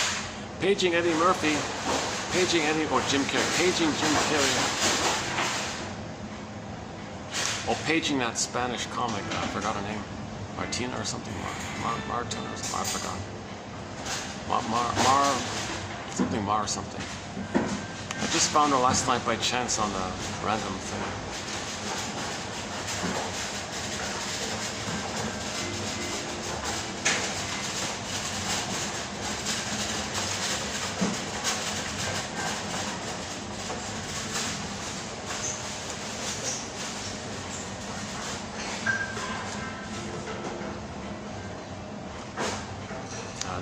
A singer named Deli Rizdick, spelled with 2 I's, Deli Rizdick, does a cover of Carry On Wayward Son.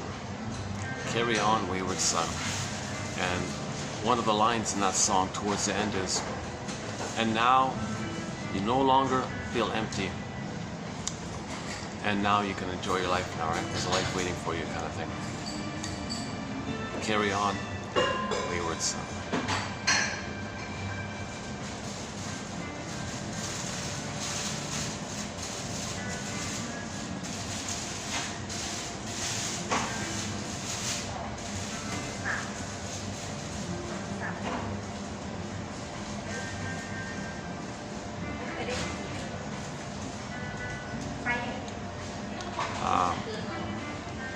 Another good place to start with our collection of quotes is Paul Libby Russell, 2119, and the following that, post that, 2119 to 2129, I think.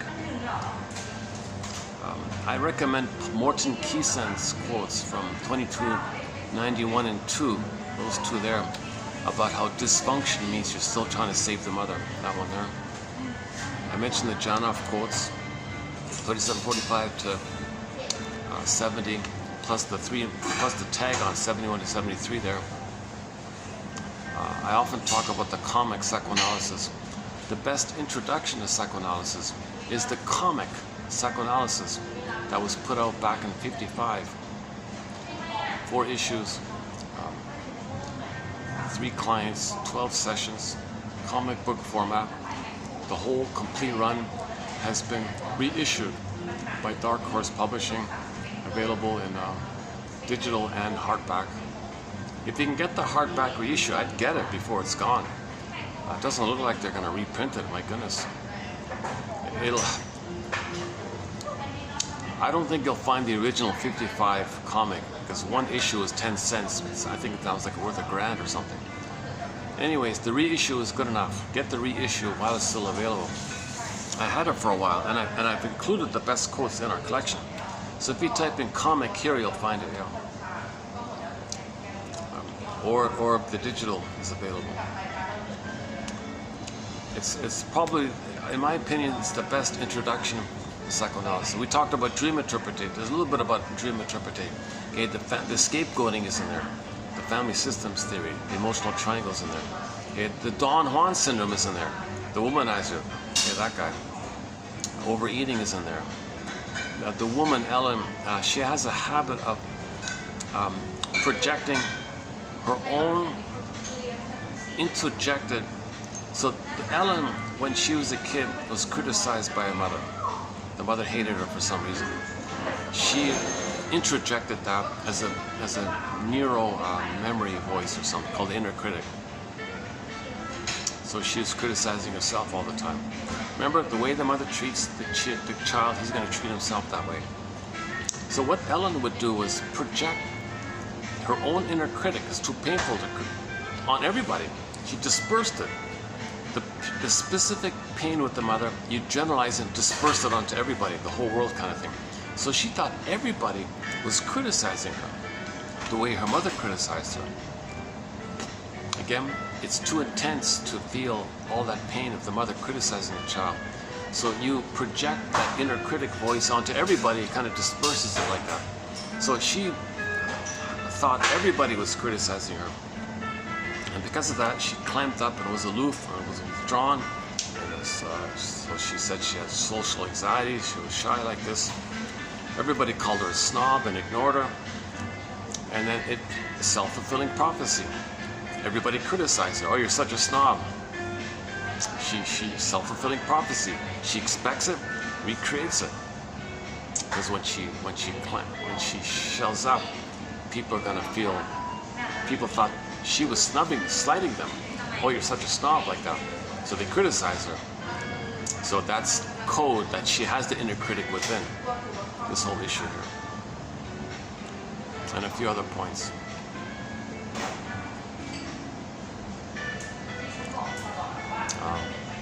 Another good place to start with the healing journey here is James F. Masterson's book called The Search for the Real Self. Very good book by Masterson, one of our mentors. I mentioned Karen Horney already. Her book is called Our Inner Conflicts. Good book. Yeah, and that other book I never mentioned. It's called New Ways in Psychoanalysis. That's the one where she debunks all the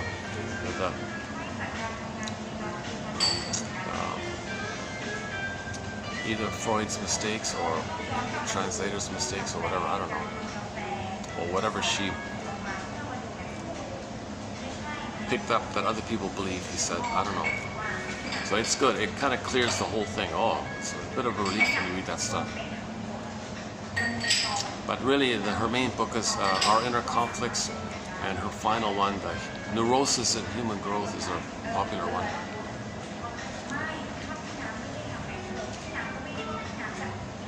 But you know what? Her essays are very good. There's a book of essays and lectures and talks and transcripts called The Unknown Karen Horney.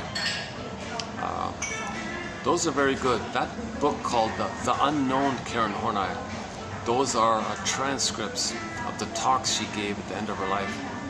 And I've included some quotes from those notes. The Positive Inner Experience one, and yeah, there's a couple of others in there, yeah. The Transference Love is in there.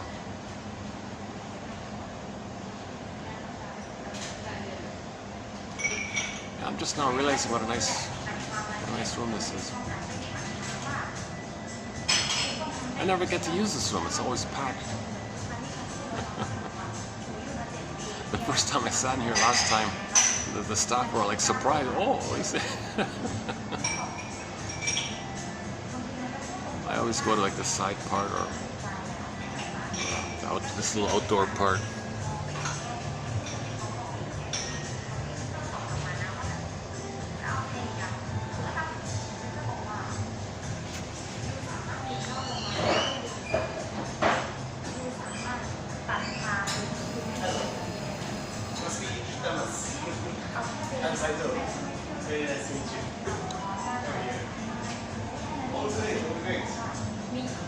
Oh, there's some kind of job interview that's just about to take place. Some boss-looking kind of guy just welcomed a well-dressed, formally dressed young lady in like a business suit kind of thing. He was trying to be very friendly, outstretched hand. She was very stoic, I think. I hope this is a real job interview and not some other thing. Okay, she's really young. Oh my God, she's extremely young. Like she's like, Jesus. I wouldn't be surprised if she's a high school student or something. And he's probably, I don't know, in his 50s, I think. But he's gaga goo for this young girl. My goodness, oh boy. She should run, get out of there, take off. Half hour, right? Take off. Play the rapper, or play the rapper. Sandra's. Go to YouTube, type in Sandra's bootleg, the rapper. I think there's a rapper. Hear me here. Oh my God, she's like. Well, high school students have jobs, right? But why is he interviewing her? If that's what it is, in a restaurant like this, why doesn't he interview her during the? Oh, if she's a student. Why doesn't he interview him in his office, assuming he has an office? What if this is a fake ad? Maybe this is some scam where he meets young girls like this.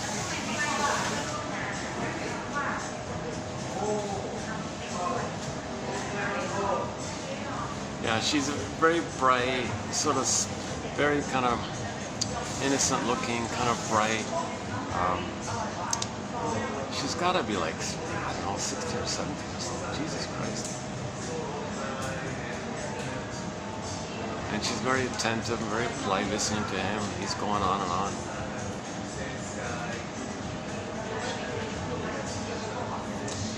Well, it looked like they just met, like the way I saw it in front of me.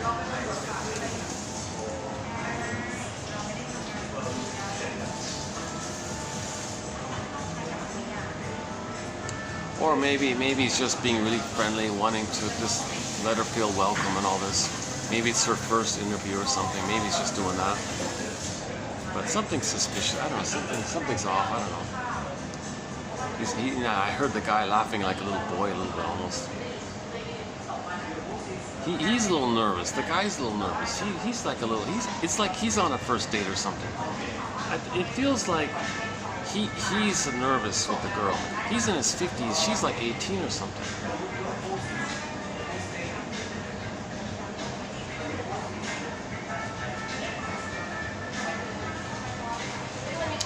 Well, he's doing his rapper routine. Play the song, The Rapper. I wish I could play it here. She can overhear it. Watch out. Here comes the rapper. He might be a don. Oh, he's getting up for some reason. He's calling the waitress over. Oh, this guy, this charm. He looks like he's a handsome-ish kind of guy. He's in his 50s. He looks kind of. He looks like a suave kind of guy. Oh, he's ordering a meal. So this wouldn't be a job interview anymore, would it? What the hell is it then? Why is he ordering a meal? It's dinner time now, right?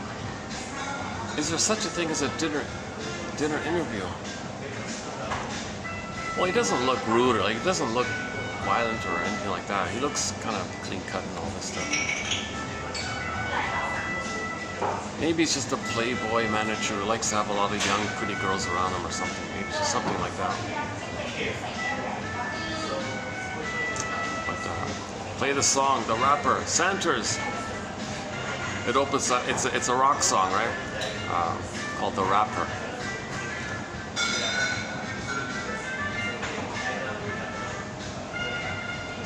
Oh, she has a kind of a slightly sad look on her face. She was bright, very bright and smiley just now. Not before.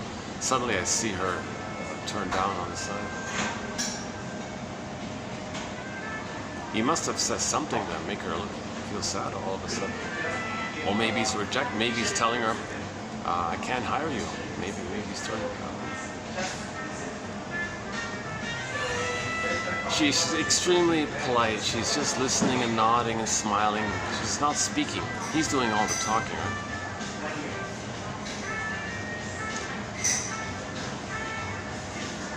Oh, now she's talking. Okay, enough of this. I'm being a little silly here. Sure. Everything's fine, I'm sure. Or maybe it's just like a family friend. Maybe it's like a family friend, or maybe it's not a job interview. Maybe it's like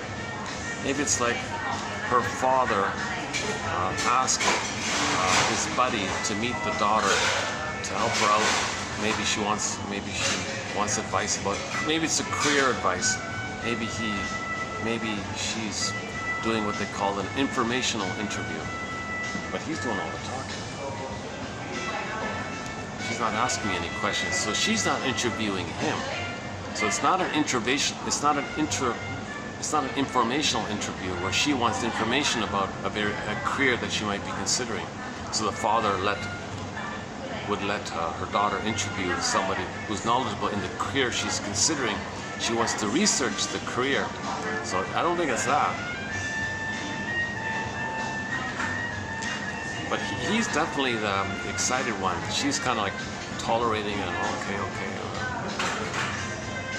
And he's doing all this nervous laughter. She's not laughing. The guy is doing this kind of nervous, he has a nervous kind of laughter. But she's very poised and very polite like that.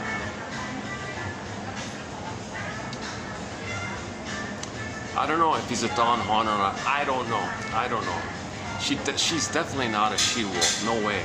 So they're not a match like that. She's not like... she's not a...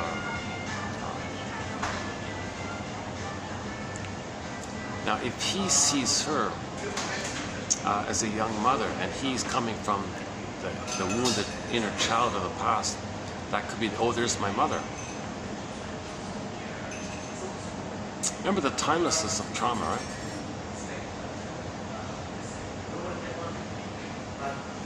Like maybe it'd be interesting to get a photo of that man's mother when she was her age to see if there's a similarity. So let's just say she's 18. Let's get a photo of that fellow's mother when she was 18.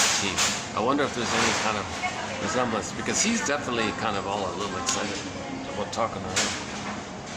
Oh, she's still nodding. Oh, yes. I don't know. They haven't noticed me yet. That's good. I've got this plant near me.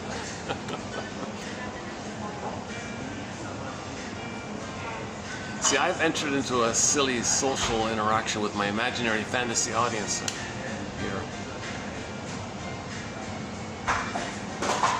I like that quote recently, the more you learn more about yourself, the more you have the courage to confide yourself into others, right? I personally find it uncomfortable, like just troublesome, that if this guy has hopes that he'd have an affair with her or something like that. That's okay, well then he's a Don Juan like that, right?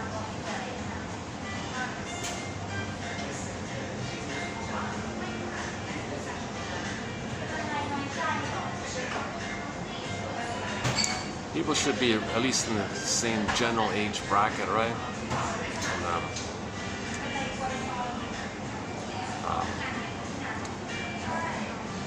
And have the spirit of the ability to make an I statement. That's going to be the success of the relationship. To what degree can the two make I statements? Like when that happened, I felt this. When that happened, it reminded me, it triggered my past. I'll tell you about my past. That's what's coming up. How are you hearing this? Oh, well, you sharing me your past, I feel triggered because it seems like you expect too much. Okay, could you make an I statement? Yes. Well, when you shared your I statement, I was triggered that my mother didn't want it too much. Okay, so now you're going back and forth making I statement. Okay, we have a thread on how to make an I statement. The head quote is by Susan Campbell, self-help author. 2360 from Chicago. So it's in there. It's sort of like one of those step type of things. I posted an abbreviated version. Oh, I stand corrected. He didn't order a dinner. It was just drinks. Okay. Oh, I stand correct. I thought he ordered some kind of meal or something. No, he just ordered drinks. Well, that's reasonable. If you're in a restaurant, he's got to order drinks.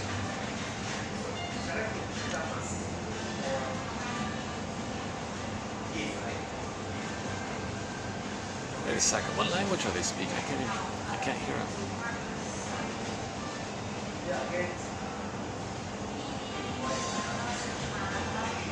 It's too far. I can't hear it. Yeah, and Mr. Rosenberg is also a major contributor on how to make an I statement. His version of how to make an I statement is the acronym OFNR. OFNR. OFNR. Observation, present. It reminds you of your past unmet need, that's the N, and the feeling that came about around the unmet need, that's the F and the N. O, F, N, that's the past, and then R up to the present. Okay. You want to make sure that your sharing didn't trigger them, so you check in first. How are you hearing my sharing now? And then they may, oh, well, you said that what I did, that this was a trigger, and it reminded you of the past, and as a child, an old fear came up, where you had a need for, and you name those needs: connection, safety, to share, to be seen, to be accepted, to be welcome, to feel warm, a need for a warm, safety. And those weren't met in childhood, and you felt scared and upset. And some of that's coming up now, prompted by the symbol of the present symbol triggered the past. And now you're feeling the past feelings, which belong to the past. That's what's coming up. I hear you. Okay, good. So in other words, when the person who was triggered asks, how are you hearing my vulnerable sharing like this? And they can, convey that they're not triggered by it, that they're okay with it, and they have a little acceptance for it. That's what you're kind of looking for. Commonly, when a person makes an I statement, the other person's triggered. Then they gotta make an I statement, and you go back and forth making I statements. If the two can make I statements together, the couple will be okay. They can heal together, grow together like that, confide in each other like that. If they don't make I statements, they'll bottle it up, passive-aggressive behavior. Okay. They each express their anger passively. These marriages usually turn into sour milk. They burn out, rust out. But if you make I statements, you're growing together. It's more like fine wine instead of sour milk.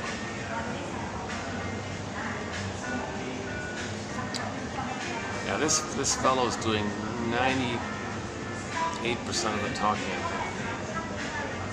think. And she's still attentive and present.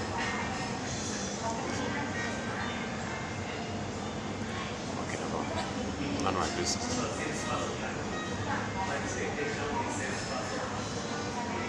On the other hand, some people are older than they look, right? Like some people look kind of young, they're actually older, right?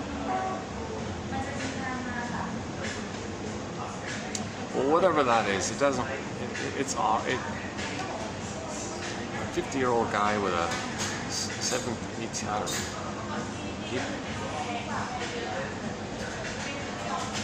If it's a family, maybe it's a relative, family, so maybe that kind of area. That's different, right?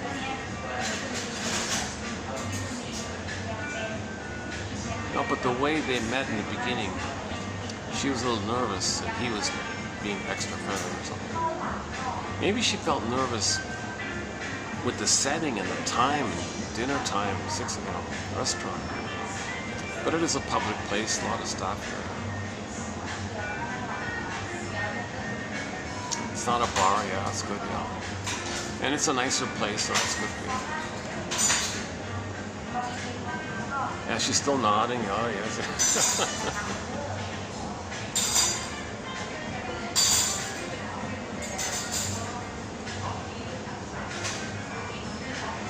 Maybe he's testing her.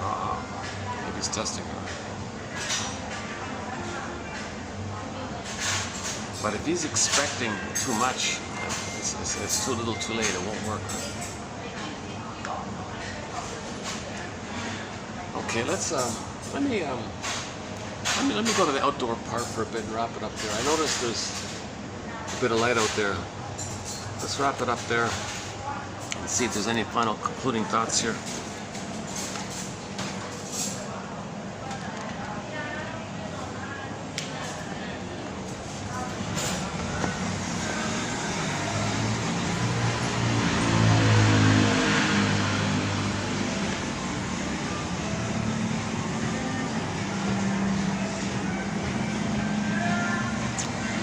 How's the lighting here?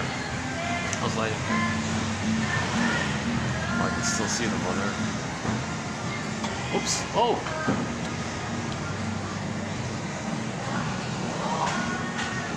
These quotes are kind of like a lantern. Okay. So we can also describe these quotes as giving us a lantern, so we could have night vision. Okay. Unconscious, unknown, hence dark, don't see it. We need night vision. A lantern. These quotes are helping us to see and identify aspects of ourselves that's repressed, denied, get like that. And then you want to reclaim it. So we need a lantern. When you go in the unconscious, you need a lantern. These quotes are a lantern. They're also a lasso of truth. Oh. That's the wind here. Oh, if I here's the better lighting, right? Yeah, let's wrap it up here. Yeah, let's wrap it up here. How's it turning? This is the third 5-hour video we've done here in a row. Yeah, interesting. So we've done 3 5-hour videos.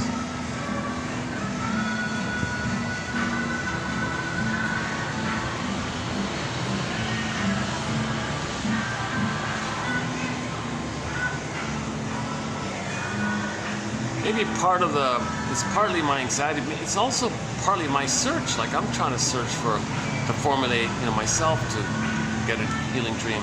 Like once on occasion, not often, I'll do a video and it'll bring up a good dream. It'll bring up, I'll feel something I never felt before, like in a positive way. So I'm speaking the truth in the video, using the quotes to help me. It might be relieving like that, once in a while like that. Actually, that one about the dream, that show, the Westinghouse Desilu Playhouse TV show, season 1 episode, the episode entitled "The Time Element." If that the Twilight Zone, I forgot the theme song for them. Anyways, it's the Lucille Ball. I didn't know that, but Lucille Ball and that other guy, Babalu, right? This is whatever his name was, Ricardo, right? They were an actual married couple. I didn't know that. They were like a married couple. I just discovered that. Because when you watch that episode, they present themselves as a couple. Oh, my husband, oh, my wife, like this. Oh, they're married. I thought they were just actors in the sitcom.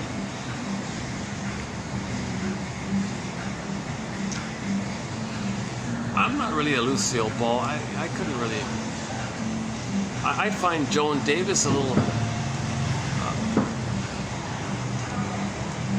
If I had to choose between watching an I Love Lucy sitcom episode and an episode of I Married Joan starring Joan Davis, another comedian, I'd probably choose the latter, yeah.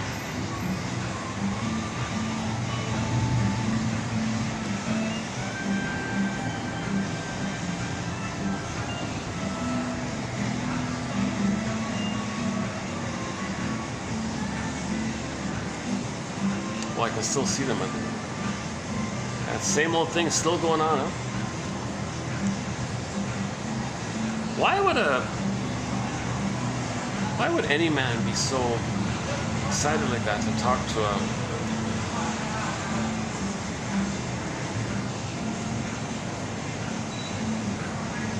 You'd think if he's the adult, he'd be more present to let her reveal herself, let her talk more.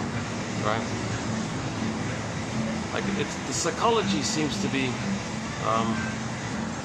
that he look at me, listen to me. Oh, you're listening to me. You're looking at me. You're nodding. You're attentive. Oh, I'm important. You're seeing me. My mother didn't see me. You're seeing me. You're accepting me. My mother didn't accept me. He's still looking for that mirroring. Didn't get. Now it doesn't matter if this is a routine, for example. He can do that every night for all of his life. It doesn't work. Yeah. So you can't erase those once those neural circuits set in, they're set in. Okay. You can't undo it by symbolic repetition of it. So we had a quote like this by the professor guy. One guy was a professor. He spent his whole life giving lectures on some topic, I forgot. And he did it for 50 years. Okay. And And in all of his lectures, semester after semester, year after decade, the same routine. He gives the lectures, and all the students, hundreds of students in the lecture hall, they were all attentively listening, carefully, making notes like this. So he had thousands of students over his career, whatever, 10, 20, I don't know, tens of thousands of students attentively listened, carefully making notes. Oh yes, teacher, oh, okay, like this, like that. He said at the end of it all, I don't know what it is, but I feel like I've never been heard in my life. I feel unheard. See, he wasn't heard by his mother, right? He wasn't listened to by his mother. That the memory's there. That's set in. If you still seek to be quote-unquote heard, post that neural wiring time, it never changes that wiring time. So decades later, despite thousands of people listening and nodding like this, he says, I don't know what it is. I feel like no one ever heard me in my life. You gotta be kidding. Well, it's the same thing like that. I think Marilyn Monroe says something similar, right? She had millions of men sending her flowers, all this affection, all this roses and things. I don't know what it is. No one loves me. No. It's that wiring. It's laid down. Still searching for what you didn't get. It doesn't work. Like the Marilyn Monroe, like the professor, like that.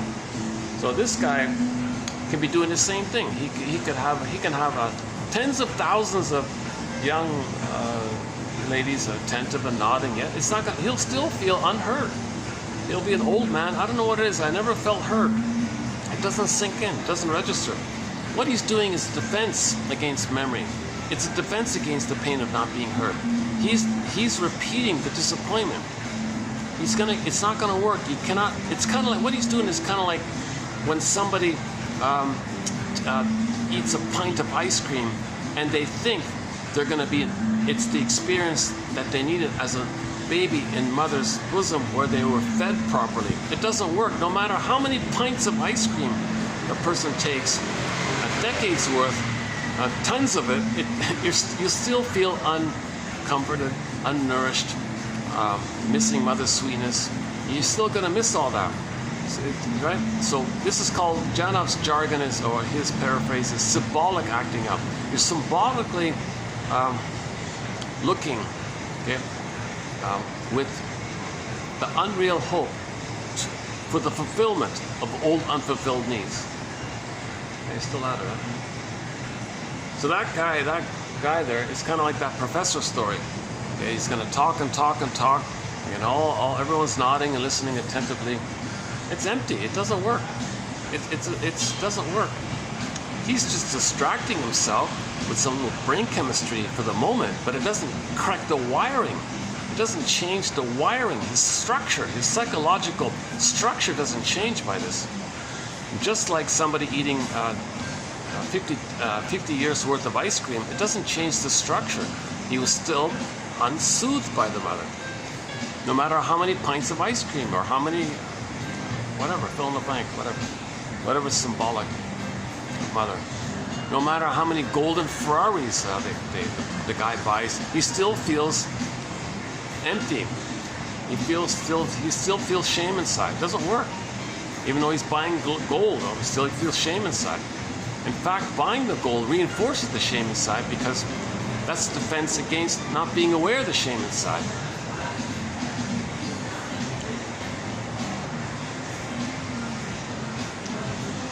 How are we doing it? Yeah, nobody's around. Okay.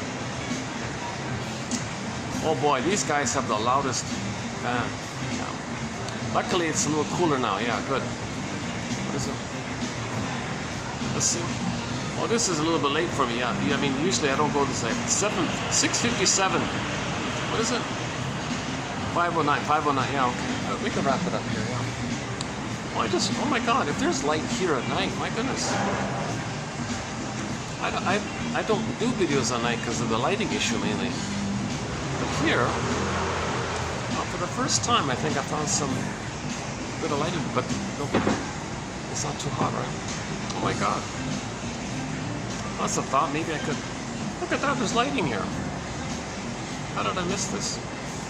It's hard to get enough light in these venues at night for some reason. Okay, it's okay. Well, I got a direct visual on the couple. Same thing going on. He's still doing it. He's a little animated, talking, moving around a little bit, waving his hands, like me, waving his hands, kind of thing. Yeah. So yeah. And she's still just politely, same as before, still politely, calmly smiling a little bit, nodding, yes sir, yes sir. He's all excited, right? It's not gonna work. He feels good in the moment, but when it's over, you'll remember that maybe a little bit. It didn't change. Okay. Well, he'll repeat it. We'll try again. Each time he tries it, he hopes that he will be seen by his mother in the nursery. Not making sense. He's doing what's called outside in, looking for something symbolic of mother to take you back in a time machine, to give you the proper love that was needed for you to have your beingness, and then you can come from your inside out. Once again, it doesn't work. Looking to fulfill your old unfulfilled needs post that critical age, whatever, 3, 4, 5, whatever it is, it doesn't work anymore. The wiring is set in. It's all laid in. It's a curse. Set in. Fate, destiny, meaning the wiring is set in by age 5 or whatever. Mainly by age 3, I think. And somebody said around the teenager time, there's another plasticity that takes place around 17, 18, 19, that kind of thing. So there's a little bit of another learning round that takes place. So whatever emotional experiences people have at that time, those are also kind of burdened in as well. But that's going to be influenced by what's unresolved earlier. So there's a link like that. And then another round, they say at midlife kind of thing. Well, no, that's it. That's it. Professor Brunning has an article entitled, quote, "Why It's Always High School in Your Brain." Why it's always high school in your brain. Interesting. That's a curious one because a lot of the songs on our soundtrack are some of my favorite songs from But no, that's not true.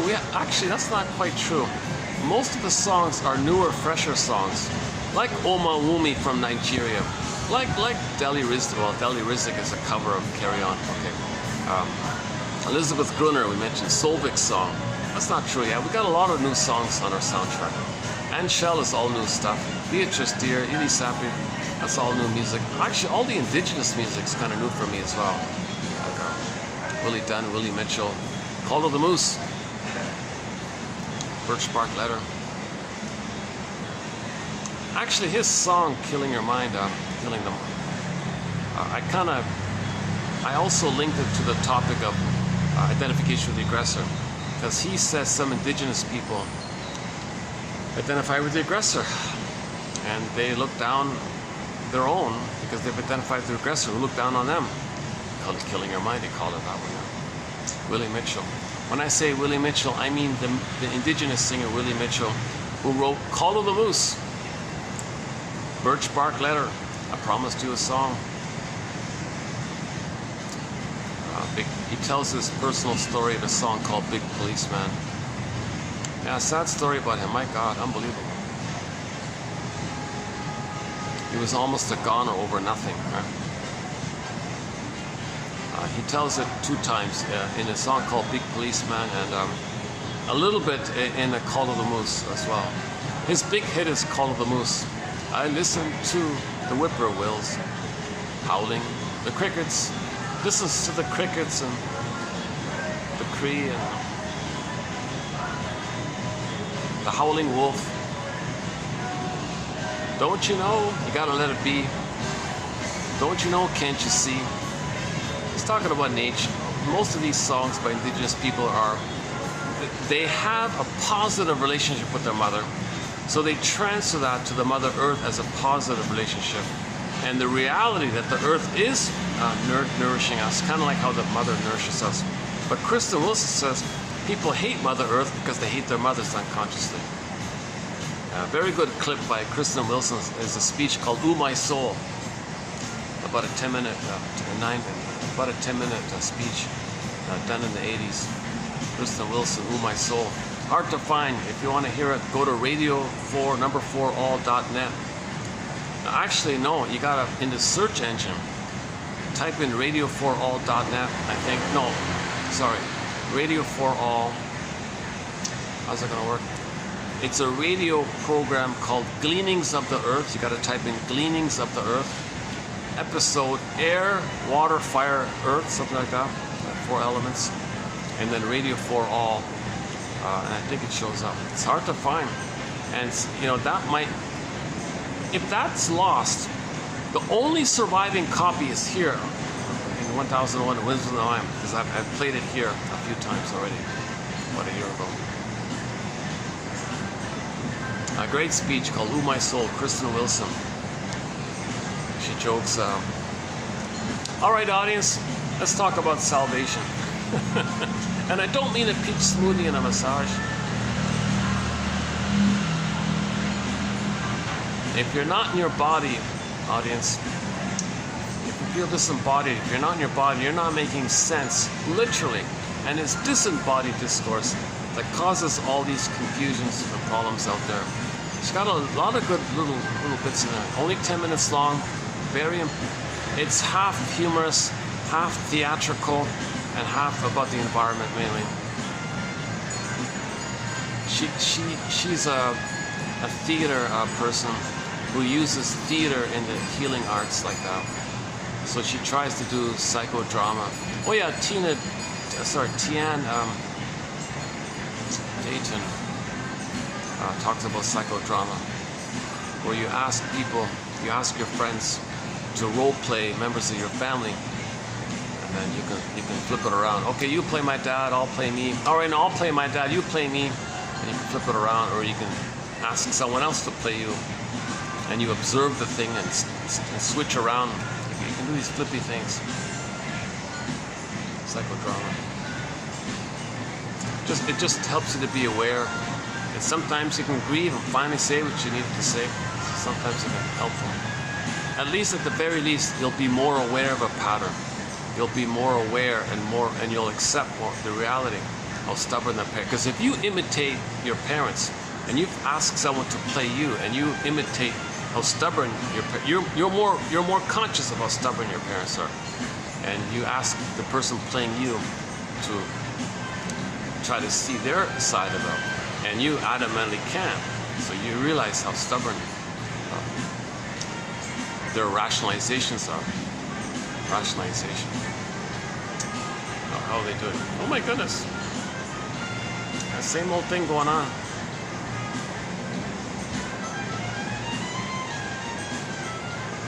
Maybe he's hoping to win her over or something. Maybe he's hoping to...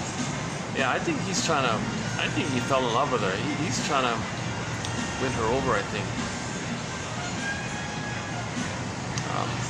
Their body posture is like very square, like straight to straight, face to face, very shoulder to shoulder, nose to nose. It's very, very symbiotic like that. I think maybe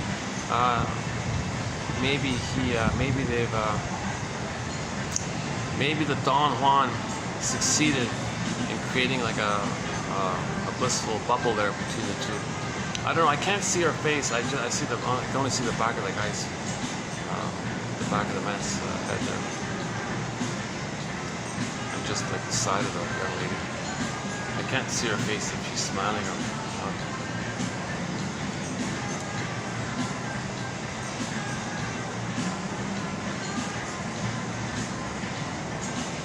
Oh, he's finally letting her talk. Now she's talking a little bit, finally.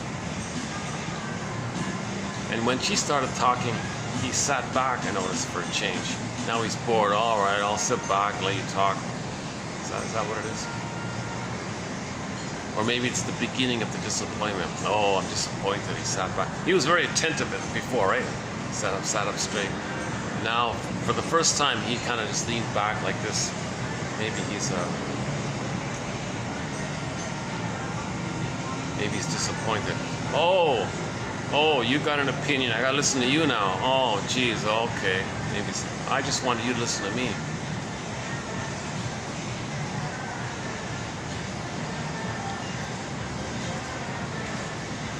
If the phones start coming out, we'll know that the thing's come to an end, right? If he reaches for the phone, if she reaches for the phone, we know it's going to end, right? Okay, enough of this now.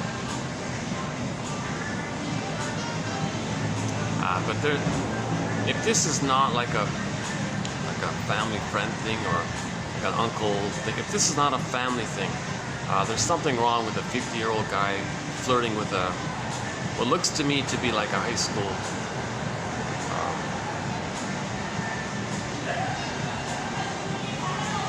Maybe I'm gonna guess 18. Let's just say 18. Let's see.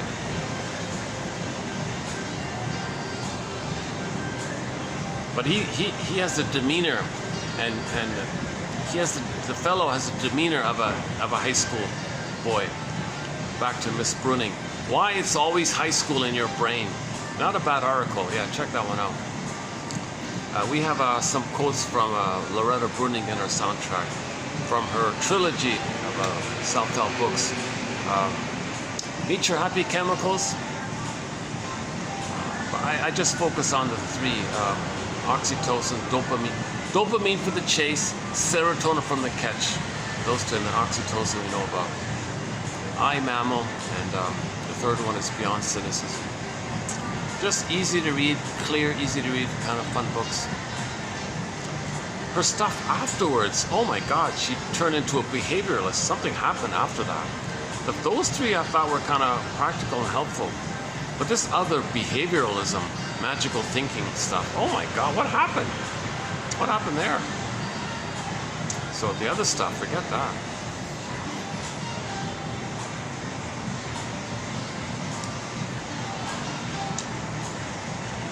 So she doesn't talk about psychoanalysis. She's a zoologist. She's a zoologist.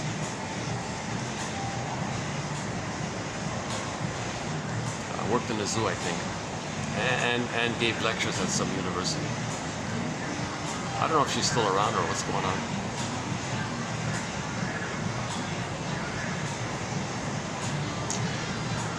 How's the lighting here? Really? Can I do these at night here? My goodness. Let me double check this. Do I really get enough lighting here?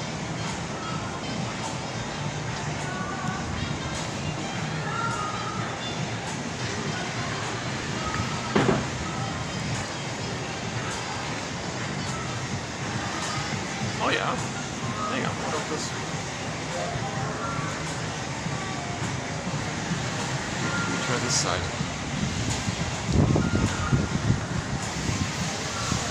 That way I don't have to look at Don Juan's efforts at his next.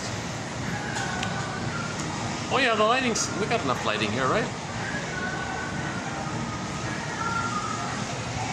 Well, is that better?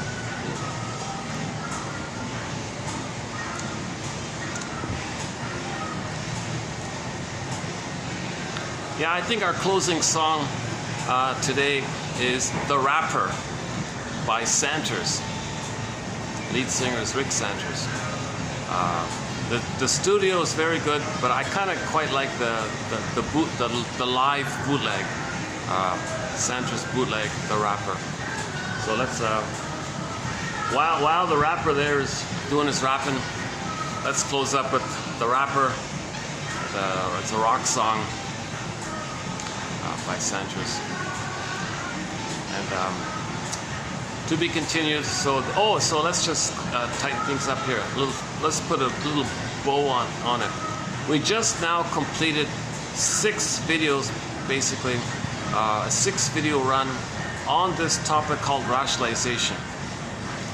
It's an unconscious lie that you believe and want others to believe. This whole area. So an important point, very important point, because if you can identify your rationalizations and admit it to yourself, then you can look the onion underneath that. What's underneath that? Okay. The The truth will set you free. Okay, The Rapper by Sanders. The guitar chord. I don't know what chord it is. C or D or I don't know. F sharp. I don't know. And the drums come in. It's a trio. It's a rock trio. Just the three of them. The two brothers, Rick and his brother Mark, and another guy.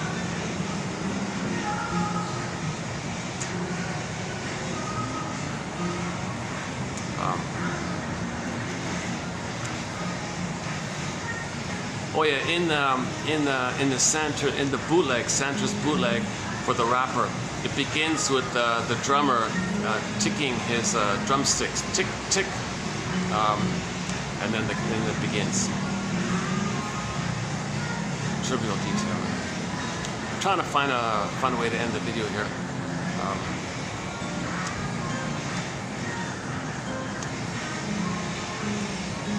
Old Man Woomy, When the Boss is Coming, from the Lasso of Truth album. The Lasso of Truth. The Lasso of Truth. So these quotes on rationalization is an attempt to be a lasso of truth,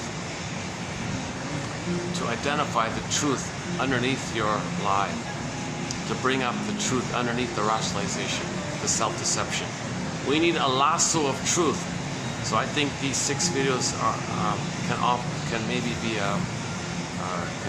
a contributing help of contributing help here. Still at it, eh? Oh, now when he's talking, he stood up, right? He sat up when he's talking. Now he's gone back to his animated mode.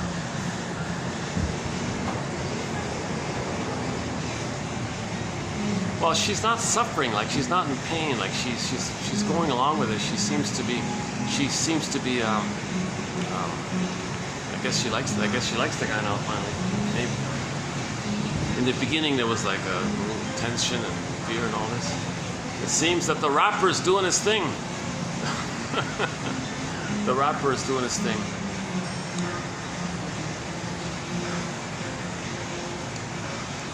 Chances are it's just some kind of family reunion or something. Maybe it's a cousin or something. Maybe it's a cousin, uncle. Maybe it's like uncle, cousin, that kind of thing. Yeah, maybe it's just oh, that's probably what it is. Maybe it's an uncle. Maybe she's meeting her uncle for the first time. Maybe something like that. No idea.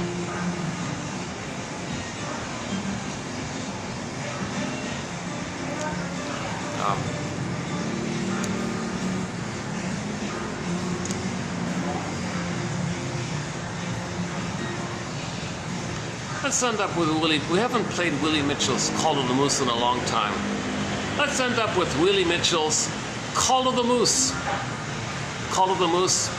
And I'll see you in the next video where we will be doing some quotes from a little pocket self-help book entitled Why Is It So Hard for Me to Tell You Who I Am? A good little mini pocket self-help book that was popular in the 70s or something. So we'll run through some of the quotes from that little self-help book in the next video. Until then, thanks very much for the love of narrative medicine, for the love of strange medicine, for the love of strange narrative medicine.